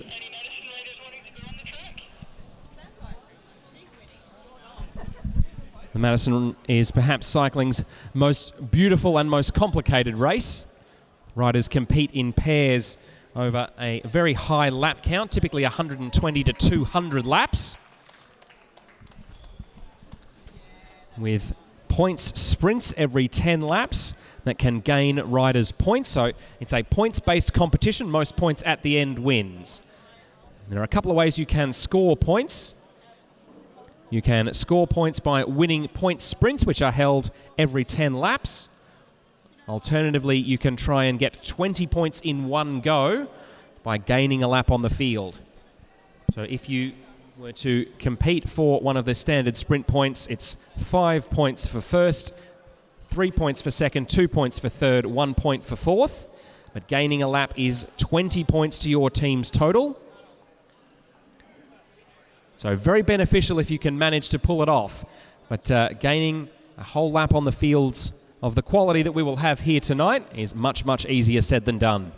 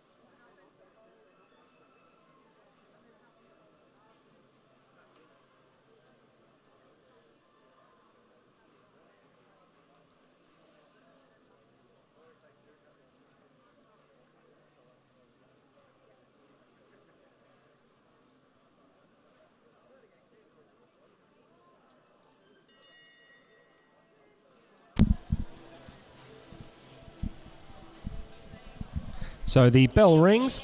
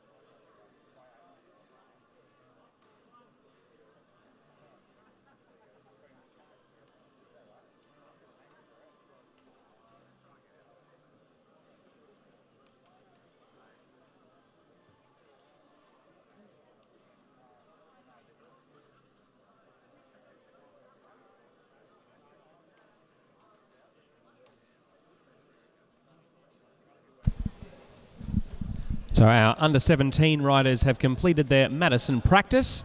We will see them back on track in a little while where they'll be battling out for the under-17 Madison National Championships. So we have some green and gold jerseys to award tonight. Always a very exciting prospect. So our next event will be our under-15 girls points race. Now they're on the track, 20 laps in prospect for them. So as the field makes their way on, they've been racing for most of the afternoon. As the whistle blows there from Scottish Commissaire Susan Mitchell.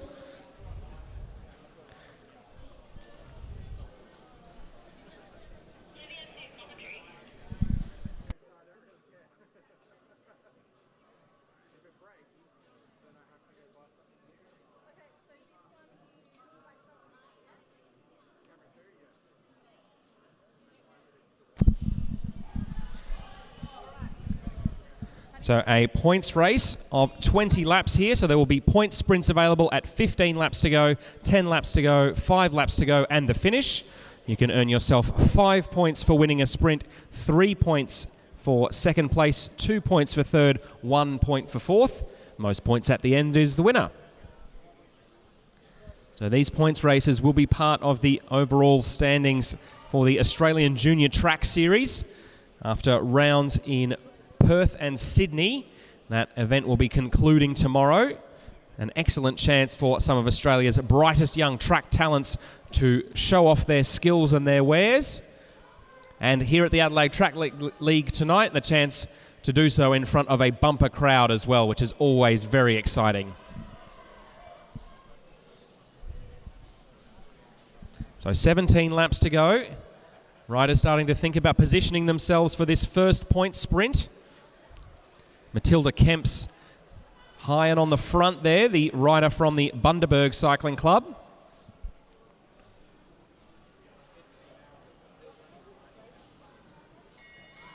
So bell goes, 1 lap to the first point sprint. Caitlin Death there, the rider from WA, being challenged by Paravi Tunksale in second wheel and Matilda Kemps from Bundaberg. So the rider from the west leading them into turn 3, but Tunksale is coming with a head of speed as they come up towards the line now. Coming up towards the line with head bobbing side to side, and it is Paravi Tunksale who takes the win there. So 5 points going to the rider from Carnegie Caulfield Cycling Club in Melbourne's eastern suburbs. Good to see Paravi Tunksale racing again. She had a nasty tumble in a criterium at Glenvale this afternoon. No, sorry, I say this afternoon. Last weekend was when that criterium was. So Matilda Kemps, the rider from Bundaberg, who was third in that opening sprint, has tried to counter-attack here and gain some space on the field. So she's coming through 13 laps to go. She'd need to hold this effort for another 3 laps to cash in with 5 points. But she's got a gap of 50 metres, and at least a couple of riders there are looking around. Rory Stretton, the rider in the purple of the City of Burnie Cycling Club with the long purple sleeves, in second wheel. And Matilda Kemps, if anything, is growing her advantage here. So Matilda Kemps casts an eye over her shoulder. She's got probably 70 metres on the main bunch now. As chasing hard from behind, this looks like it might well be Abby O'Brien, the rider from Blackburn Cycling Club, pedalling furiously trying to get across. Grace Alcock in the orange of Illawarra now also trying to get to the front of affairs. If Matilda Kemps is going to get 5 points here, she's going to get them the hard way. Abby O'Brien closing quickly there. Matilda Kemp still has a lead of 25 metres as she goes down the back straight, but the legs are slowing. You can tell she's tiring, and the field is closing quickly. Will Kemps be able to hold on and grab 5 points at this second sprint? She comes up towards the line. The rider from Bundaberg does hang on in the end. So Matilda Kemps grabs 5 points for winning that sprint, immediately swings out of the way and lets someone else lead for a change. She'll sit in the wheels for a couple of laps before she thinks about trying to score some points again. So Matilda Kemps getting 5 points at that sprint, 3 for Abby O'Brien, 2 for Grace Alcock, 1 for Paravi Tunksale. So that puts Matilda Kemps into the overall lead with 7 points with 2 sprints left to go. So 3 riders out the front. Matilda Kemps remains out the front after her earlier solo. Abby O'Brien is there, as is Grace Alcock from Illawarra. So at the moment, it is Victoria, New South Wales, Queensland in our leading trio, as Rory Stretton from Tassie trying to close down. She's got Amelia McLean from Bendigo in the royal blue and yellow, as the field is now joined back together. 2.5 laps to go until the next sprint.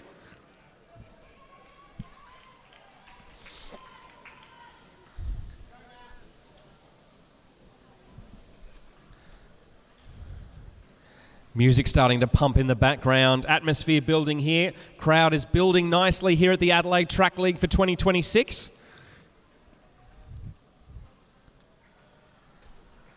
So they'll hear the bell again as they come through. This will be the 3rd of 4th sprints in a lap's time. Grace Alcock fires it up from first position. Matilda Kemps went solo from a long way out to try and get the last sprint. She's sat in the wheels for a few laps and is trying to get it by just coming around at the end. Grace Alcock's not going to let her have it easy, though. The rider from New South Wales is shoulder to shoulder with the Queenslander as they come up towards the line. Alcock takes the win there. Matilda Kemps coming across in second. And I think it may well have been Rory Stretton from the City of Burnie Cycling Club getting 2 points for third place. It was Rory Stretton. And the West Australian Caitlin Death, number 65, grabbing the last point available. So just 4 laps to go now. A number of riders looking a bit more tired now than they did in the early going. Matilda Kemp still leading this points race after 3 out of 4 sprints.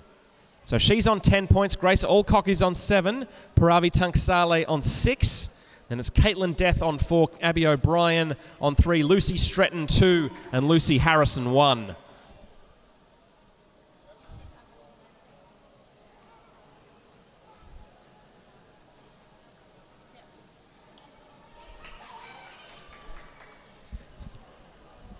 Plenty of encouragement coming from the sidelines and indeed from the infield as well.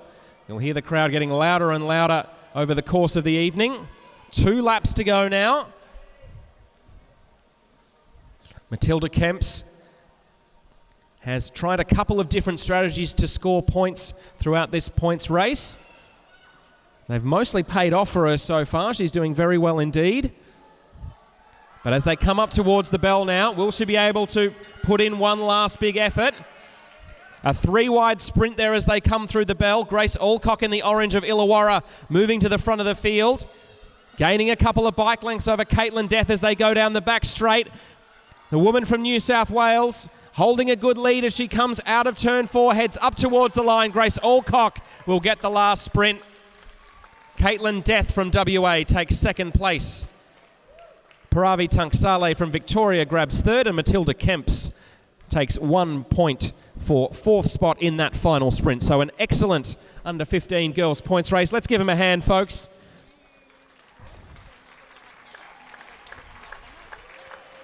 If that's the quality of bunch racing we have to look forward to tonight, I think we're going to be in for a magnificent evening.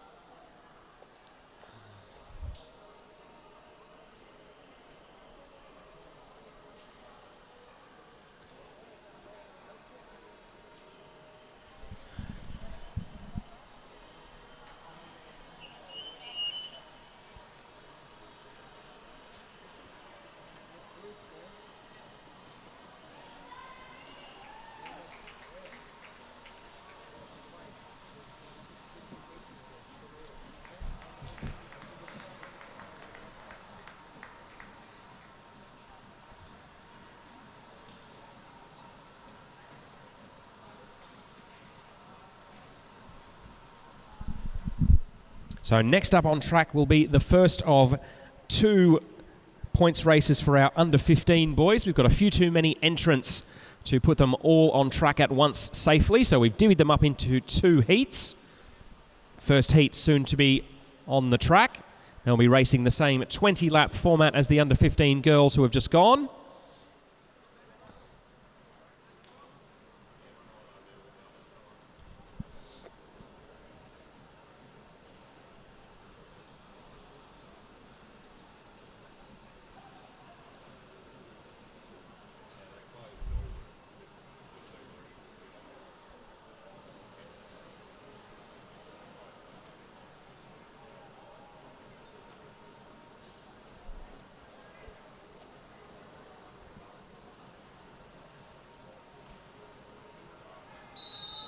So whistle blows and they're away for their rolling start. 20-lap race with sprints at 15 laps to go, 10 to go, 5 to go, and the finish line.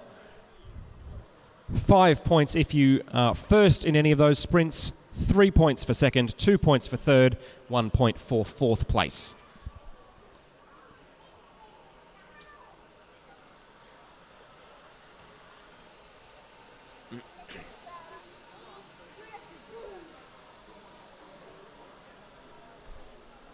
So a bit of looking around early on. The riders are 4 wide going around turn 2 there. Generally an indication when they're 3 or 4 wide around the track that it's not terribly high in terms of pace. When they're going flat out, they tend to be in one long single line. So Flynn Sharman at the bottom of the track in the red shoulders of X-Speed from Western Australia. He was the winner of a Kieran race earlier today, the Kieran Big Final for the under 15 boys. So certainly a rider with a strong sprint. He'll be a marked man in this event, you would feel.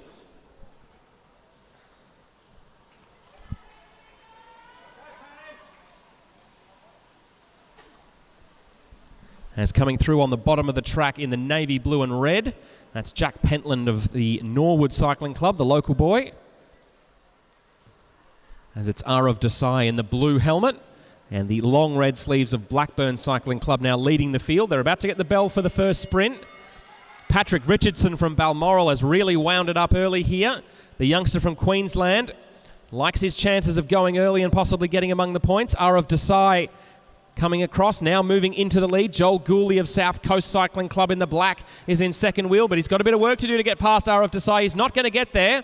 So Arav Desai gets 5 points there for first place, 3 for Joel Gooley in second, 2 points to the rider in the white, gold and green jersey. That's Lucas Sturbick. He's the Australian Junior Track Series overall leader, so he's got the leader's green, gold and white jersey on. And it was Flynn Sharman, the Western Australian, who ended up taking 4th there. As the cat is well and truly among the pigeons. Riders are no longer 3 or 4 wide and sitting in comfortably. They are in a single line and they are cranking their little hearts out. 13 laps to go now.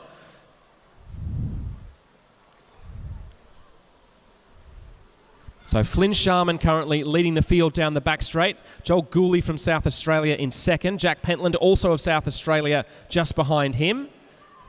Then it's two teammates from Lidcombe Auburn. Jaden Marty is in second wheel at the moment, now coming through to the lead in the black and yellow of Lidcombe Auburn, and his clubmate Lucas Sturbick is in the leader's jersey for the AJTS overall.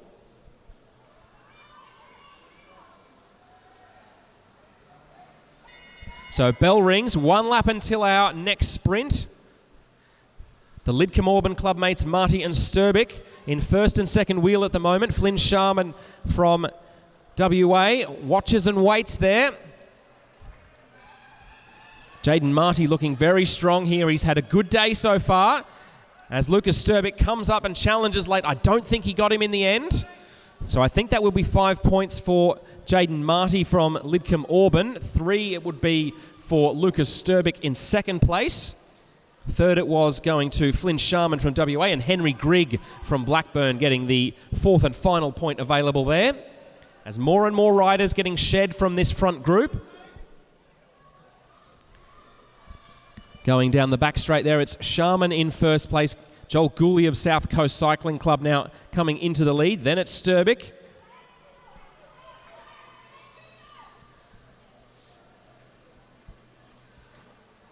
So in that leading group of 5, we have 2 riders from New South Wales, 1 from South Australia, 1 from WA and 1 from Victoria.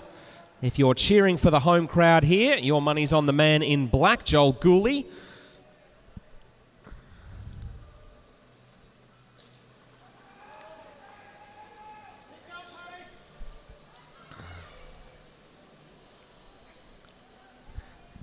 So just about to hear the bell for the penultimate sprint here.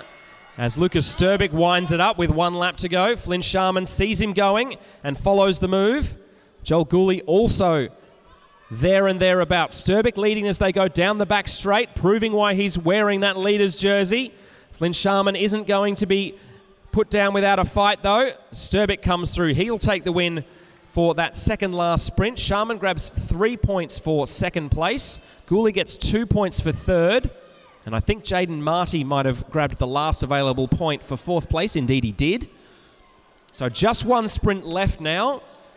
5 points available for the youngster who wins it. So after 3 points, Sturbick is leading with 10 points to his name. Marty with 6, Sharman with 6. And then 2 riders on 5. Arav Desai is one of them. And I think Joel Gooley might be the other one. Indeed he is. So 3 laps to go now. Our leading trio just coming past some lap riders there, including Arav Desai and Pat Richardson.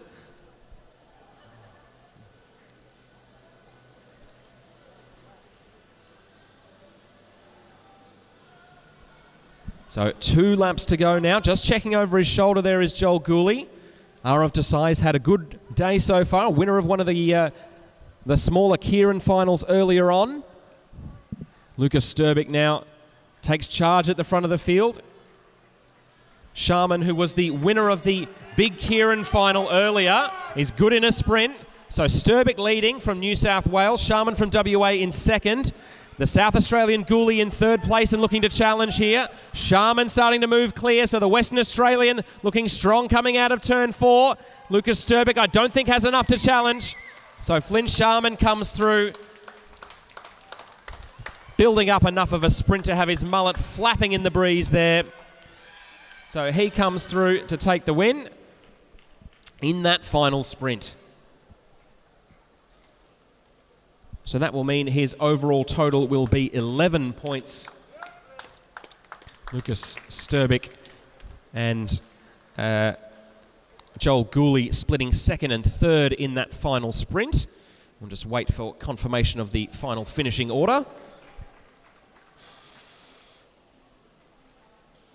So it was Sturbick. Oh, there we go. Oh, gaining a lap on the field there. So that was plus 10 points for Sharman, Sturbick and Gooley. They were going so fast I barely even thought about the fact they were gaining a lap on everybody else. That will gain them 10 extra points each.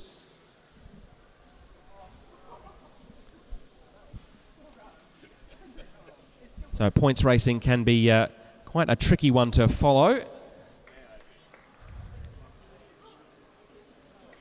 So Flynn Sharman, winner of that last sprint. He will go out with 21 points. Lucas Sturbick, regardless of his positioning in that last sprint, will finish on at least 22. So if I was half decent at maths at school, and spoiler, I wasn't, then I think it will be Sturbick who has enough points in the bank to go out the winner there.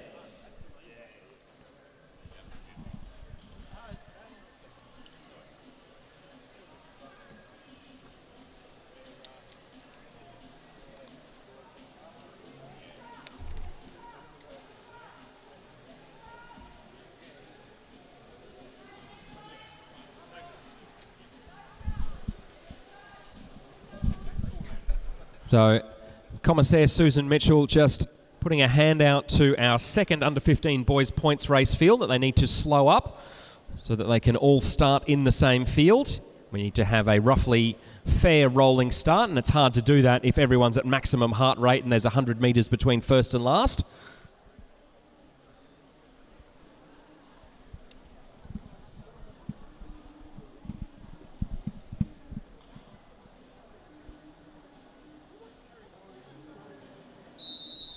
And there's the whistle to start our 20-lap points race. And almost immediately a bit of an injection of pace there. This is Tom Perry from Albury-Wodonga Cycling Club in the navy blue and yellow.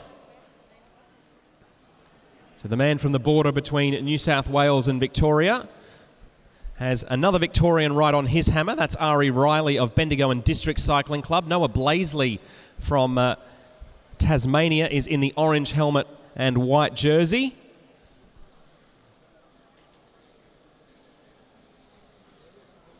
Pace just going off a little bit after that early surge. So a couple of Tasmanians in this race, another one at the front there at the moment. That is Oscar Digney from Launceston City Cycling Club, same club as Noah Blaisley.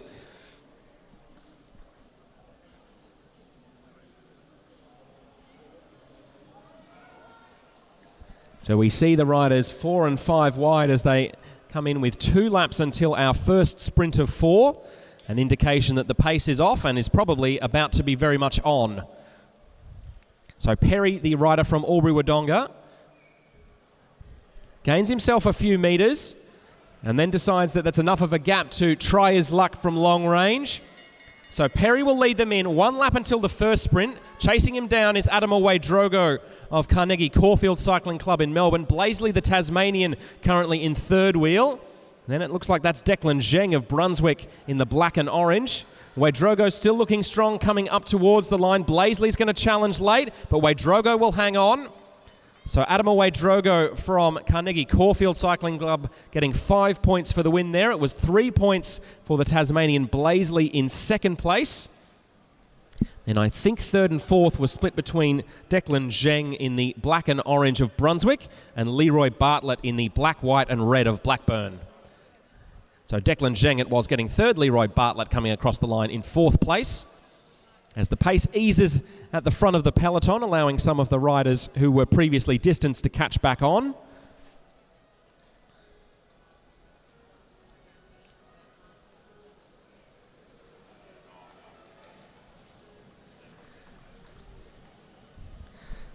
So the music's pumping in the background. And plenty of hearts pumping out on the track there at the moment. Riders working very, very hard through those last couple of sprints, taking a second or two to regain some oxygen in the lungs. Tom Perry once again at the front of this field. I think he likes his chances of being able to just sneak away and hopefully not be noticed by the rest of the field, though I have to say Adam Away-Drogo is following him around like he wants to put something in his pocket at the minute. So Perry in first wheel, Adam Away-Drogo in second. This is Leroy Bartlett from Blackburn now firing an attack up around the outside. Adam Away-Drogo counters and goes low. So Bartlett it is coming into our second of 4 sprints. So Away-Drogo on the inside of the track in the white helmet. Bartlett in second wheel. Declan Zheng currently in third and looking to challenge as they come into turn 3. Away-Drogo led the first sprint from the front and won it. Comes up towards the line now. He'll win the second sprint as well. I think it may well have been Declan Zheng coming up and getting second place over Leroy Bartlett, but it was close indeed. I think fourth place went to the rider in the blue jersey there at the front of the field. That's Ari Riley from Bendigo and District Cycling Club.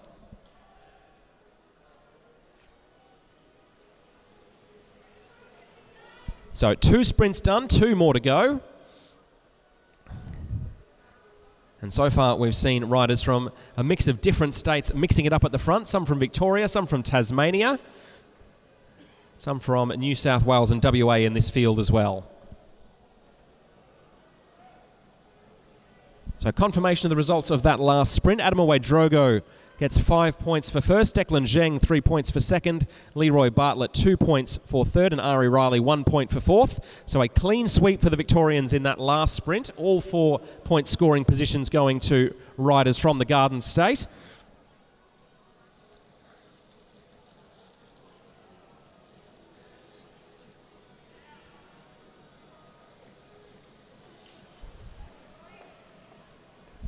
As once again, Tom Perry happy to lead this field at the front. Trying to make sure that he's close to any move if and when it does go. 2 point sprints left. And Noah Blaisley, the rider in the white jersey and orange helmet, now firing up. Adelaide Drogo has won both sprints so far, and he wants to have a go at winning a third here. So Blaisley, the Tasmanian, leads them down the back straight. Drogo in the navy blue, challenging him around the outside. Adelaide Drogo has really woken up with good legs today. So Drogo comes through, wins his 3rd sprint in a row. Second place it was for Noah Blaisley from Tassie. Leroy Bartlett, the rider from Blackburn, in 3rd place, and then Declan Zheng from Brunswick in the black and orange in 4th place, taking the last of the available points.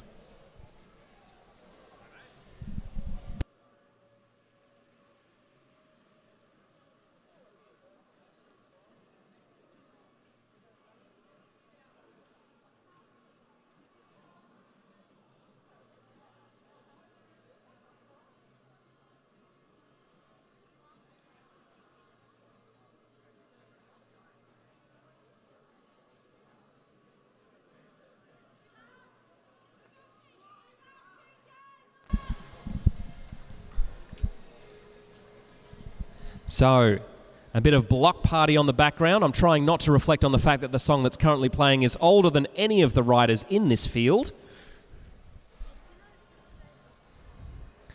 So 2.5 laps to go now. 1 sprint left. Adelaide Drogo is a perfect 15 points so far. The minor placings have been split between a number of riders, including Declan Zheng and Noah Blaisley. They're tied for second on 6 points each. Leroy Bartlett currently has 5. But there's still 1 sprint left to go, and plenty of chances for riders to move themselves up the standings. Thomas Allen from Illawarra winds it up there. Declan Zheng, the Brunswick rider, making an early charge, but Adelaide Drogo, the rider from Carnegie Caulfield, challenging the youngster from Brunswick around the outside. Declan Zheng is really taking it to Adelaide Drogo here. Drogo has been strong all race. He makes it a perfect 4 from 4. So Adelaide Drogo from Carnegie Caulfield Cycling Club. 4 sprints and 4 wins for the youngster in navy blue there. But I tell you what, Declan Zheng really made him work for that last one. Warm applause from the crowd. Great to hear them getting involved here. Give them a round of applause, folks. Superb racing.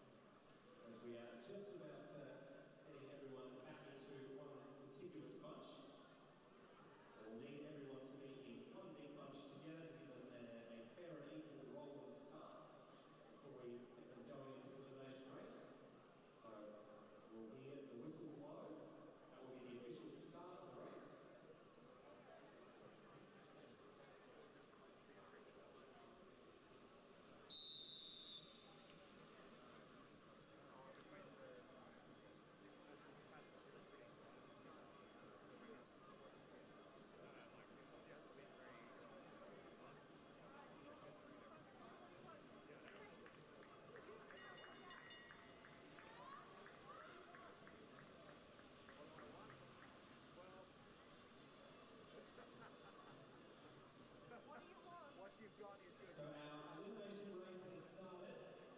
A couple of our sprint boys have decided that the easiest way to not get eliminated is to be way out the front. So Tate Ryan and Xavier Bland are in no danger of getting eliminated right now. 35, Max Woodruff from Launceston City, the first rider eliminated. And almost immediately, Tate Ryan and Robert Mason are coming through. They won't actually gain anything if they do manage to lap the field. And as a couple of sprinters, they may not have the endurance to fight it all the way out to the end, but they're at least going to have some fun while they're out there.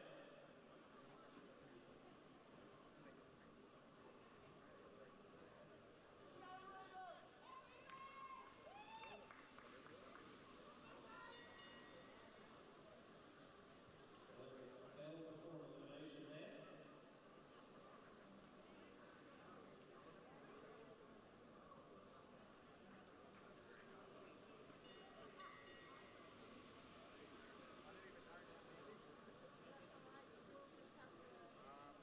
That one was a pass. Almost a pass. All right, field all together. We're going to ring the bell this time. Oh, no, we're not going to ring the bell this time. So our leaders just on the back of the bunch get no advantage. Number 22 eliminated, Xavier Bland.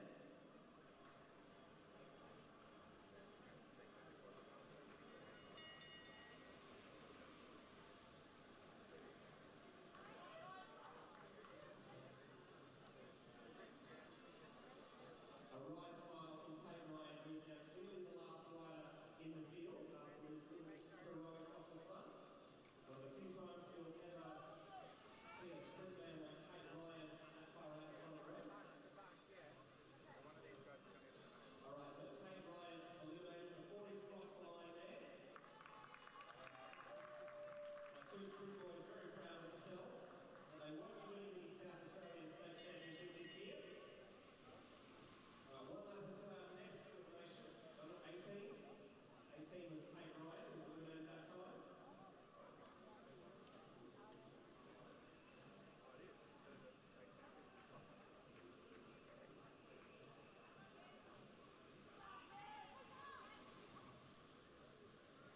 Number 33, Ben Woods from Blackburn. Victoria is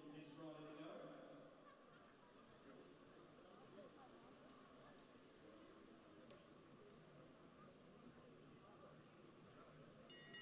Some of our endurance riders now coming to the fore.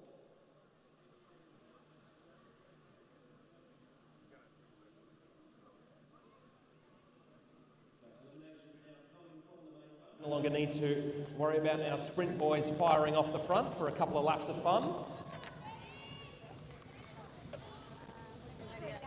38, Luca Pyatt from South Coast Cycling Club. Another of the riders from Sassy, obviously being very well represented here in a South Australian State Elimination Championship. Though the title is able to be won by riders from Championship, so it is entirely possible for one of the riders from Queensland or Victoria to walk away with the title, as well as the South Aussies.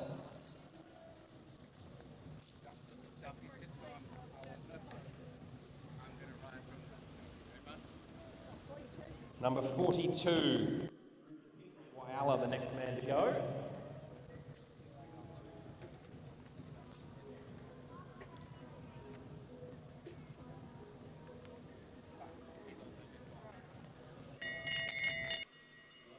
The next elimination.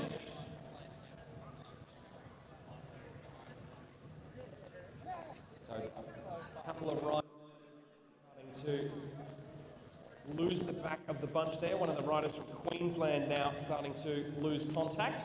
That might well be Seb Topping from Balmoral. 32, Seb Topping from Balmoral, the next rider to go.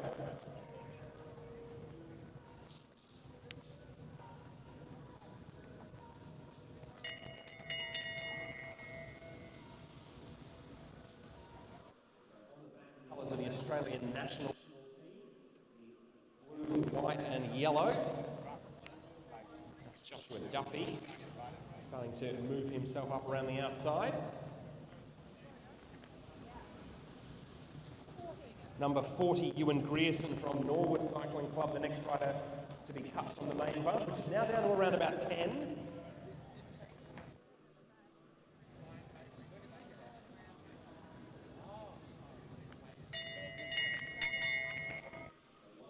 Another elimination in prospect. Joshua Duffy just holding last wheel, making sure he always accelerates past one rider at least to keep himself alive. The elimination is the rare cycling event where you can end up winning the whole thing overall just by being second last every single time. Number 20, Ruben Smith from Wangara, wearing the black, white and red colours of Blackburn. In regional Victoria has to pull the colours in.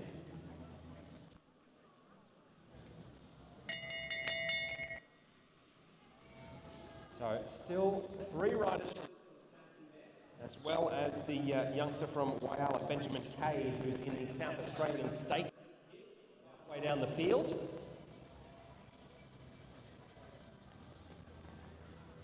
Josh Duffy once again accelerating up around the outside of the bunch.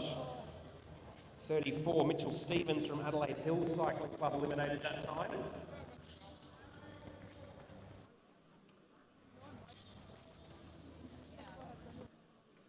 Duffy has been hanging out at the back of this field, now moves to the front, along with number 39, Benjamin Cade in the all-black of Whyalla. The man from country South Australia looking strong down the back straight there. Very unlikely he'll be eliminated this time through.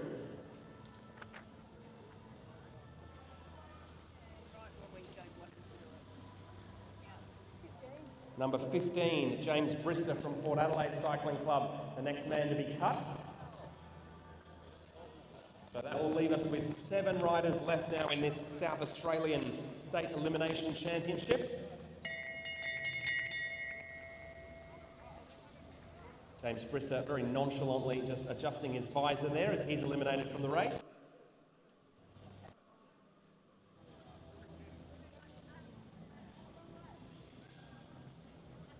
They're 3, almost 4 wide coming around the top of the track there. Number 41, Harrison Lace from Norwood. The young junior. So 6 riders left now. Josh Duffy is still in there. I can see it. 4 South Australians and a fading New South Welshman right at the back there, number 21. Noah Mason is more and he's really got the shoulders rocking from side to side, but he does have very powerful quads. I think he's bowed the head and conceded that it's not going to be. So the man from New South Wales, the next man to go. So Joshua Duffy, he's up against 4 South Australians here. Ben Cade is in the all-black from Whyalla. We've got 2 men from the South Australian Sports Institute, Max Lieberknecht and number 43. Bell rings again. In the blue and pink, whose name I've barely called, starts to move himself into a good position here. Number 17, Max Lieberknecht. A disappointed sigh from Tate Ryan as his fellow sprint man is eliminated. Just 4 riders left in the mix now, so Max Lieberknecht has to make way. 4 riders in the state title for the elimination.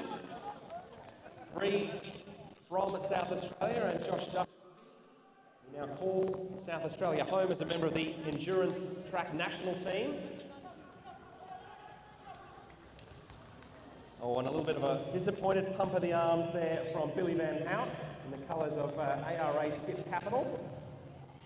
So down to just 3 now. Benjamin Cade, the man in black there, I think has conceded that he probably can't quite mix it up. Who's 43? Sorry? Who's 43? He's not on the list. Excellent. So 2 riders left. Josh Duffy is in the colours of the Australian national team. He'll be competing for the South Australian Championship. Riders just checking each other out, as is Benjamin Cade officially eliminated there.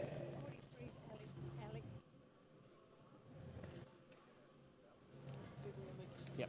Alec Gulliel is the rider in the red of the South Australian Sports Institute, going up against Josh Duffy here. A state title on the line and 1 lap to decide it. So Alec Gulliel going hard as they come out of turn 2. Josh Duffy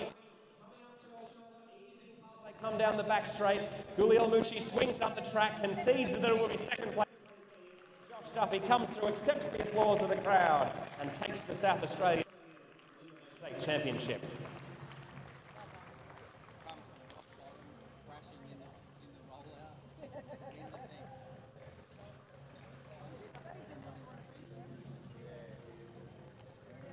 So an excellent turnaround there from Josh Duffy, who had even officially started and found himself walking away through the whole thing.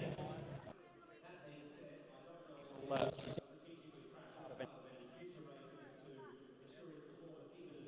athletes are, most of them tend to hate crashing and potentially like winning.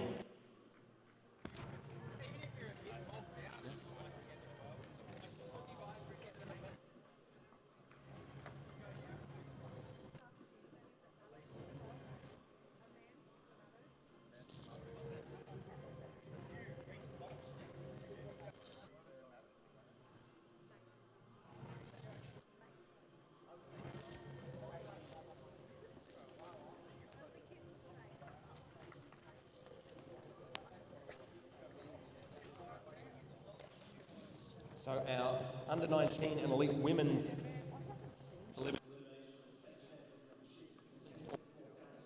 onto the track. As you can imagine, from South Australia, from Blackburn in Victoria, Milan Bradshaw from the Queensland Cycling Club, as well as Maddie Pitt from WA, Emily Watt from the ACT. Towards the back in the orange and green, Claudia Marks, also of the ACT.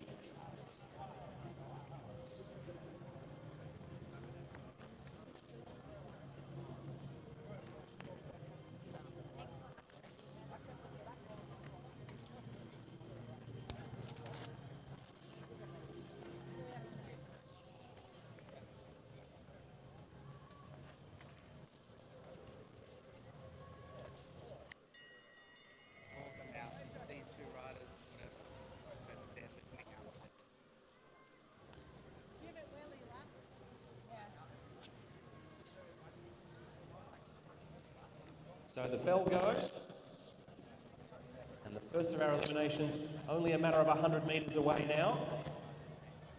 Good movement from the base of the track there, being led through by one of the riders from Sassy. Rider number 31, Sophia Backer from South Coast Cycling Club, the first rider to be eliminated. The majority of this combined junior and elite women's field are actually in the junior ranks.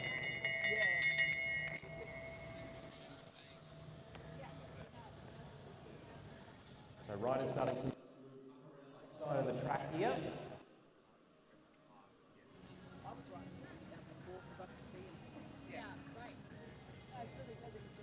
The next elimination not far away at all. Number 27, Libby Smith from Whyalla Cycling Club in the colours of Guest Picks Racing.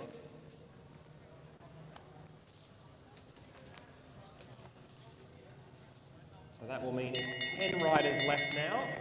10 riders left, and we've got one rider who I think has conceded that she'll be eliminated fairly early on.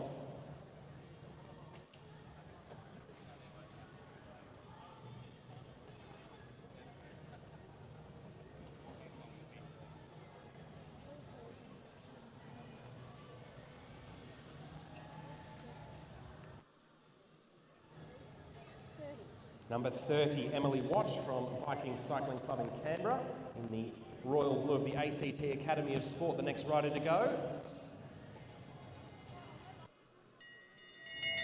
Same core of riders keeping themselves forward and out of trouble here. Making sure that they can be near the front, if not on the front, and thus keep themselves safe into this race for as long as they possibly can.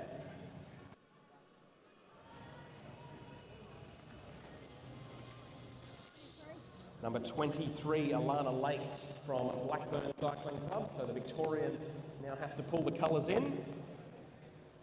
Most of the South Australian competitors still in the mix.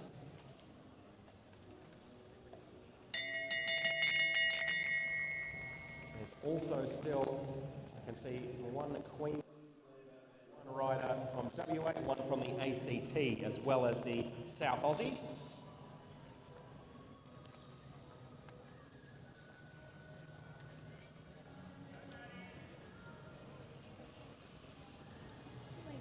Number 24, the Queenslander in the mix, Milan Bradshaw eliminated. So Milan Bradshaw out that time.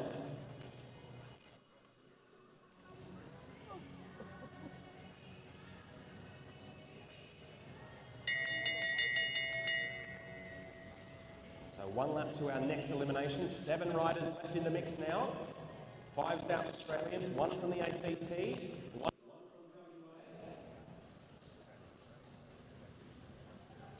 So more movement up around the top of the track as riders try as best they can to stay safe. 26. Number, Yeah, bottom. number sorry. 20, 11.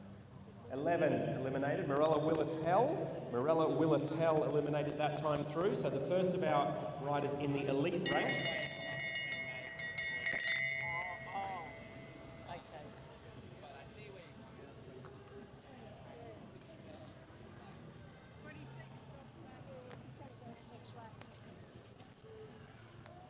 We've got one rider in distance by our leading 5, who will be the next one eliminated.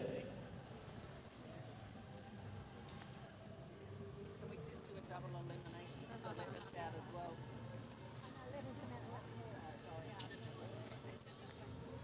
So April Catt, number 26, the rider eliminated that time. 5 riders left. 3 locals, 1 from WA, 1 from the ACT. Here. Riders knowing that it's getting serious here. There's a state championship on the line.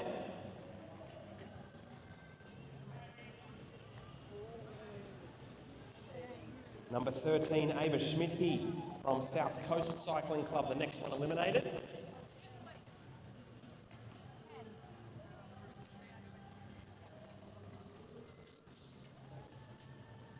So just 4 riders to go now. Maeve Plouffe in the black there, comes forward to the front. Just checking over her shoulders, it's 1 lap to the next elimination.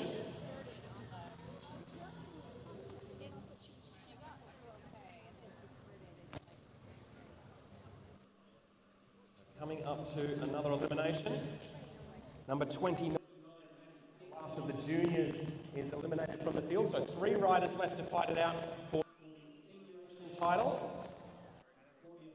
In the green and orange from the ACT, Brianna Hargraves on the inside of the track in the all black with the red helmet, and Maeve Plouffe is on the back of the field in the black with the white helmet.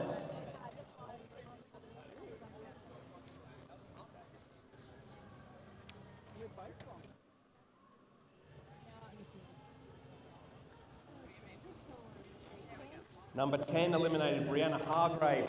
So that leaves just 2, Claudia Marks and Maeve Plouffe. Claudia Marks, winner of the 2024 Austral Wheel Race. Maeve Plouffe, a former Olympian who was actually published in The Guardian Australia with a news article this morning that's well worth reading. So 1 lap left to decide the state title. Will it be the ACT or will it be South Australia? Maeve Plouffe now coming around the outside of Claudia Marks. Claudia Marks tries to hold the slipstream of Maeve Plouffe. Maeve Plouffe was published in the paper today and her day just gets better and better.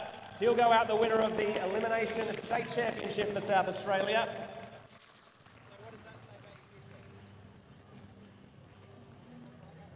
So Maeve Plouffe it was taking the overall win. Claudia Marks in 2nd place.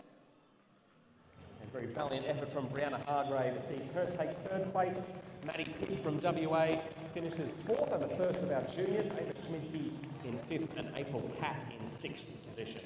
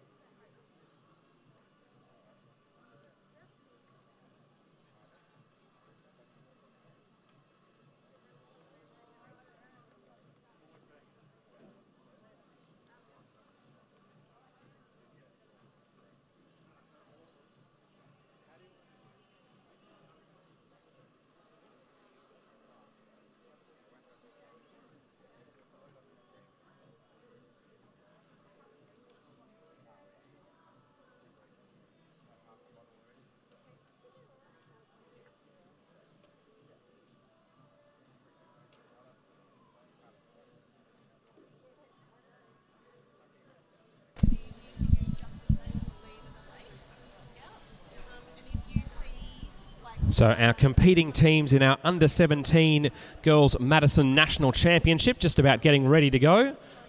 You'll notice riders with matching pairs of jerseys because riders compete in teams of 2. This will be a points-based race held over 60 laps. Point sprints will be held every 10 laps. So 50 kilometres to go, 40, 30, 20, 10 and the finish. Double points for the last sprint available. If you win a regular sprint, it's 5 points for first, 3 points for second, 2 points for third, and 1 point for fourth.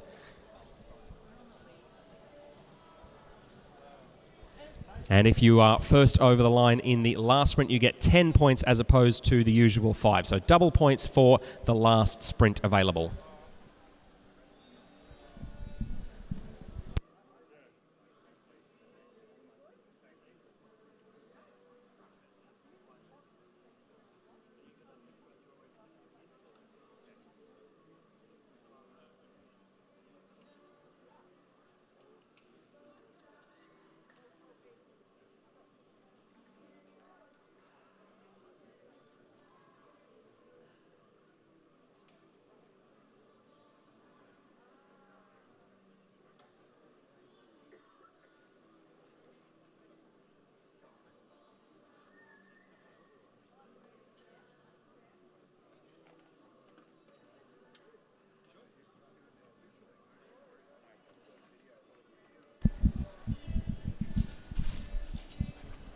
So riders now filing onto the track for the start of our Madison.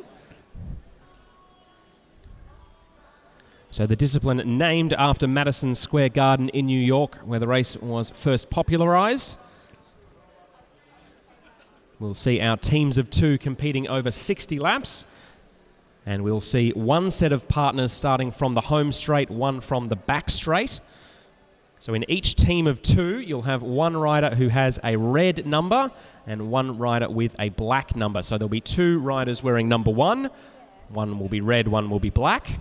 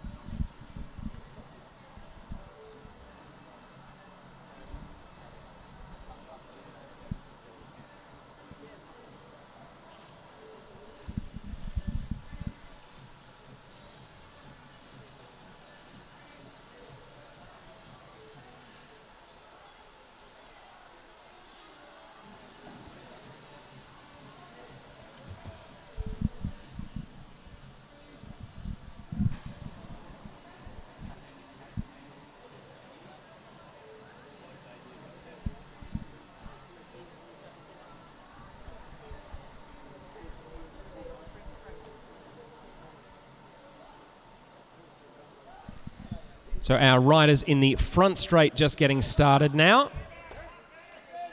So 7 different teams being represented.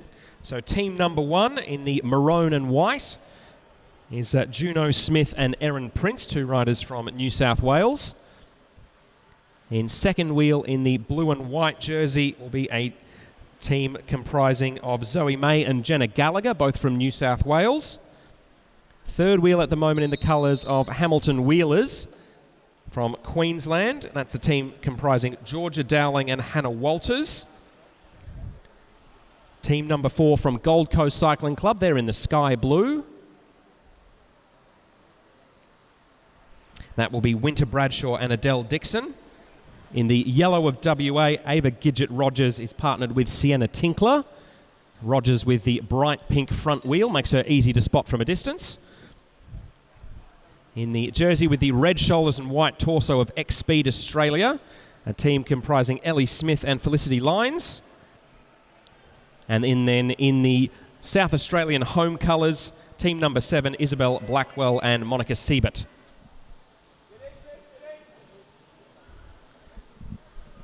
So we're about to see the first of the Madison hand sling exchanges. The part that makes this discipline so fantastic to watch. We'll watch the WA team come in for an exchange here as they come up the home straight. Beautiful exponent of it. You see one rider extending a hand back. That's Sienna Tinkler. Ava Gidget-Rogers comes through, gives her a hand sling, which gives Sienna Tinkler the greatest possible momentum going forward. Obviously, very hard to generate on a track bike that doesn't have any gears. So Sienna Tinkler it is leading now for the WA squad, just ahead of Team 1. That's Juno Smith and Erin Prince in the maroon and white. And the New South Wales team of May and Gallagher currently in third. So the New South Wales team just about to make a change here. So 5 laps to our first point sprint. Remember, you can gain points for gaining a lap on the field. So we'll come through and watch another hand sling here between the WA teams. So Rogers extends her hand back in the fluoro yellow helmet. Sienna Tinkler gives her a sling forward, gives the most possible momentum while exchanging hands. Now, riders do have to have physical contact in order to swap from one rider to the other. It doesn't always have to be a hand sling. They can just touch each other on the back or the hip if needs be. But the important thing about Madison racing is only one rider is deemed to be in the race at any time. Their partner who is not participating will hang out above the blue line and pedal slowly so that they're ready and fresh by the time they're needed for another exchange. So if you're ever confused about where the leaders are in your Madison, pay attention to our smiley commissaires in the white shirt at the bottom of the track. They will physically point at the leaders as they come through every single lap. So if you're ever unsure who's actually in the lead of the race at any moment, they will give you an idea. So 1 lap until our first point sprint, and it's Gidget-Rogers from WA who's leading our main field coming out of turn 2 and into the back straight. She's just about to change with Sienna Tinkler, but the New South Wales team are closing quickly, so Rogers hands it over to Tinkler here, but Team New South Wales are right on their hammer, so Team WA will take the first sprint there. Sienna Tinkler just ahead of Jenna Gallagher from Bathurst, who's in second wheel. So team number 1 of Juno Smith and Erin Prince, also from New South Wales, but wearing maroon, which is quite unusual for those from New South Wales. Taking third place there and 2 points. And the South Australian squad of Isabella Blackwell and Monica Siebert grabbing 1 point for fourth place. So only one team in this 7-team Madison representing the home state of South Australia. They're in the classic South Australian red torso and navy blue sleeves.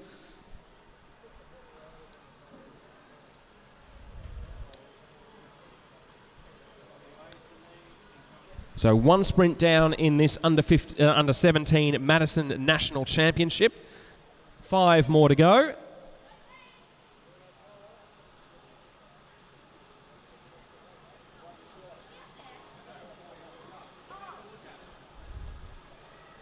So the New South Wales squad of Gallagher and May just about to come through and make a change. So Jenna Gallagher it is with the silver wheels coming through. She's wearing the red number 2. She's in a leading group along with the Western Australians. That's Gidget-Rogers with the pink wheel who's at the front for them. And Juno Smith in the bright pink helmet in third wheel as they're joined now by the squads of X-Speed in the red jersey with the white torso and South Australia as well. So 5 laps until our next point sprint as our leaders are coming out of turn 2 and into the back straight. A couple of changes in prospect there. I think team number 1 in the maroon and white might have thought about a change and decided against it. Team New South Wales just about to make a swap, as it is Jenna Gallagher handing over to Zoe May. Not a full hand sling that time, given that they were operating among a considerable crowd of riders. Not necessarily safe always to do the full hand sling there, so that was just a little high five between Zoe May and Jenna Gallagher.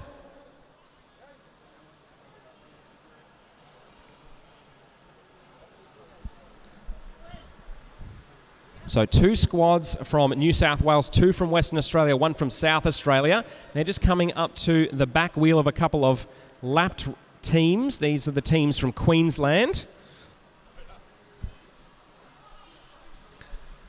So Sienna Tinkler from WA making sure the yellow and black of the squad out west is represented near the front.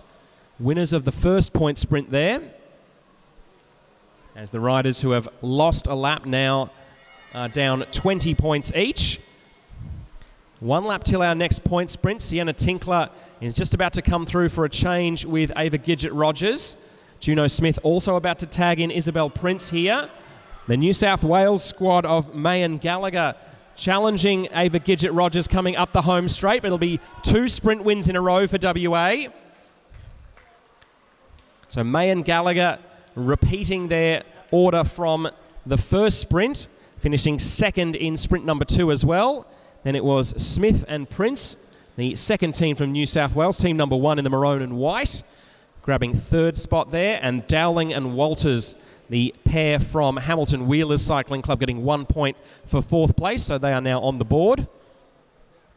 They were a lap down, so they were minus 20, but then they've scored 1, so they've started chipping back away at their disadvantage.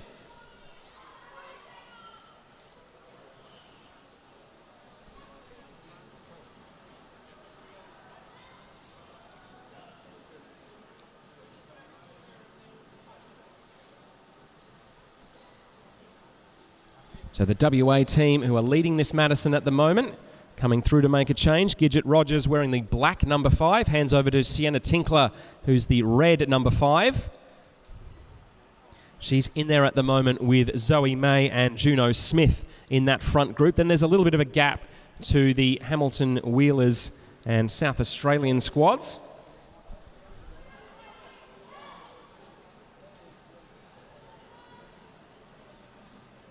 So changes coming here for the 2 teams from New South Wales as our leaders go down the back straight. So Jenna Gallagher now at the front in the blue. That's the Randwick Botany Cycling Club colours, if I'm not mistaken. No, that's Echelon Sports, actually. Echelon Sports it is. The jersey that they're both wearing, a team, of course, based in Metro Sydney.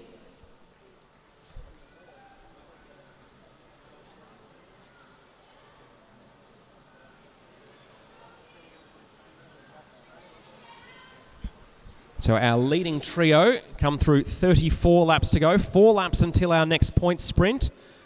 Team WA has cleaned up both of the sprints so far, but the 2 squads from riders from New South Wales, Smith and Prince, who are in the maroon and white, team number 1, and then team number 2 in the Echelon Sports blue and white of Zoe May and Jenna Gallagher, also in the mix there, as the South Australian and Hamilton Wheelers squads dangle tantalisingly 30 metres off the back of our leading trio. 2 laps to our next point sprint now.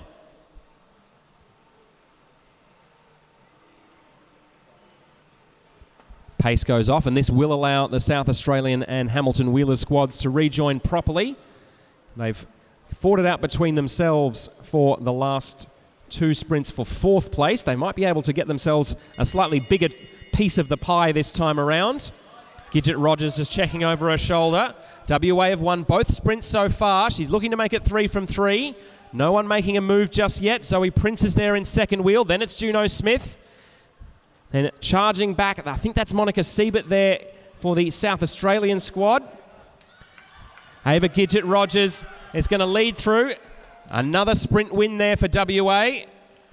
So the team of Rogers and Tinkler looking very strong, winning all 3 sprints held so far. Zoe May and Jenna Gallagher taking 3 points for second place. Smith and Prince for third, and Blackwell and Siebert, the South Australians, getting 1 point for fourth. So after 3 sprints out of 6, Rogers and Tinkler are a perfect 15 points out of 15.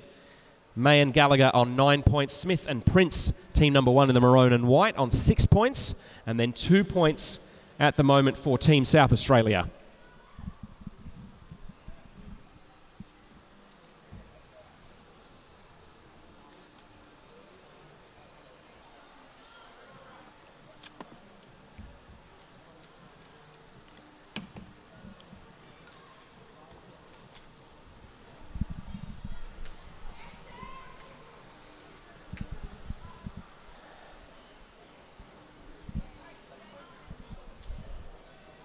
So 26 and a half laps to go as our leading pair of riders from Western Australia make a change there. Sienna Tinkler handing duties back to Ava Gidget-Rogers. Jenna Gallagher with those silver alloy wheels from Bathurst Cycling Club in the colours of Echelon Sports is up there as well. I think both the New South Wales teams are about to make a change here going down that back straight.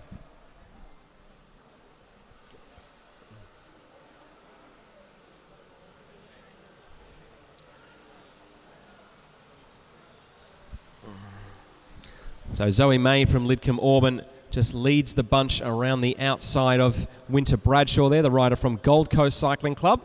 Winter Bradshaw put up a particularly good effort in a couple of our endurance races earlier on.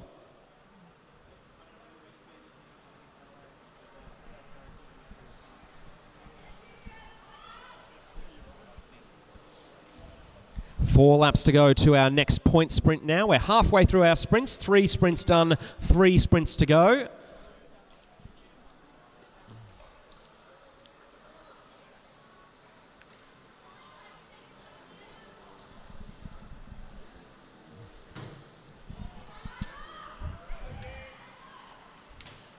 An acceleration now for team number 1 in the maroon and white as Erin Prince hands it back to Juno Smith. So Juno Smith in the pink helmet there, but she's got the West Australians right on their hammer. They went for an exchange there, Western Australia, but couldn't get it done. So Gidget-Rogers had planned to hand it over to Sienna Tinkler, but they couldn't manage to make contact. As it's now Jenna Gallagher in the colours of Echelon Sports from New South Wales, leading them in 1 lap to go to the next sprint. Western Australia have won every sprint so far. Can they make it 4 from 4? Jenna Gallagher is doing her very best to make sure that doesn't happen. And she's managed to gain a couple of bike lengths here. It looks like the riders behind are going to struggle to get on terms in time. So for the first time, a non-Western Australian team takes a sprint win. So the New South Wales squad of Jenna Gallagher and Zoe May get 5 points there. 3 points for the WA squad of Rogers and Tinkler in second place. 2 points for the team in maroon and white of Smith and Prince. And then the South Australians of Blackwell and Siebert getting 4th place there. So after 4 sprints out of 6, Rogers and Tinkler still leading on 18 points. Team number 2, May and Gallagher in the blue and white, are up to 14 in second place. In third place, Smith and Prince in the maroon and white have 8 points to their name. And then 4th spot at the moment, Team South Australia, Isabella Blackwell and Monica Siebert.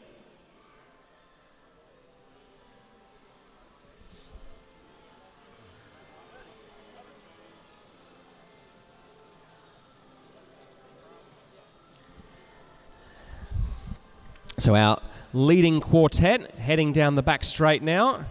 Sienna Tinkler just stretching her legs a little bit, making sure she doesn't have any traffic around her as she makes a change with Ava Gidget-Rogers.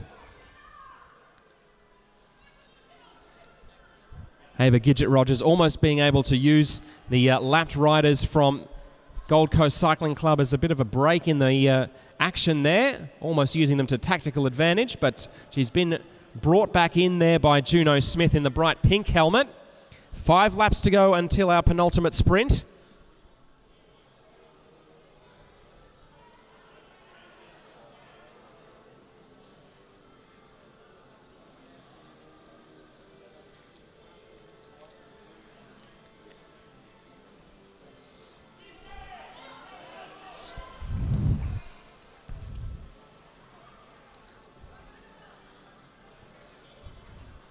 So with the pace easing slightly, we actually have a rider from all 7 teams in the one peloton at the moment. With 3.5 laps to go until our next sprint, any of the 7 teams could find themselves getting 5 points and moving themselves up the table.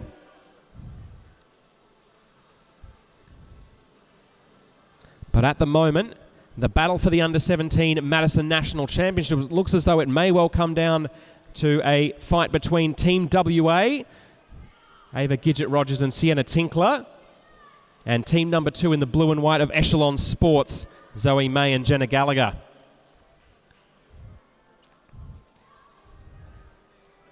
A reminder that you can gain 20 points for gaining a lap on the field, but in a field such of the size of this one, people tend to be very willing to chase.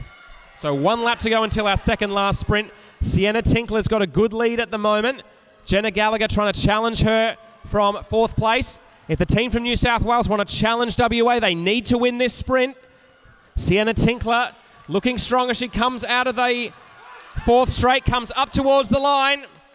So Sienna Tinkler takes 5 points there in the second last sprint for Team WA. That will put them on 23 points.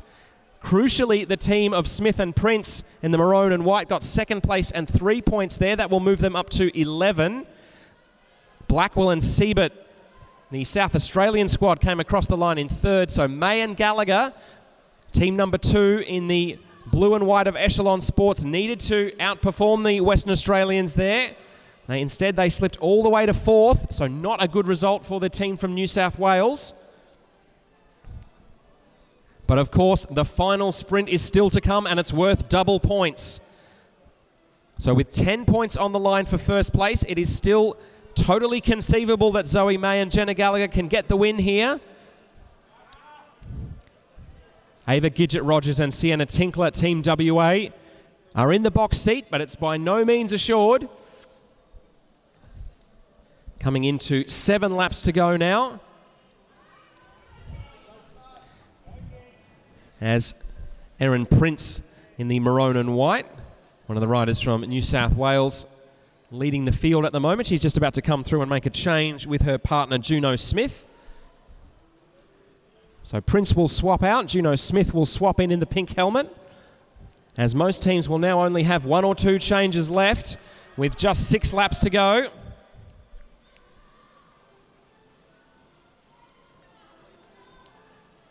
So Ava Gidget-Rogers keeping a very close eye on the 2 teams from New South Wales who might potentially threaten her overall chance at winning this Under-17 Madison National Championship. Team WA really only needs to defend and score something in this last sprint. As long as they finish at least 3rd, they will be guaranteed the National Championship. If May and Gallagher were to win this last sprint and the team from WA would come 4th, they would be tied on points and New South Wales would win on a countback. But the New South Wales team of Zoe May and Jenna Gallagher have to win this last sprint if they're going to upset the apple cart and get the win over Team WA here. Sienna Tinkler on that yellow bike, representing the squad from over in the west. 1 sprint left to go, coming into 3 laps left now. Sienna Tinkler well positioned here. A change coming up now for team number 2 there in the blue and white from New South Wales. So Jenna Gallagher tags in Erin Prince. Sienna Tinkler has got 1 arm through that National Championship jersey now. There's 2 laps to go. She only needs to finish 3rd in this final sprint to wrap it up and take the green and gold home to WA. It's a long flight home and they want something different to wear while they're on the plane. Sienna Tinkler now coming up for the last change. This will be the final change of the event. She hands it back to Ava Gidget-Rogers. Ava Gidget-Rogers with the bit between her teeth now. She's got 10 metres, maybe 15. The gap is growing. The green and gold jersey will be going to WA. Ava Gidget-Rogers and Sienna Tinkler are going to come through and win your Under-17 Women's Madison National Championship. Big fist pumps from both riders there. The very best in the race from start to finish. Sienna Tinkler and Ava Gidget-Rogers, your new Women's Under-17 Madison National Champions.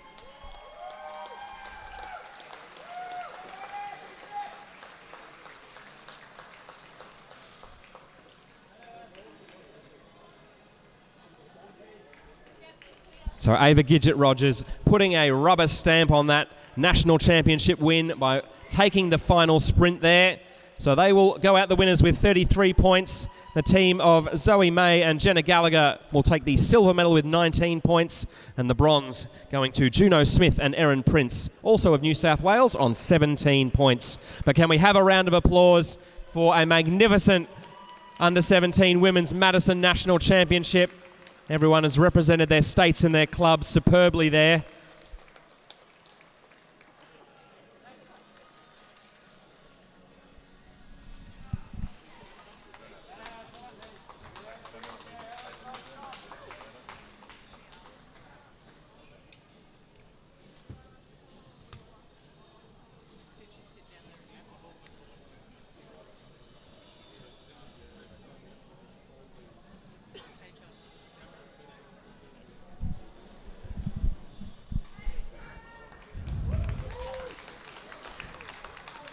So plenty of big fist pumps from Team WA there. That'll be some very, very happy folks from the West. They tend to be a very tight-knit bunch, any West Australian cycling teams who come and compete in the eastern states.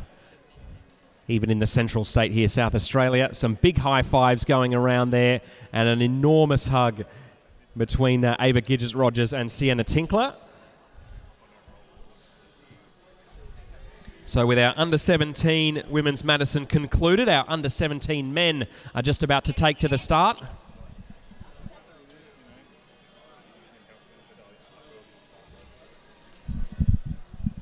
Now this race will be just as long, 60 laps, but we're doubling your fun. There were 7 teams competing in the Women's Madison Championship for Under-17s. We're making that go all the way to 14 this time.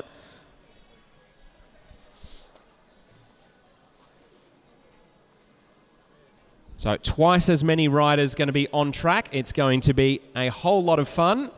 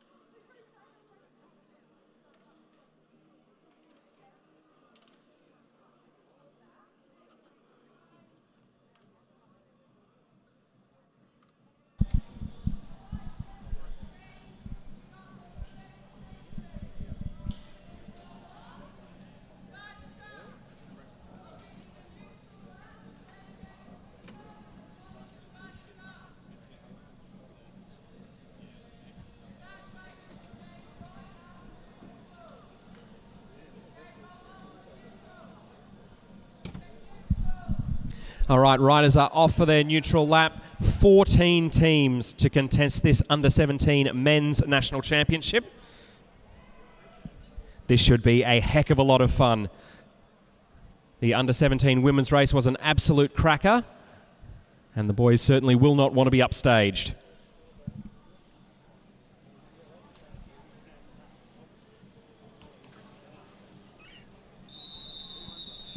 The whistle blows, 60 laps in prospect, same format as the last time around. Madison is a points-based race conducted in teams of 2. Most points at the end wins. You can score points by winning sprints, which are held every 10 laps.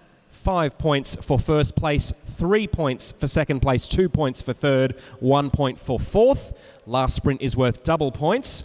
If you don't like the idea of sprinting, there is always the option of gaining a lap on the field, which will earn you 20 points.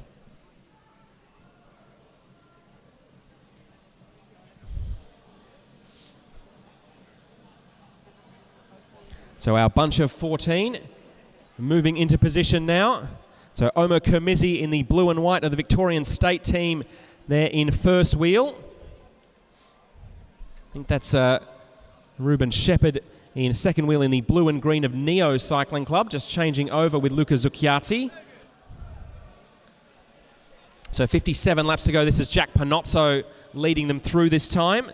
Luca Zucchiati of Neo Cycling Club in second wheel.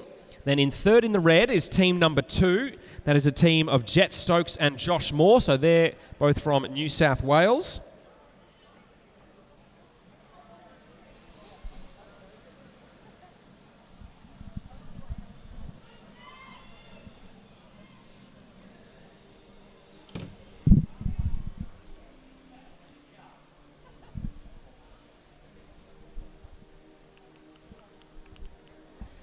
So our first few changes have been made. Always good to get a nice clean early change. Just get any butterflies out of the stomach. Make sure you are fully locked in.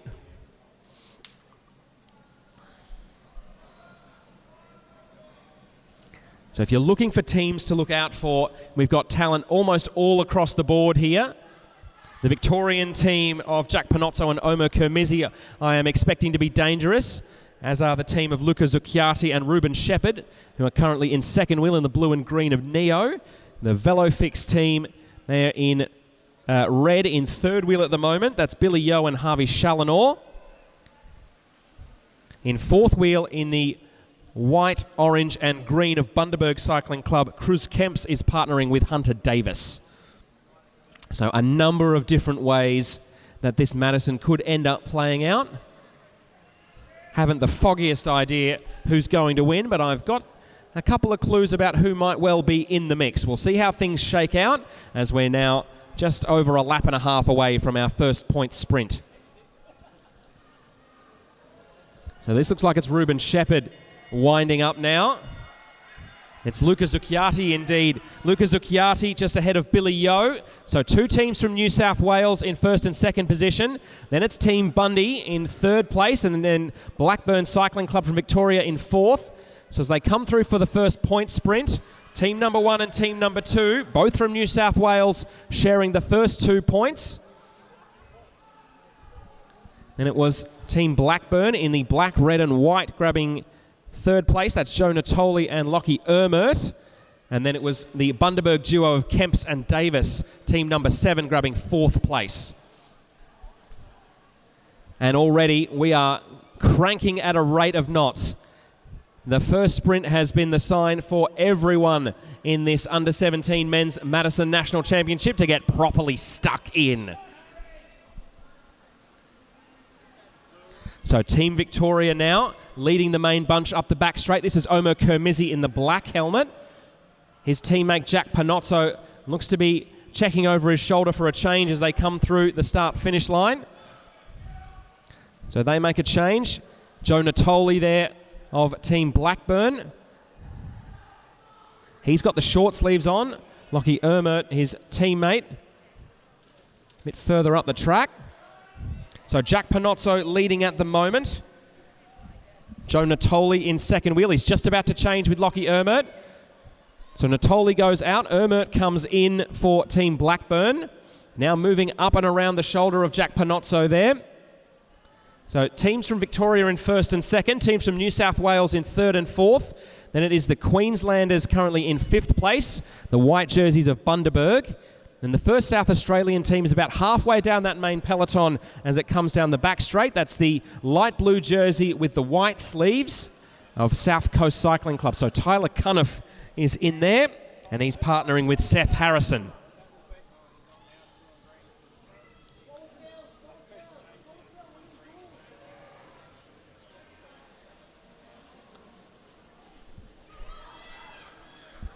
So 3 laps till our next point sprint, as it is team number 1 there, Ruben Shepherd, the overall AJTS leader. He swapped his white, green and gold jersey for the green and blue of Neo Cycling Club, and he'll be hoping to have some green and gold on his back at the end of tonight's race. 2 laps till our next point sprint. Riders starting to move up here. That's Omer Kermizzi now, moving up around the outside of the South Coast cycling team. So 1 lap to go until our next point sprint. This will be sprint number 2 out of 6. And it is Team Victoria being led by Omer Kermizzi down the back straight. Joe Natoli is right there in second wheel. Team Neo in third place and looking to improve on that. They come up towards the line. And it is Team Victoria. So Omer Kamizi grabbing 5 points there for the squad in the blue with the white sleeves. So he hands it back over to Jack Panozzo. So results of that second sprint. The Victorian squad of Panozzo and Kamizi in 5 points. The team in the blue and green, team number 1 of Zucchiati and Shepherd grabbing 3 points. The Blackburn squad, Natoli and Ermert getting 2. And it was the South Australians from South Coast Cycling Club, Seth Harrison and Tyler Cunniff getting the 4th place and 1 point there.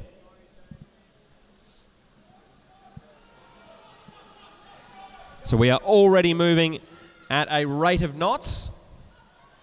The Team Neo squad of Zucchiati and Shepherd and the team in the Victorian State kit of Panozzo and Kamizi look to be among the strongest squads so far, along with the Blackburn team in the red, black and white. Move coming now from the team of Hamilton Wheelers. This is Harrison Dowling, the red number 8, trying to fire things up. Still 5.5 laps to go until the next point sprint. So we might have been wondering if the other teams would let him go here. But team number 1 of Neo Cycling Club, 2 of the tallest riders in the race, Zucchiati and Shepherd, are not going to give him any breathing room whatsoever. So the Hamilton Wheelers team from Queensland, they're coming through to make a change now as they go through 34 laps to go, almost at the halfway point of this under-17 Men's Madison National Championship.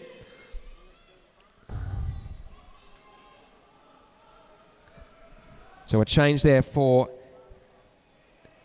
the team in the colours of Hamilton Wheelers, as Ollie Jordan is now in for them. Ruben Shepherd at the front of the field now. Team Neo in the blue and green have been one of the more dominant forces so far. But a move now coming from behind in the red. This is Team 2, the team of Billy Yeo and Harvey Challenor. They are right next to the Blackburn squad of Natoli and Ermert now, as it's Lockie Ermert right in the wheel there of Ruben Shepherd. They're coming into 1 lap to go, so nearly at the halfway point of this under-17 Men's Madison. Team Neo have looked very strong so far. They've got 2 Victorian teams right on their hammer here, Blackburn and Omer Kamizi in the Victorian state colours. But the squad in blue and green look to be adding to their total here. Another 5 points in the bank for team number 1. That's Luca Zucchiati who wins that sprint for them there. So 5 more points for team number 1, the team in the Neo colours of Luca Zucchiati and Ruben Shepherd. So they'll go from 8 to 13 and extend their lead even further now. Second place, they're going to the Blackburn team of Joe Natoli and Lockie Ermert. Second place for Billy Yeo and Harvey Challenor. And the Hamilton Wheelers squad of Ollie Jordan and Harrison Dowling getting 1 point for 4th place there. So at the halfway mark, with 3 sprints done, your overall leaders are the team in the blue and green of Neo. That is Zucchiati and Shepherd. Second place at the moment is the Blackburn team of Natoli and Ermert. In third place currently, I think that will be the team in the Victorian state colours of Panozzo and Kamizi. They're currently tied in third place with team number 2 in the red with the black stripes around the middle of Billy Yeo and Harvey Challenor. As there's now a full-throated attack from the back of the field here. This is the team of Carnegie Caulfield Cycling Club, Jasper Griffiths and George Mulhern. Haven't really bothered contesting the sprint so far. Their strategy is going to be gaining a lap on this field here. So our overall leaders, Team Neo, quick to recognise the danger, as are some of the other teams who have been up towards the front so far. So a change there. George Mulhern gets swapped in for the team from CCC. So quadruple C, Carnegie Caulfield Cycling Club. Being led at the moment, George Griffiths in the front of this race. He's got probably almost 100 metres on the main field and need to turn it into 250 if he wants to cash in at 20 points. If he does get those 20 points, the team from Carnegie Caulfield Cycling Club will rocket to the top of the standings. They haven't scored any points at all so far, but they're looking good to at least take 5 points in this fourth sprint of 6, which is coming up next. If not, grabbing 20 points for gaining a lap. So the lead for the Carnegie Caulfield squad is now most of the back straight, as it's the team in the Victorian colours and Team Neo who are chasing from behind. I have to say, with a bit less impetus than they were a couple of laps ago. Lockie Ermert from Team Blackburn doesn't like the lack of action at the front of the main peloton. He's now going across to try and get to the squad in navy. So Jasper Griffiths from Carnegie Caulfield now leading them down the back straight. The lead for that team is almost half a lap now. They are pretty much guaranteed to get 5 points at this next point sprint. Will they be able to turn it into the 20 for gaining a lap that might well win them this national championship? Ooh, a close sprint finish there between Team Victoria and Team Neo. I think it might have been the Victorian Jack Panozzo who just got it there.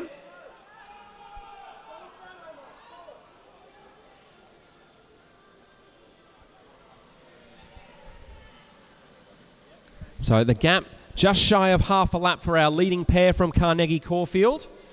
They're holding the main bunch at the moment, but they're not gaining any additional ground, at least for the time being.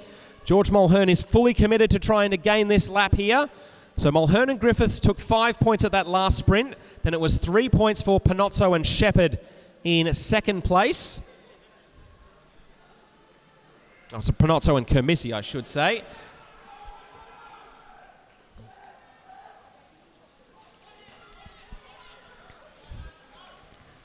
So our team from Carnegie Caulfield are on 5 points at the moment. They're in a share of fourth. And 2 teams who are above them in the standings, the team in the Victorian colours and Team Neo, both chasing hard from behind. The gap's probably down to 15 metres now, as Omar Kermissi swaps in Jack Panozzo there. So Jack Panozzo, who's normally a Carnegie Caulfield rider, chasing down his Carnegie Caulfield clubmate at the front.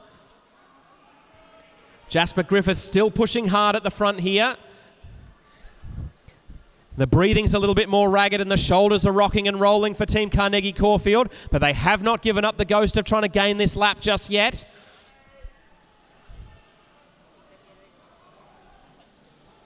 So if they are able to gain a lap, Team Carnegie Caulfield would be the team to beat. Team Neo at the moment are leading the field. They're on 15 points. The team in the Victorian colours of Panozzo and Kermissi currently in second place with 8 points. And it's the Blackburn squad of Natoli and Ermert currently in third.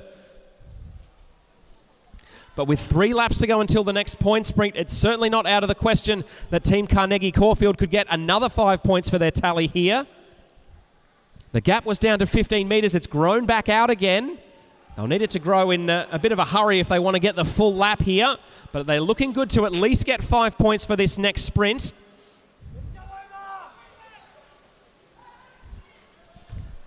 So Team Carnegie Caulfield leading them into turn 3. It's Hamilton Wheelers who are trying to track them down now. This is Harrison Dowling, the Queenslander, who's trying to gain some space on the Victorians. So the Victorians at the front there from Carnegie Caulfield. Then it's Hamilton Wheelers. Then it is Cycle Talk, and then Blackburn and the Victorian squad looking to battle it out. So coming through, another sprint win there for Jasper Griffiths, who looks absolutely gassed as he's about to swap in George Mulhern. They've been just about overhauled now by the main field. The Hamilton Wheelers squad have just managed to close them down now. And just like that, 1 sprint remains. 10 points on offer if you can win it. And multiple teams are still in contention to win this national championship overall. Our overall leaders, Team Neo, didn't score any points in that last sprint.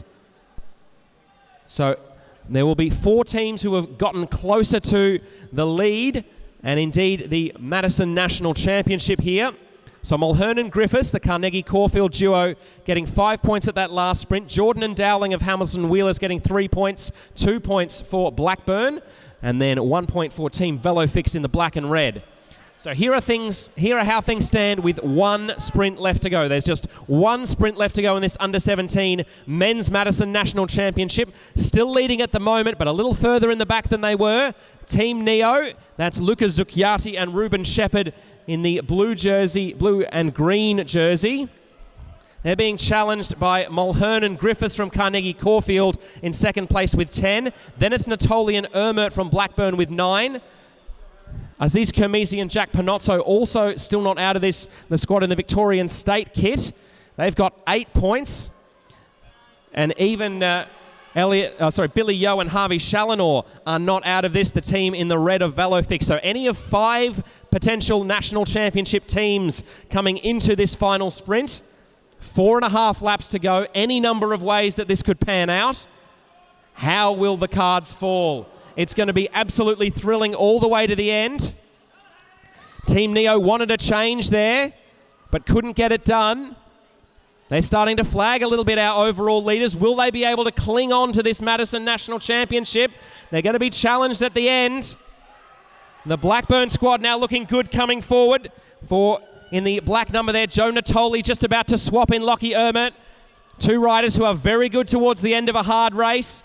Team Blackburn suddenly looking like they might be the team to beat here, but Team Neo in the blue and green are challenging. They're starting to rally here. So Luca Zucchiati just about to come through, change with Ruben Shepherd. Surely that will be the last change for Team Neo now, as Ruben Shepherd now coming around the outside of our main bunch. There's just over 1 lap to go. Ruben Shepherd wants to make sure of this under-17 Madison National Championship for Team Neo. He's being challenged from behind by Jack Panozzo. They're coming down the back straight. Ruben Shepherd is running out of gas here. Will Jack Panozzo be able to get into the last? New South Wales, Victoria. Victoria gets the last sprint win. Second place there for Team Neo from New South Wales. Third place in that final sprint, I think it was, for Hamilton Wheelers from Queensland. And a big celebration there from Team Victoria.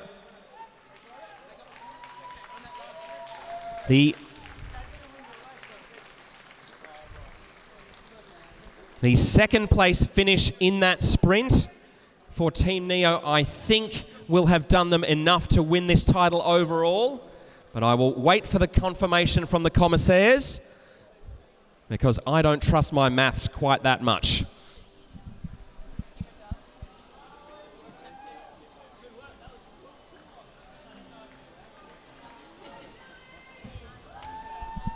Let's have a round of applause for all of our participants there as we wait for the final results to be posted. A superb under-17 Madison National Championship there, as riders' eyes are cast up to the scoreboard waiting for the final sprint to be updated.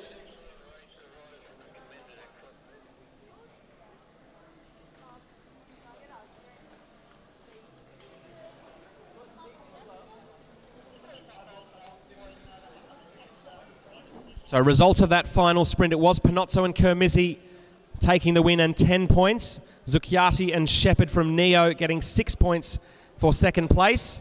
And the provisional results posted, that will mean that your new national champions in the colours of Neo Cycling Club are Luca Zucchiati and Ruben Shepherd. The silver medal going to the team in the Victorian colours, Jack Panozzo and Omer Kermisi. And third place overall, another squad from Victoria, George Mulhern and Jasper Griffiths.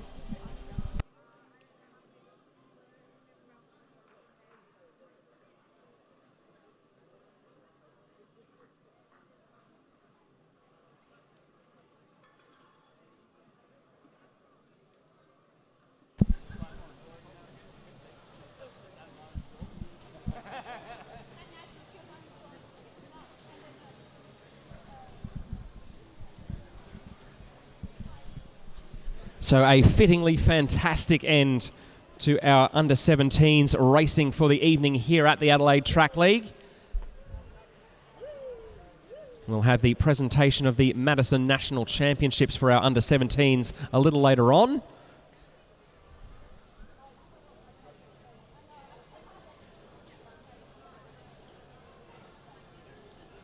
But in the meantime, we've got some more Kieran racing on deck for you. So we've got some junior men's Kieran heats, where we'll have qualifying for a big and a small final, and we'll do the same thing for the junior and elite women as well.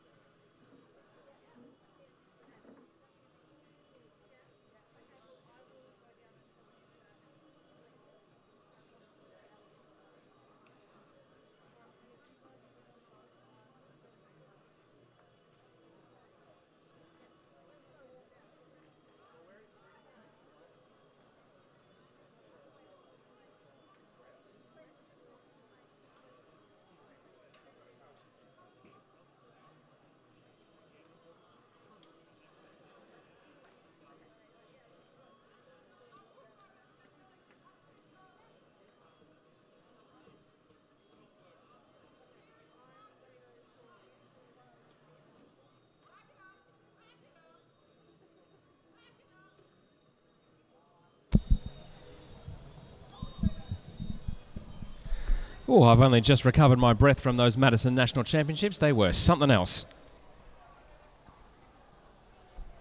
So we'll now have two Kieran heats for our junior men. These are under 19s.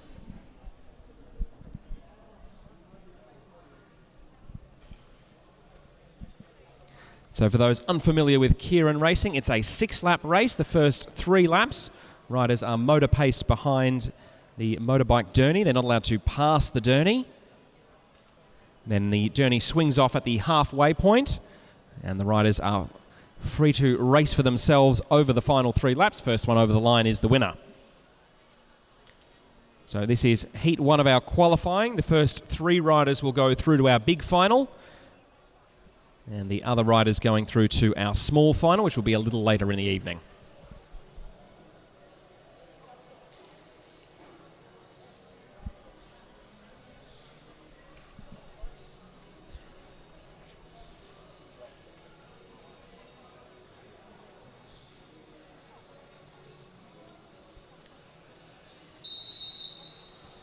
So our first heat in the under-19 men's Kieran now underway. 5 riders competing, 4 South Australians and 1 Queenslander. So the odd man out in the maroon is Seb Topping. He's in second wheel at the moment, just behind the man in the colours of ARA Skip Capital. That's Billy Van Hout, son of former road race national champion Russ. In third wheel is Benjamin Cade. He's in the all black from Whyalla Cycling Club. Harrison Lace has the teal on his sleeves in fourth wheel. And then on the back in the colours of the South Australian state team, Mitchell Stevens.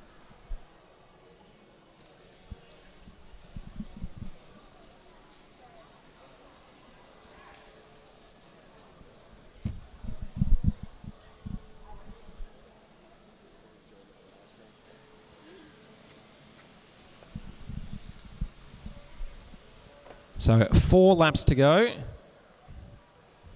Riders who have mixed it up across a number of disciplines. Billy Van Hout is also a former age group national champion in cyclocross. And a number of riders also get stuck in on the road bikes as well. Fantastic week to have a road bike or indeed a track bike in Adelaide this week. 3 laps to go as the Derny swings away. Billy Van Hout in the pink on the torso there of the ARA Skip Capital squad.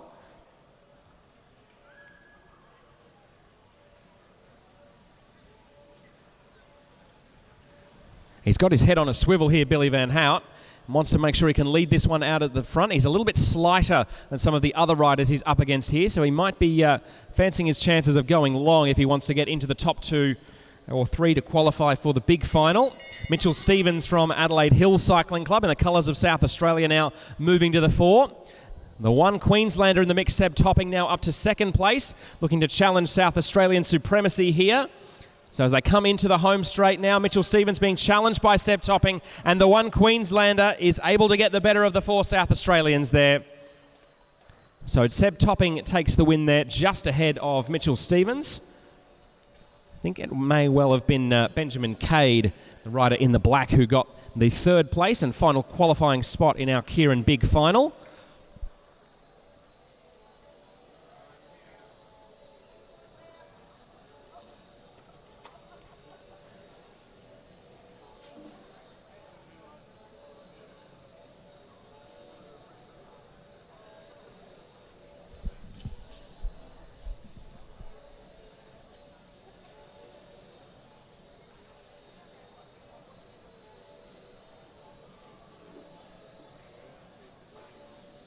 So results of that Kieran heat there. Sebastian Topping from Queensland getting the win ahead of Mitchell Stevens, and Harrison Lace it was, the rider in the teal sleeves, getting up for 3rd spot. Ben Cade and Billy Van Hout will go through to the small final. Our first 3 finishers will go through to the big final, which we'll be bringing you in about half an hour's time.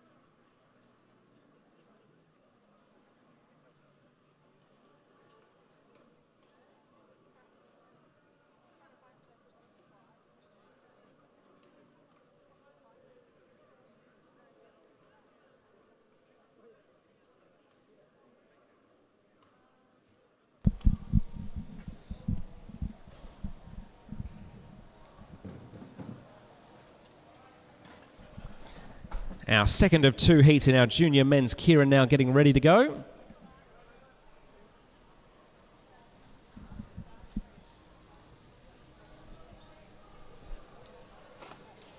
So 6 riders taking to the start here.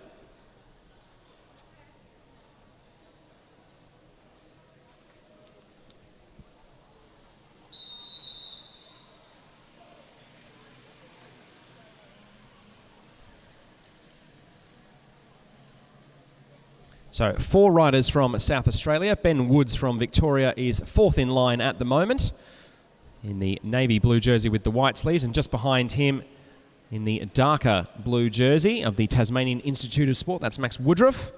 So the 4 South Australians in this men's Kieran heat: Luca Pyatt, Ewan Grierson, Ruben Pickering. I'm just trying to see, there's an additional name on my start list who wasn't there earlier. It is Alec Guglielmucci, number 43 in the white helmet.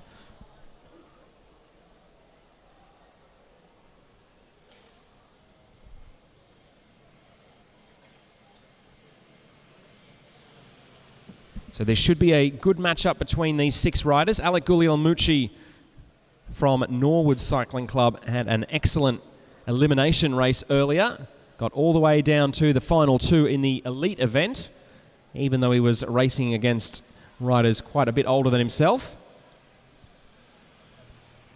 Durney swings away, and it's the Victorian Woods who decides to take up first position here. And the 4 South Australians aren't going to let the Victorian get away with it that easy, though, and it's Guglielmucci now moving to the front of the field. So Alec Guglielmucci comes through with 2 laps to go. Max Woodruff, the Tasmanian, is next in line. Ewan Grierson from Norwood Cycling Club currently in 3rd wheel. And a couple of riders at the back with a bit of chasing to do. So just over a lap to go now. Just about to hear the bell. Guglielmucci keeps the hammer down here. As coming through with a rate of knots from the back, that's Luca Pyatt from South Coast Cycling Club, who's looking really strong, coming into the lead there, going into turn 3. And as he straightens up towards the line, he will take the first of the qualifying spots for the big final. Alec Guglielmucci, his sassy teammate, will get one as well. And I think it was Ben Woods from Victoria who grabbed the 3rd spot in our big final. So that will mean Max Woodruff, Ewan Grierson and Ruben Pickering will be taking to the boards a little later on in the small final for the under-19 men's Kieran.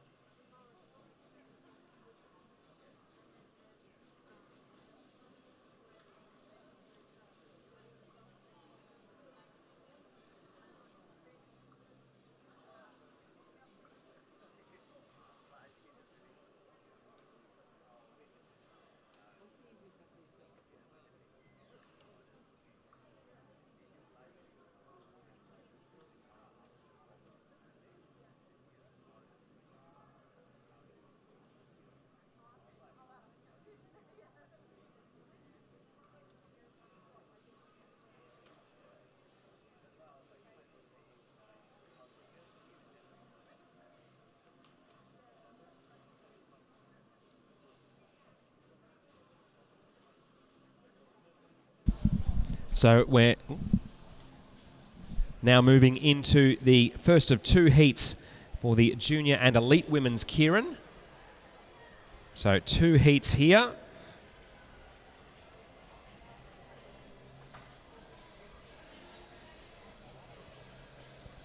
So the journey is signalled for. Brianna Hargrave from South Australia in 3rd wheel in this line, leading them off the fence will be Claudia Marks, the rider in the green and orange there.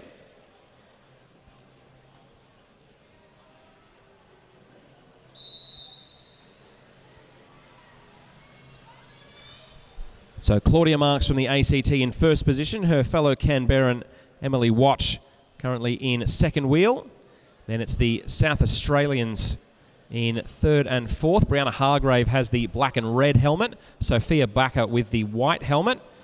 The Victorian Alana Lake is in the red and black of Blackburn in second last wheel. And then just on the back of the field in the pink and navy jersey of Guest Picks Racing, that'll be Libby Smith. So as with our previous Kieran heats, the first 3 riders in this heat will go through to the big final, the remaining riders to the small final. So Claudia Marks leading the bunch at the moment, the former winner of the Austral Wheel Race and recent representative for Australia at the World Championships for track cycling in Santiago de Chile, where she took part in the team pursuit.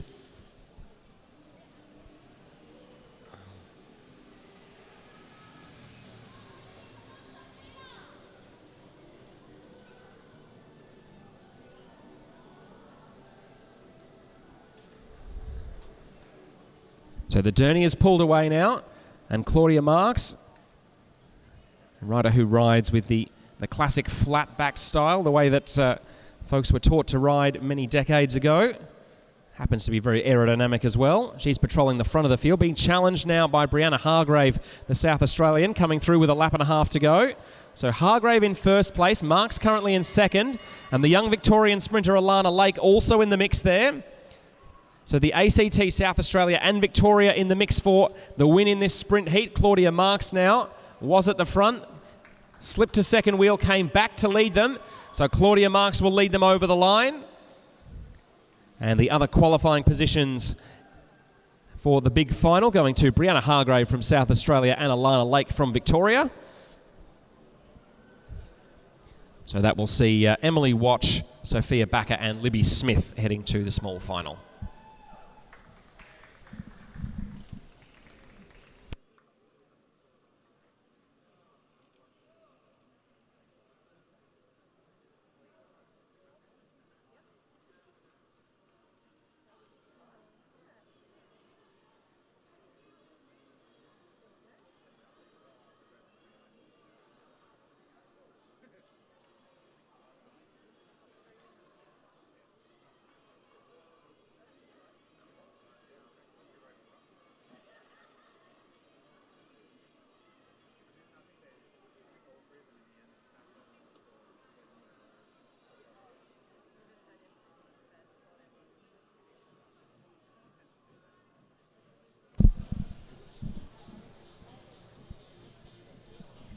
So one elite and junior women's Kieran heat down, 1 to go.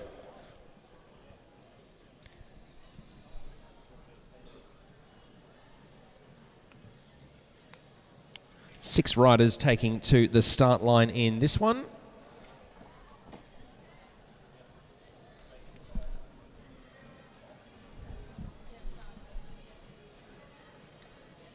Riders just checking themselves over, making sure they're in a good starting position before we signal for the Moto Derny.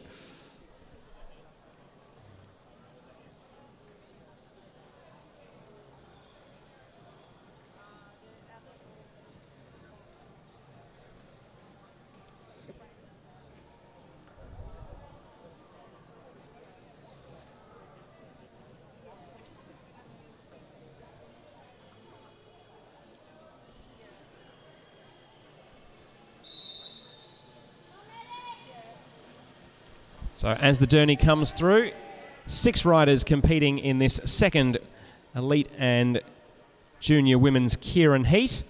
As they form up, it's the Queenslander in first position behind the moto. That's Milan Bradshaw from the University of Queensland Cycling Club in the classic Queensland maroon. Second place in the all black with the white helmet. That's Olympian Maeve Plouffe. Maeve Plouffe also had a written article of hers published in the Guardian newspaper today. I won't spoil what's in it, but I can say it is well and truly worth a read. 2 riders in this field from the South Australian Sports Institute. That'll be Ava Schmidtke and April Catt. Morella Willis-Hell is in the blue and grey, currently in 4th wheel. And second last at the moment, Maddie Pitt from X-Speed Cycling Club in WA.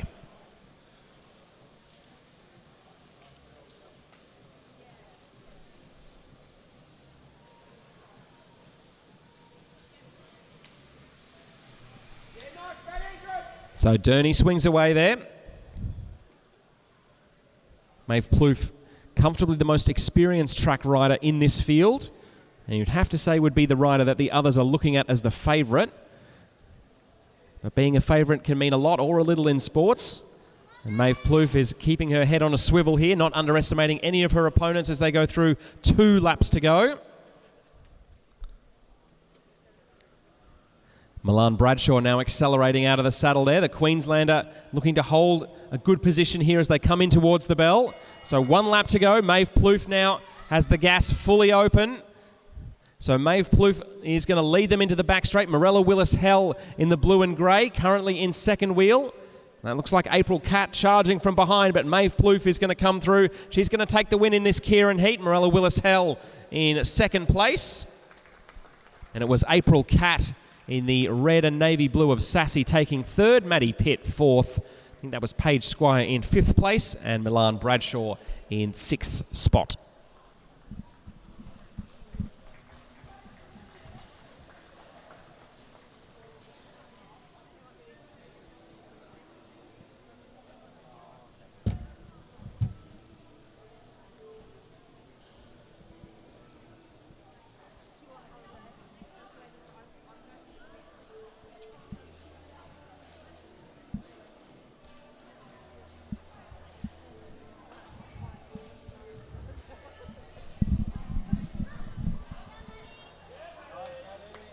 So the results of that second Kieran heat for our elite and under-19 women. Maeve Plouffe in first, Morella Willis-Hell in second place, April Cat third, Maddie Pitt from WA in fourth spot, Ava Schmidtke from South Australia in fifth, and Milan Bradshaw from Queensland in sixth position.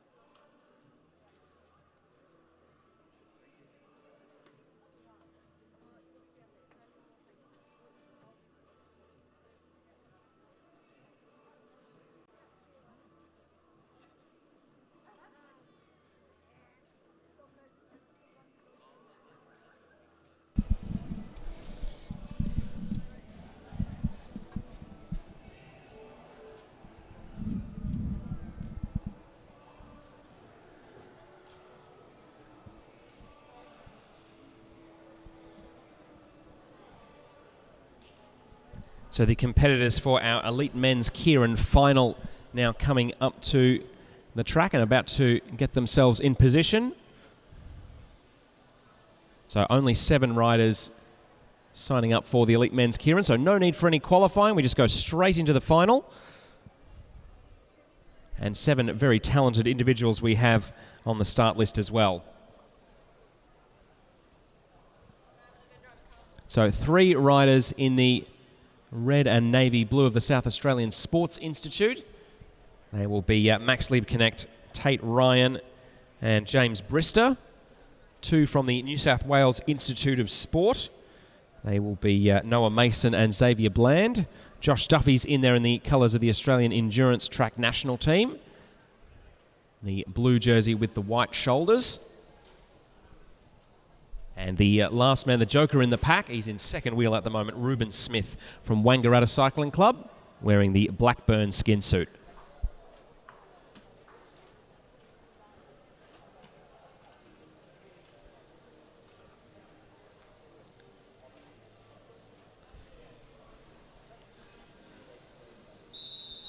So the whistle blows and they form up.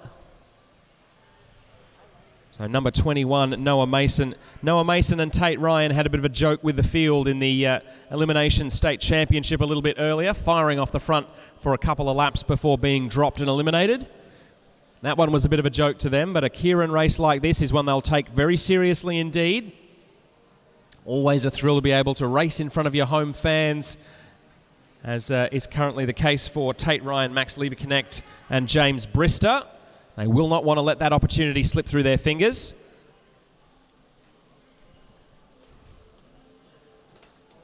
So Noah Mason in first wheel behind the Derny at the moment. He's the rider in the New South Wales colours with the red on his helmet. Ruben Smith from Wangaratta Cycling Club in second. Then it's Josh Duffy from Launceston in third. Moving up around the outside now. James Brister and Tate Ryan starting to improve their position.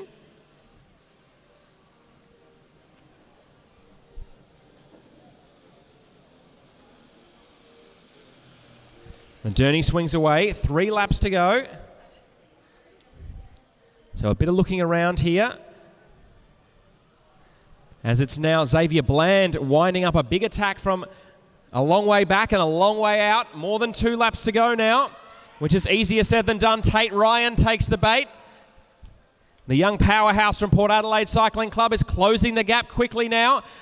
But even if he manages to get up to Noah Mason, he'll have to hold it on for a whole lap by himself. He's being chased from behind by James Brister of Port Adelaide. So Tate Ryan being challenged by Brister. Will Ryan be able to hold on? Brister is level with his hip as they come into turn 3. Level with his shoulder coming out of turn 4, going all the way to the line. Oh boy, that one was close. I'm sitting right above the line and I couldn't put a playing card between those two there. We'll leave that one to the decision of the commissaires. And we'll go down between James Brister and Tate Ryan there for the victory in this Kieran race and the bragging rights that come with it, of course.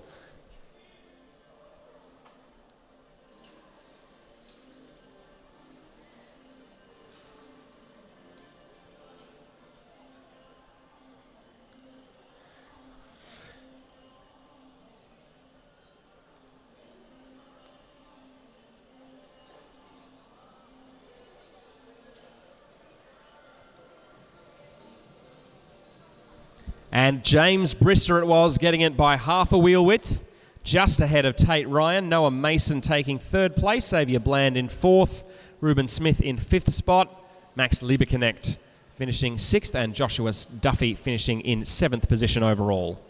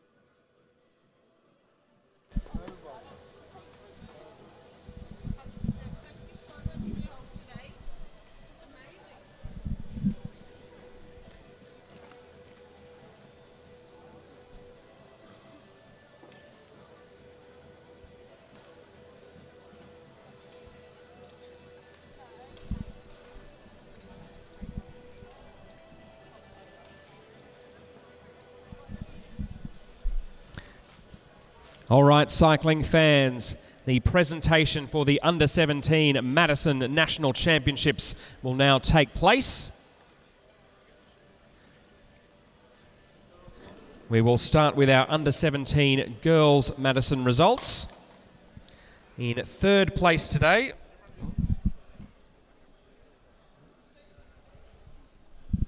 sorry, just lost the results for a second there. In third place today and winners of the bronze medal from Dulwich Hill Bicycle Club, Juno Smith, and from Lidcombe Auburn Cycling Club, Erin Prince.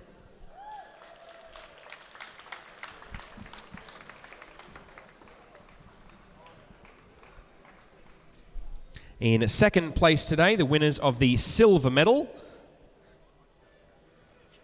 from Lidcombe Auburn Cycling Club, Zoe May, and from Bathurst Cycling Club, Jenna Gallagher.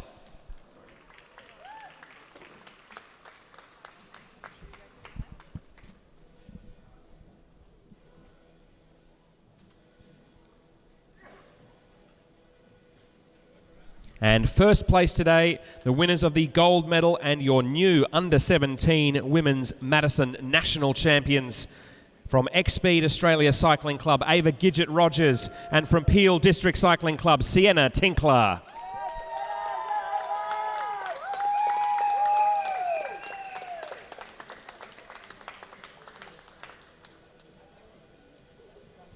A warm round of applause for all of our podium finishers in our Under-17s Women's Madison National Championships.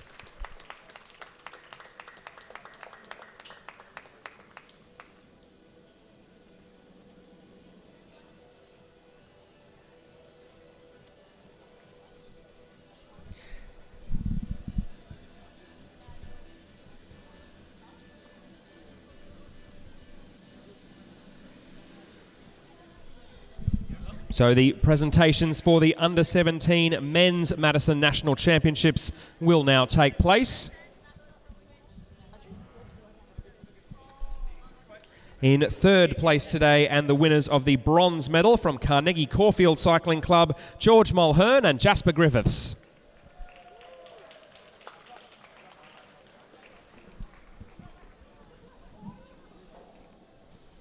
In second place today, and the winners of the silver medal from Carnegie Caulfield Cycling Club, Jack Panozzo, and from Brunswick Cycling Club, Omer Kermizi.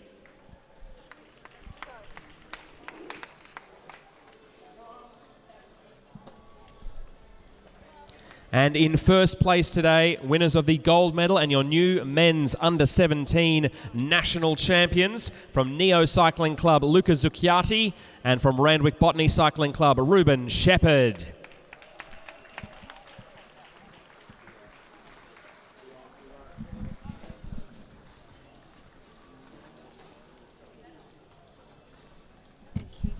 Congratulations and a warm round of applause to all of our podium finishers in the Under-17 Men's Madison National Championship.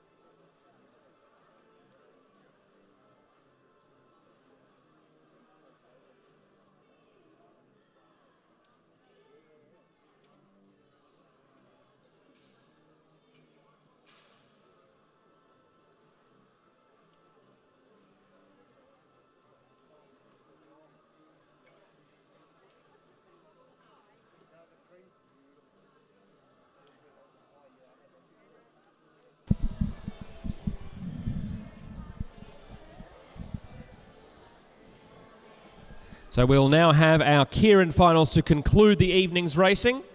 First up will be our Under-19 men's 7 to 12 Kieran final, the small final for the Kieran. So if you're taking part in that one, please make your way to the call-up area.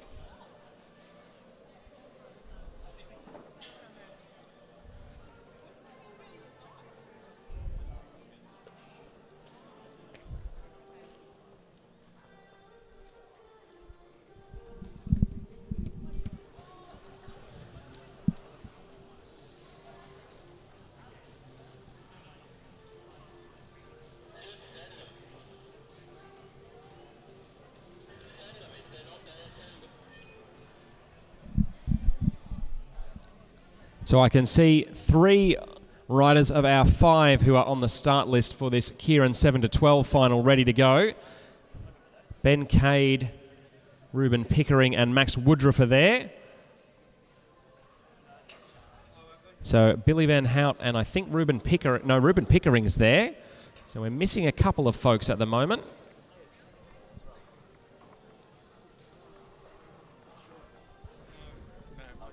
Can see Billy Van Hout now starting to make his way over.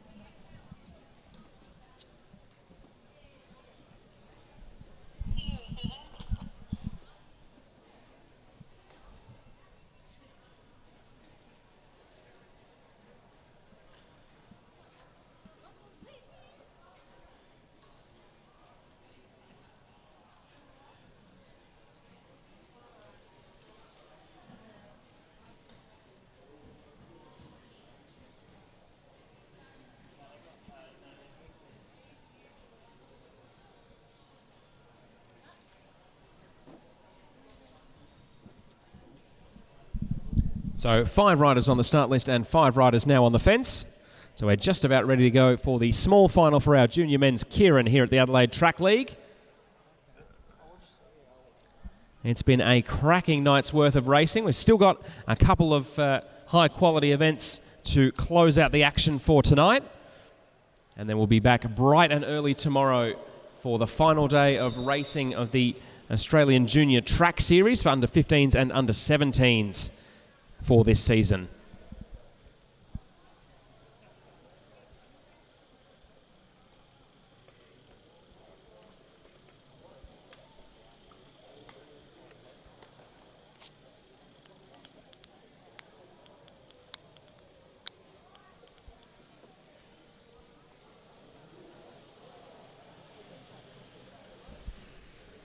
So 5 riders taking part in this one.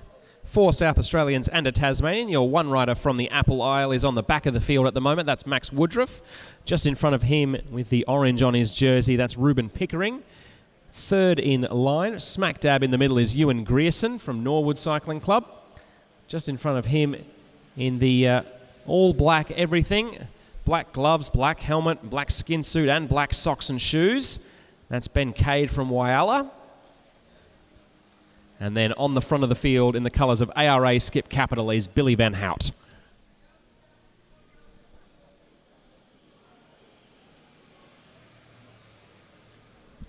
So Durney swings away. Billy Van Hout wanted to lead his Kieran heat from the front earlier. Seems keen to repeat the dose here. Didn't work well for him last time, but it is always worth trying something again. It works until it doesn't. Or it doesn't work until it does.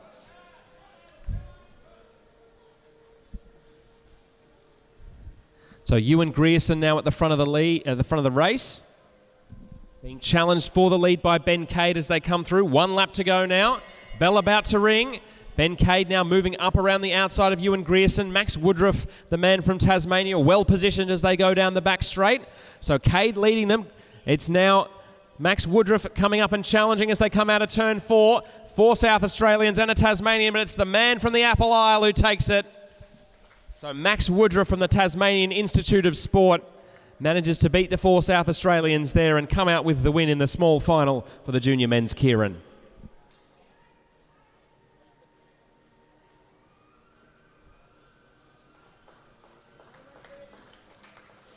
Sorry, I took away your easy shot. Sorry.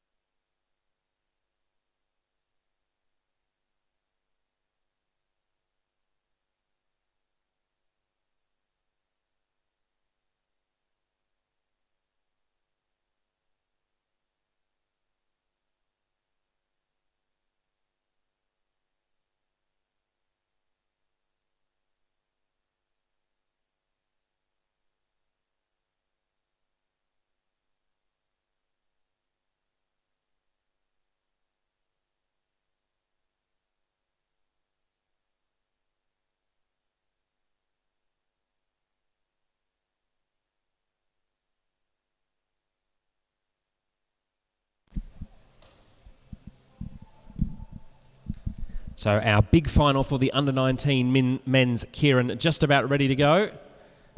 The sun is well and truly set here in South Australia, but our riders continue to light it up. So still a couple of races left to close out a fantastic edition of the Adelaide Track League here in 2026. And as they come down off the fence, we've got 4 South Australians in this one, a Queenslander and a Victorian. The Queenslander in first position behind the Derny there. That's Seb Topping from Balmoral Cycling Club in Brisbane. Just behind him is Ben Woods in the blue and white of the Victorian State team. Then it's Harrison Lace with the teal on his sleeves. He's from South Coast Cycling Club, I believe. Alec Gulielmucci is the rider in the white helmet. In the red and navy skin suit of Sassy. He's in 4th wheel at the moment. Mitchell Stevens from Adelaide Hills Cycling Club is in the classic South Australian State kit with the orange torso and navy and yellow sleeves. And then right on the back of the field, number 38, Luca Pyatt is in the black and red helmet and the Sassy skin suit.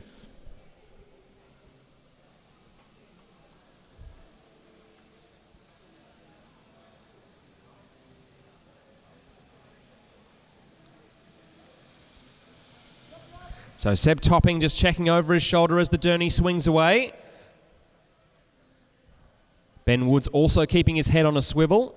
So the 2 interstaters wanting to know what the South Australians have got in store for them here, as it's Mitchell Stevens now moving to the front of the field.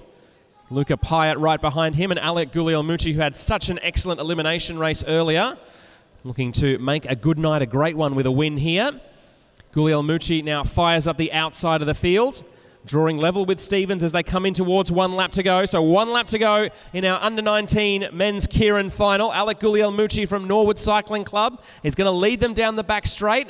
Seb Topping from Queensland trying to get on terms, as is Mitchell Stevens, but Gulielmucci still looking strong. South Australia is going to take this one home. Alec Gulielmucci throws a hand up to the crowd and takes the win in the under-19 men's Kieran.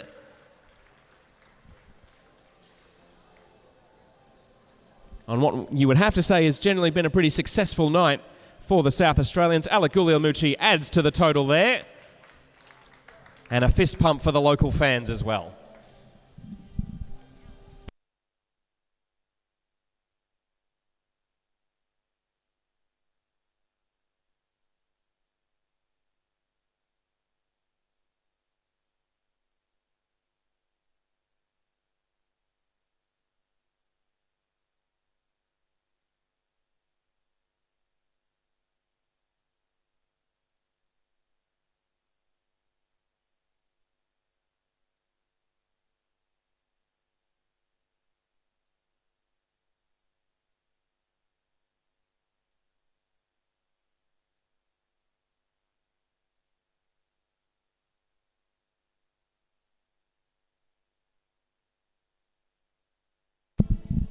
So with our junior men's Kieran now concluded, we'll move on to our junior and elite women's combined Kieran. This is our small final coming up onto the railing here.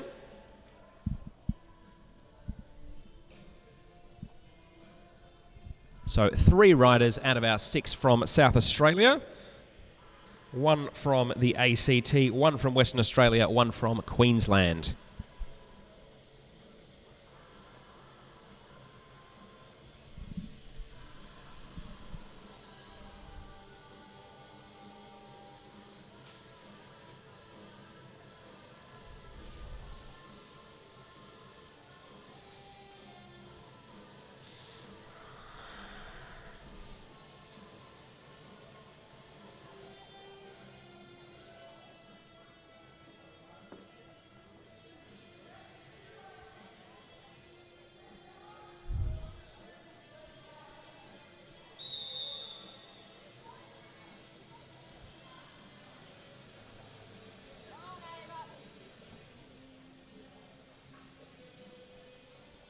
So 6 riders taking part in this small final for our combined junior and elite women's Kieran. 6 riders and 6 different kits. In first position behind the moto, that's Maddie Pitt of X-Speed Cycling Club in South Australia. Sorry, in Western Australia, I should say. X-Speed's from Western Australia, not South Australia. I've got South Australia on the mind. Actually, from South Australia is Libby Smith, who's in second wheel. Then the Queenslander in third wheel at the moment is Milan Bradshaw in the classic Queensland maroon. Just behind her in the royal blue of the ACT Academy of Sport is rider number 30, Emily Watch, 4th in line at the moment. And then 2 riders at the back of the field, Sophia Backer in the all black, and in the distinctive red of the South Australian Sports Institute, that's Ava Schmidtke.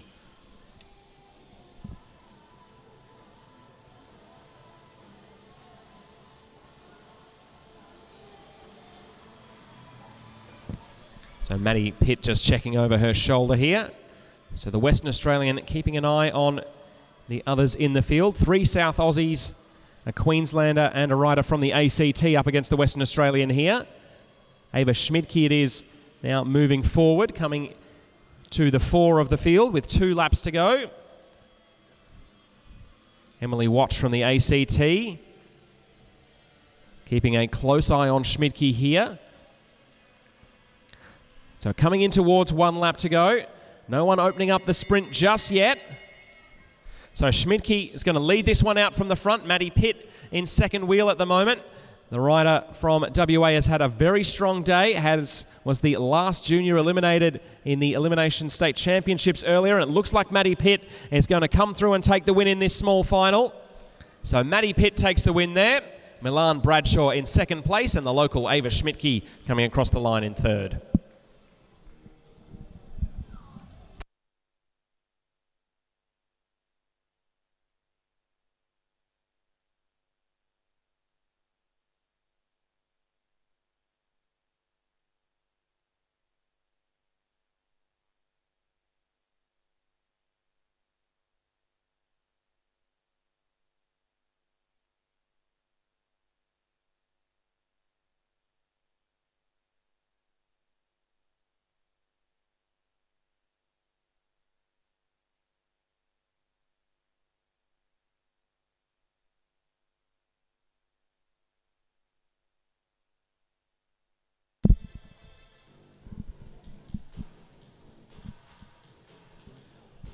So 2 races left now to conclude our Adelaide Track League program from 2026. It's been fabulous to be able to bring it to you. And a big thank you, of course, to all the folks who make it possible, the team managers for the juniors, our friendly commissaires, the riders themselves, all the spectators, of course, and the folks running the raffle and the canteen, all help make it possible.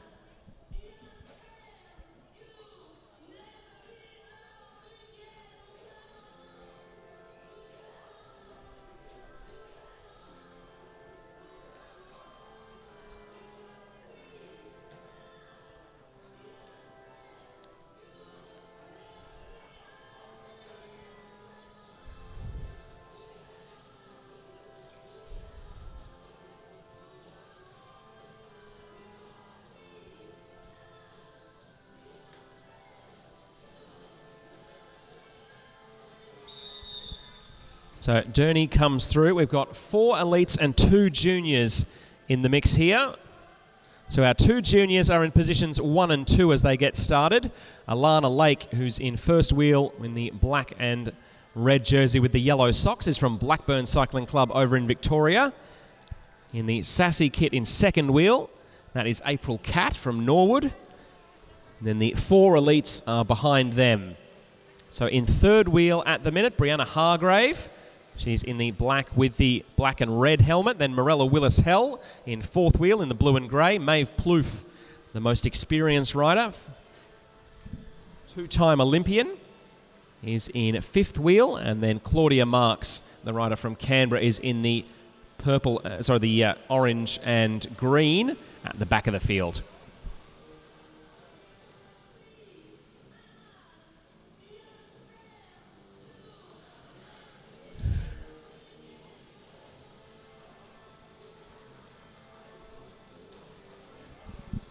So who will go out the winner of our women's elite and junior Kieran final here? The youngster from Victoria, Alana Lake, is quick to swing up the track as the Durney swings away. Wants to position herself a little better. Claudia Marks doesn't have the greatest sprint in the world, but is good from long range. And the rider from the ACT showing the power that won her the Austral Wheel Race in 2024. That's really up to the tempo in the main field. Brianna Hargrave the first to respond. Maeve Plouffe also in the mix there. So Claudia Marks will lead them through. 1 lap to go. Claudia Marks leads them. Brianna Hargrave coming up to her back wheel as they come out of turn 2. Maeve Plouffe is also there and is timing her run well. Claudia Marks still holding good position on the inside of the track. Will she be able to hold on? The gas is on all the way. Claudia Marks does manage to hang on. So the rider from the ACT, Claudia Marks, comes through and wins our women's elite and junior Kieran big final. Second place it was there, I believe, for Brianna Hargrave. Maeve Plouffe coming across the line in third spot.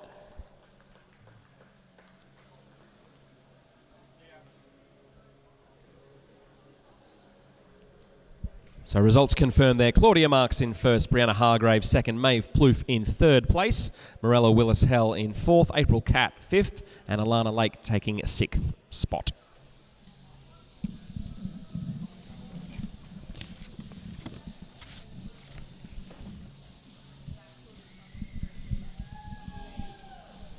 And then there was just one left. One race to conclude the action here at the 2026 Adelaide Track League. A superb evening's racing is sadly about to come to a close, but the riders have to go home and rest those weary legs at some point.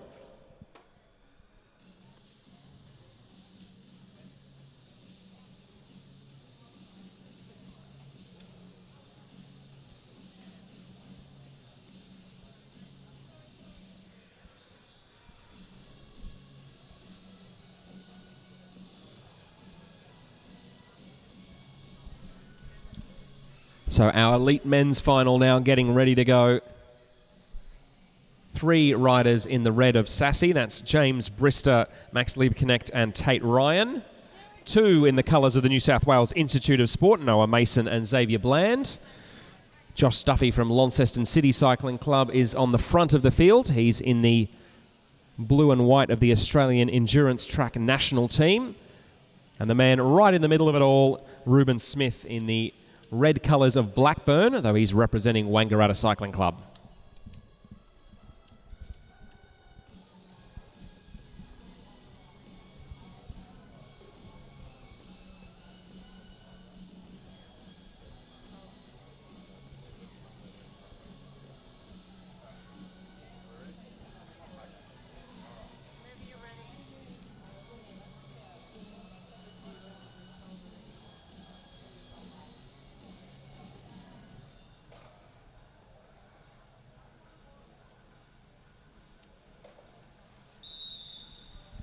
So one last race for the night, one more for the road.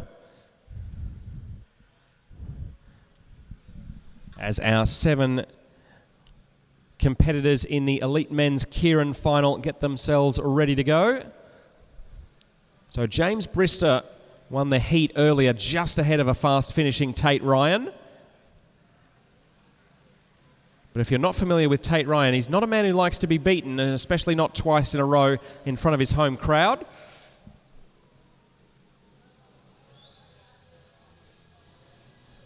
So Duffy it is, the rider first behind the Derny. Then it is the two riders from the New South Wales Institute of Sport, Noah Mason and Xavier Bland. Ruben Smith there in fourth wheel, and then the three sassy boys on the back of the train.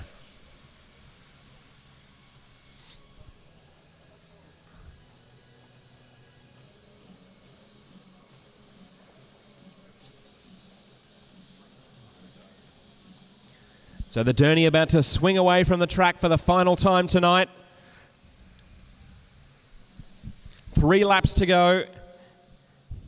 And our Elite Men's Kieran finalists are looking forward to finishing us off with a bang here. Josh Duffy keeping the pace high early on, trying to advantage a more endurance-focused rider like himself rather than the sprinters like Tate Ryan. So Duffy's gone very early here, but a couple of riders up to the task.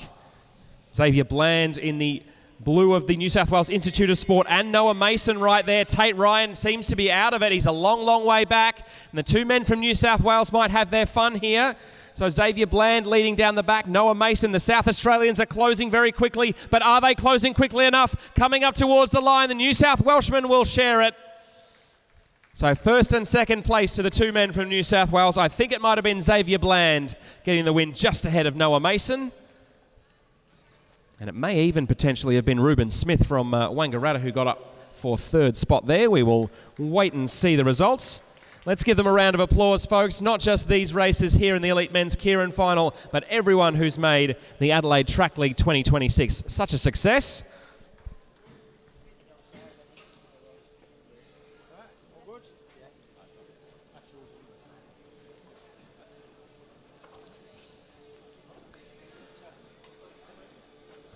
So results confirmed for the Elite Men's Kieran. Xavier Bland in first place, Noah Mason second, James Brister it was coming over the line in third spot, Ruben Smith fourth, Tate Ryan fifth, Josh Duffy sixth, and Max Liebknecht in seventh position.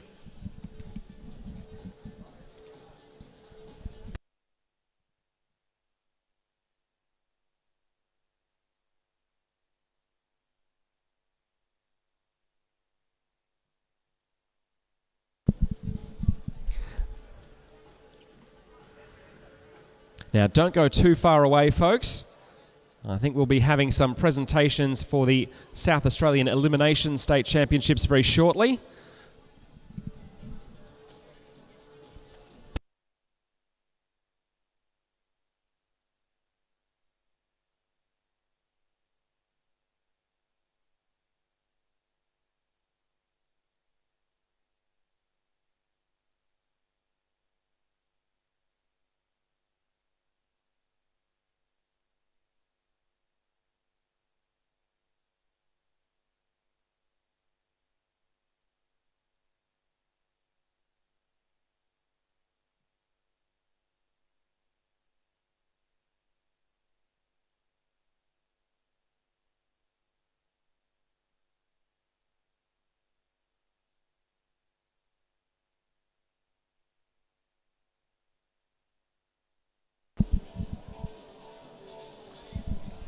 So we will soon have presentations for the South Australian State Championships for the Elimination and the Kieran as well. So if you are going to be required for those, we ask that you make your way to the presentation area very shortly indeed. A quick game's a good game, so we'll have some speedy presentations here and we'll let everyone go home to rest their weary legs.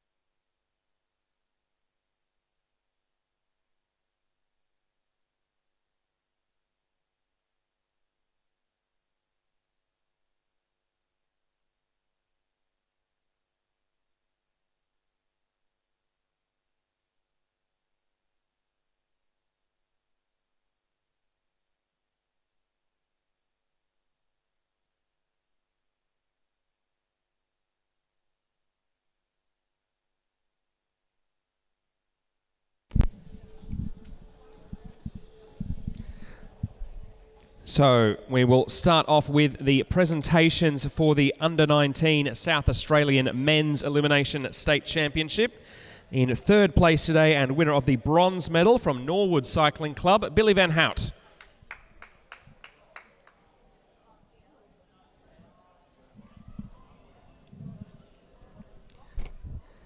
In second place today and the winner of the silver medal from Whyalla Cycling Club, Ben Cade.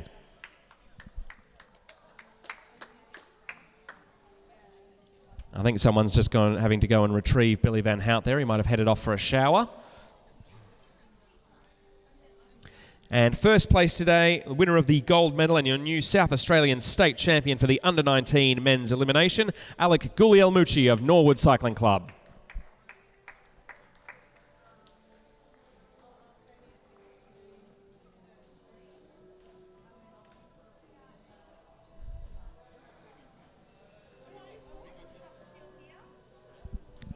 Congratulations to our podium finishers in the Under-19 elimination race for the South Australian State Championship.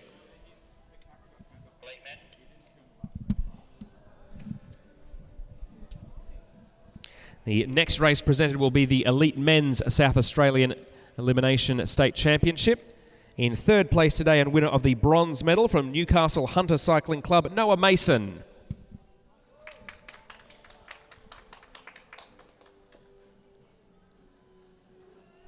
In second place today and the winner of the silver medal from Port Adelaide Cycling Club, Max Lieberknecht.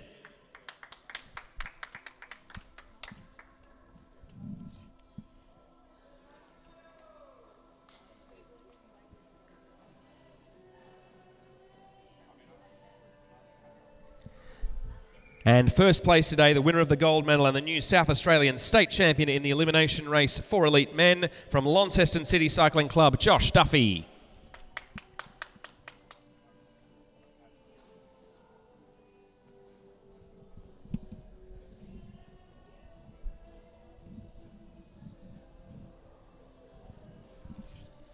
Congratulations to all of our podium finishers in the Elite Men's South Australian State Championship for the elimination.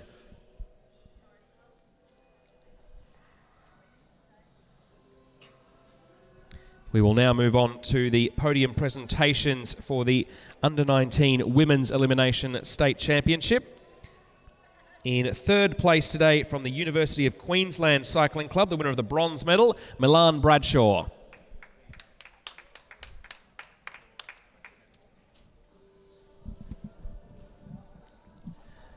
In second place today and the winner of the silver medal from Norwood Cycling Club, April Catt.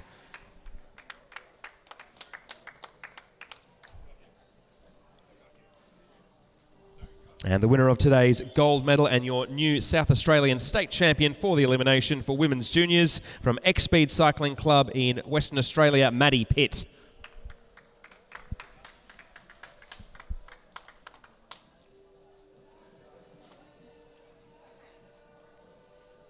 Congratulations and a warm round of applause to all of our podium finishers for the Under-19 South Australian Elimination State Championships.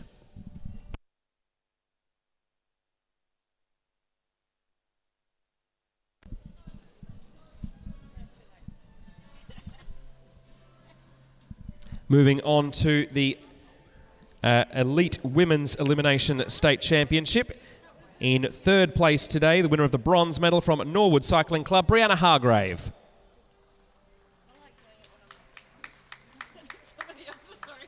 Oh, and we got the medal on the baby. That's always a winner. The crowd loves that one. Moving on to second place today, winner of the silver medal from Canberra Cycling Club, Claudia Marks.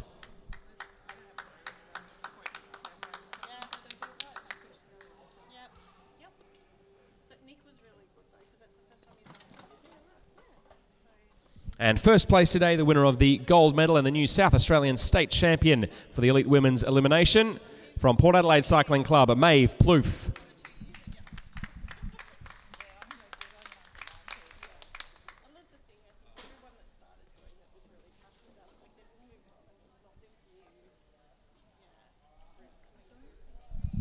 Congratulations to all of our podium finishers for the South Australian State Championship for the Elite Women's Elimination.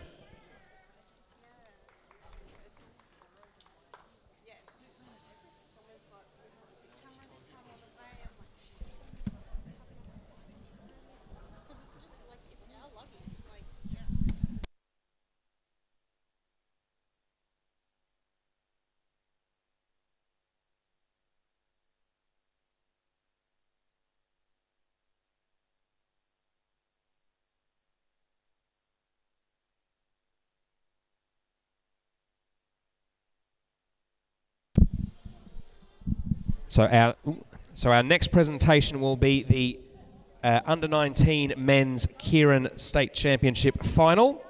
In third place today, the winner of the bronze medal from Balmoral Cycling Club, Sebastian Topping.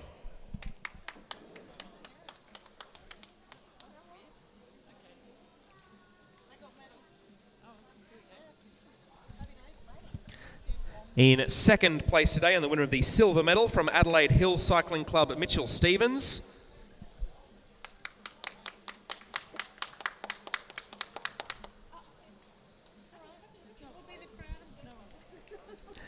And first place today, the winner of the gold medal and the new state champion for the junior men's Kieran from Norwood Cycling Club, Alec Guglielmucci.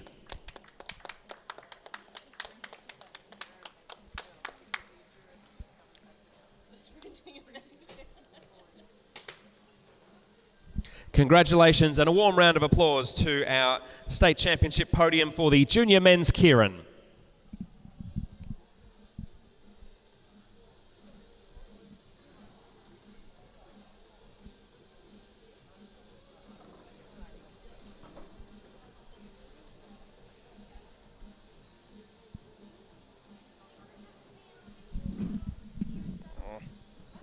Elite men race 1.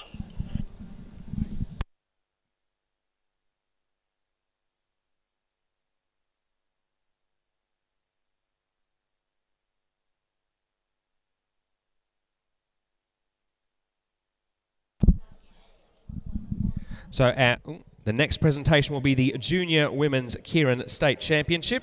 In third place today, and winner of the bronze medal from X Speed Cycling Club, Maddie Pitt.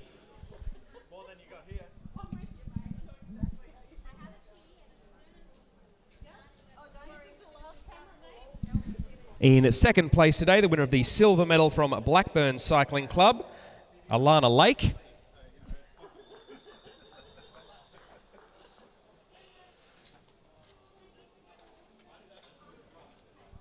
And in first place today, and the winner of the gold medal and the new South Australian state champion for the junior women's Kieran from Norwood Cycling Club, April Catt.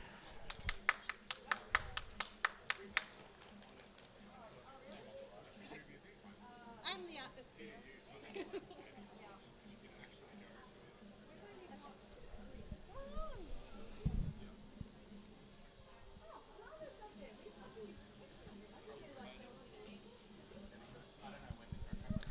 Congratulations to all of our podium finishers in the Under-19 Women's Kieran State Championships.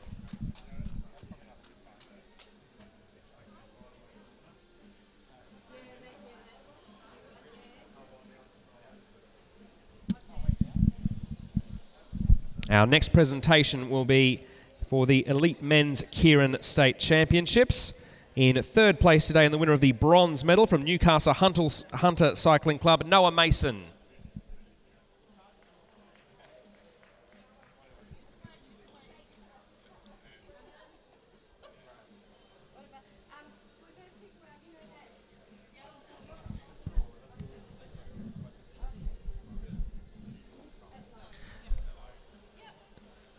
In second place today, and the winner of the silver medal from Port Adelaide Cycling Club, Tate Ryan.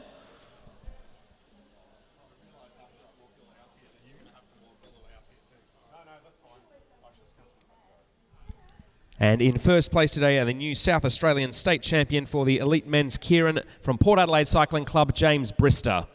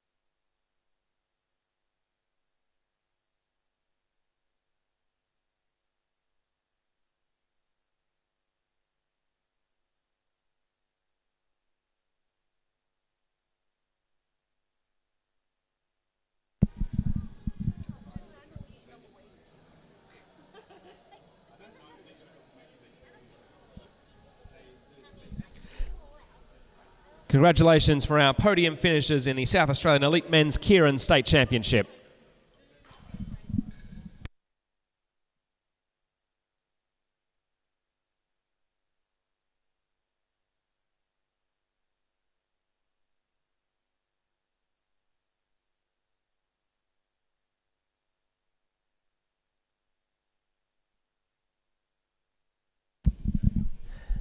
And our final presentation of the night will be for the Elite Women's Kieran. In third place today, the winner of the bronze medal from Port Adelaide Cycling Club, Maeve Plouffe.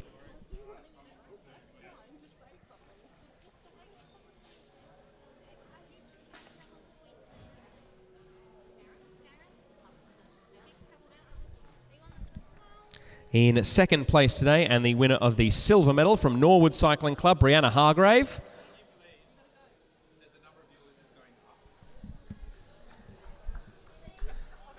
And first place today, and the winner of the gold medal from Canberra Cycling Club, Cordia Marks.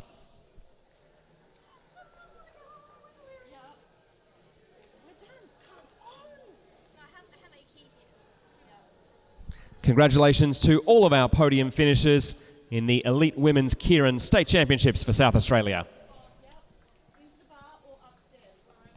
What's more convenient for you? You don't want to go upstairs or the bar? Well, it's in, so long as we can get in there in the morning and shit's not going to get bumped. The only I'm not packing the camera away, they'll please sit in that bag if that bag gets bumped. I don't know. That will conclude our formal podium presentations for this evening. We thank you very much for watching along, for being here with us in person, for following along on the Oz Cycling live stream. I've been Tom McQuillan. It's been a pleasure to bring you the action here, and we wish you safe travels home, a good night, and we'll see you at the next one.